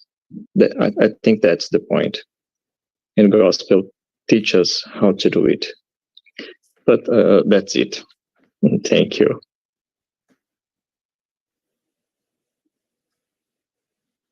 And I guess one of the best ways to teach is by example, right? Sure. So even though we don't use the words or talk explicitly about Spiritism, I guess if with our example, if we try to improve ourselves, if we try to be charitable when we can, as much as we can, I think that does send the message, probably, right? Because we are based on Spiritism and the teachings of the gospel for that.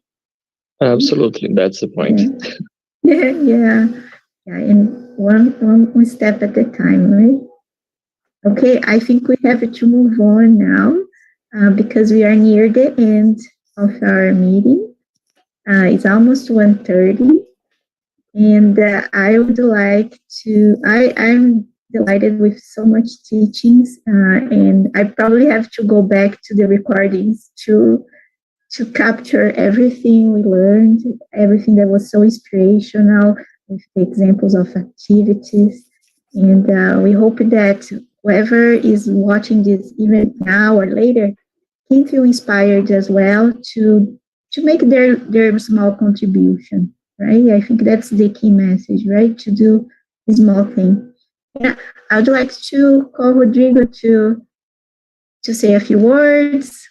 Did you enjoy the meeting? Hello, everyone.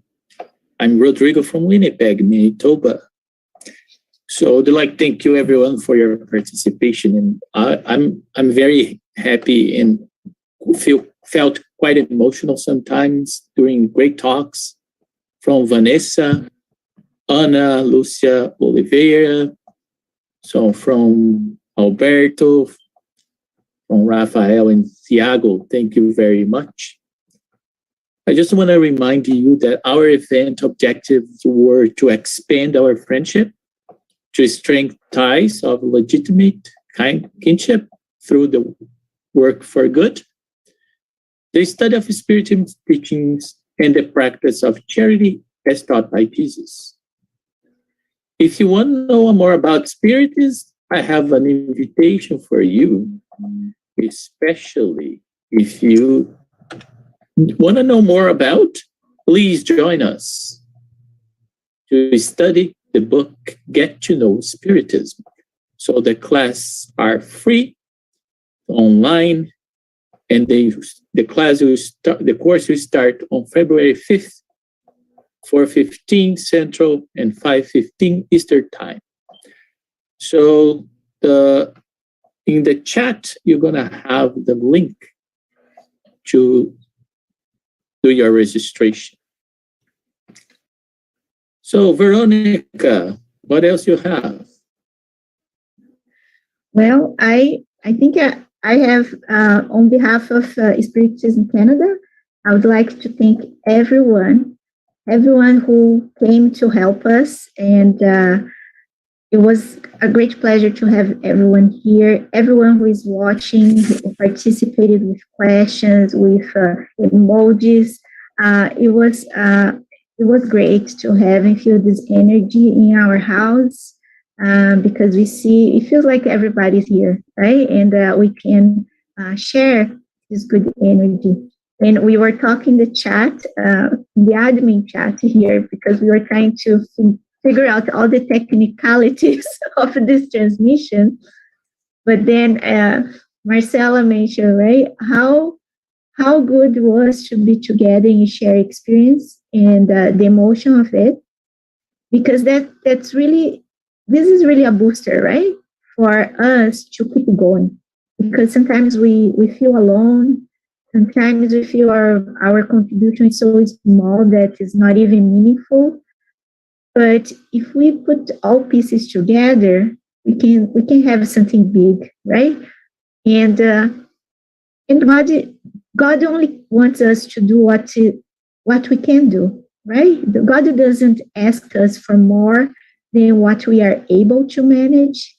And I think that's what we have to keep in mind, right? When the work comes in front of us, that we have to remember that if it's there, it's probably because we are able to handle. And we have to do the best we can, right?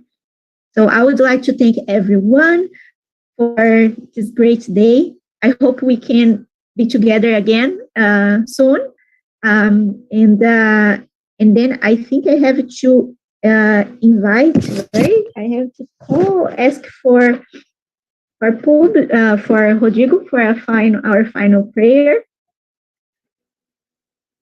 That's right. So after your emotionals start to going up, so then you make my emotions start to going up, so then we're gonna have a crying prayer.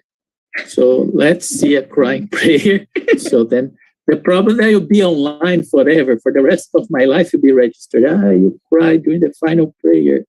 So I just want to thank you very much, everyone, for being here. It was great. And also, we would like to let you know that next year we have again our fraternal meeting. And maybe be presential. And don't leave the room after the prayer. We're gonna sing the Christian Joy Okay, everybody together. Sorry. All right. So let's close our eyes and elevate our thoughts to God, to Master Jesus, for the spiritual friends, for the mentors of this work that trust all of us to the responsibility to prepare the lanes for the gospel in the world. Please help us to keep consistent, to have a discipline, to be obedient, to understand our responsibilities, understand that we are friends and we are not alone, that God give us the blessing of this incarnation, where we can meet brothers and sisters of other lands like today, to share our experiences, our understanding of Spiritism, our love for the work, our motivation, our aspirations. Please help us to keep resilience and patience, and know that the future is bright and the earth is changing. And we can be part of this change. We can be part of something really big. We just need to join the work, do our best, and improve ourselves.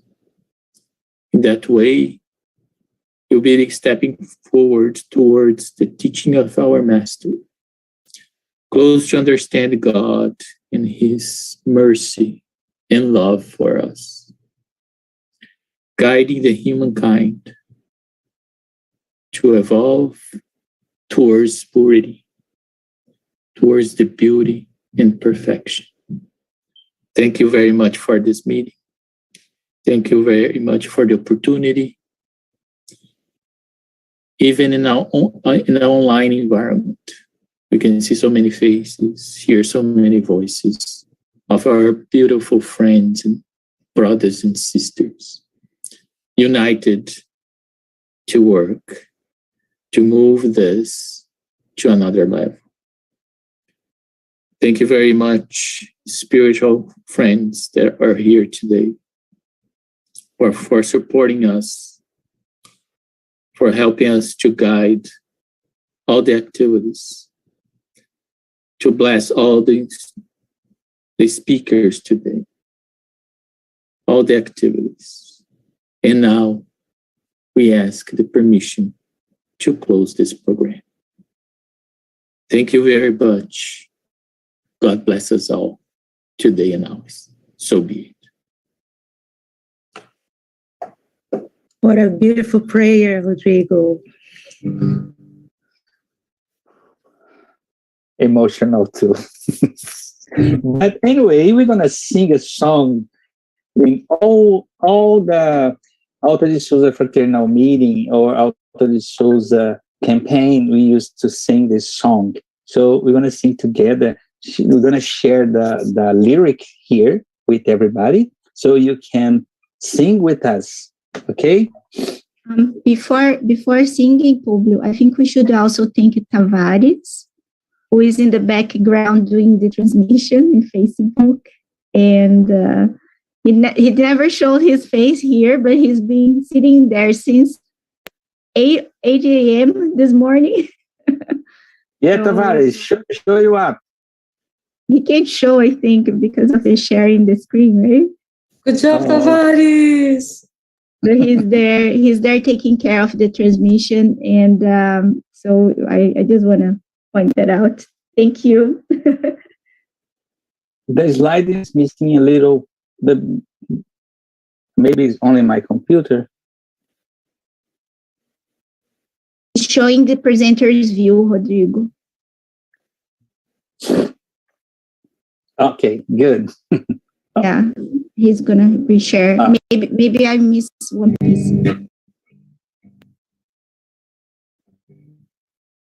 Yes. Is Miss One Piece?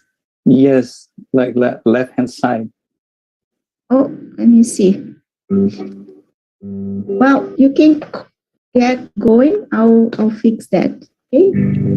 It was working, Veronica. Oh, it works? Yeah, it works. Okay. You're not seeing, Publio? We are seeing, so don't worry. You're seeing the lyrics. We are seeing the lyrics. Go. So you don't by on top of your head.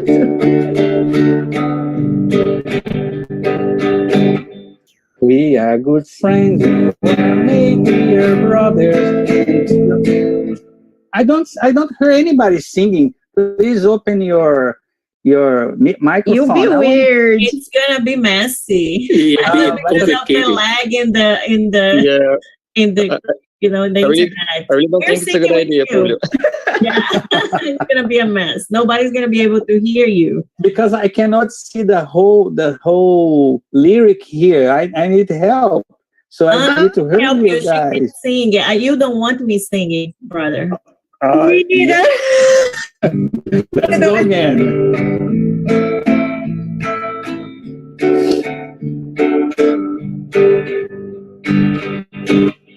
We are good friends, we are mates, we are brothers, living so happy and happy on happy every time.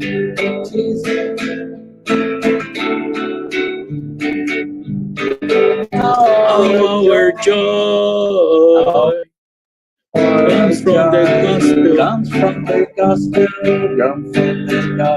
vibrating evolve, everyone of our Even faces danger, hold our hand, like very good Christian, like very good always close together, always side by side. We work with devotion, joy in our heart. For Spiritism, bring Jesus' teaching. For this singing made, peace and harmony. Everybody agora. Our joy comes from the gospel, vibrating and every one of our way. Facing danger. We hold our hands. We hold our hands. Like very good Christian. Like very good friends.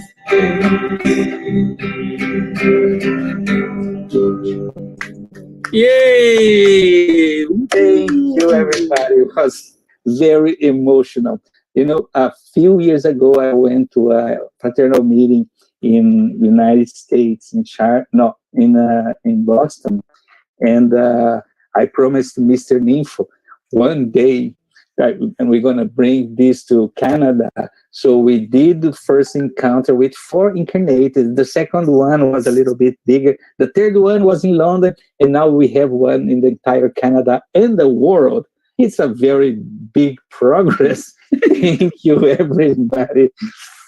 A kiss in your hearts, and I can't talk too much because I'm start crying. So, like the fraternal meeting we have before, thank you very, very much, all of you, for the bottom of our heart.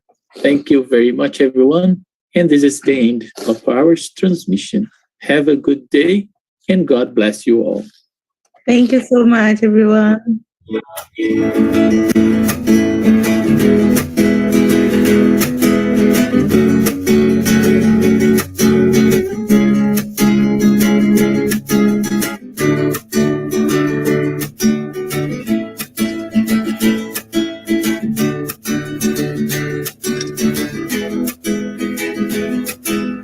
Come on, my friend, come to the light. And with all our heart and soul, let's follow Jesus Christ. Let us preach the peace, let us preach the love. And this world already wonderful will be much more. Get up, look at the sky, in the earth where the flowers bloom with sunshine. Let's hold our hands and be together on this road. Then we take peace and love and spread it to the world. Good vibes, laughter and shout outs, show it to the world. Always follow the footsteps of the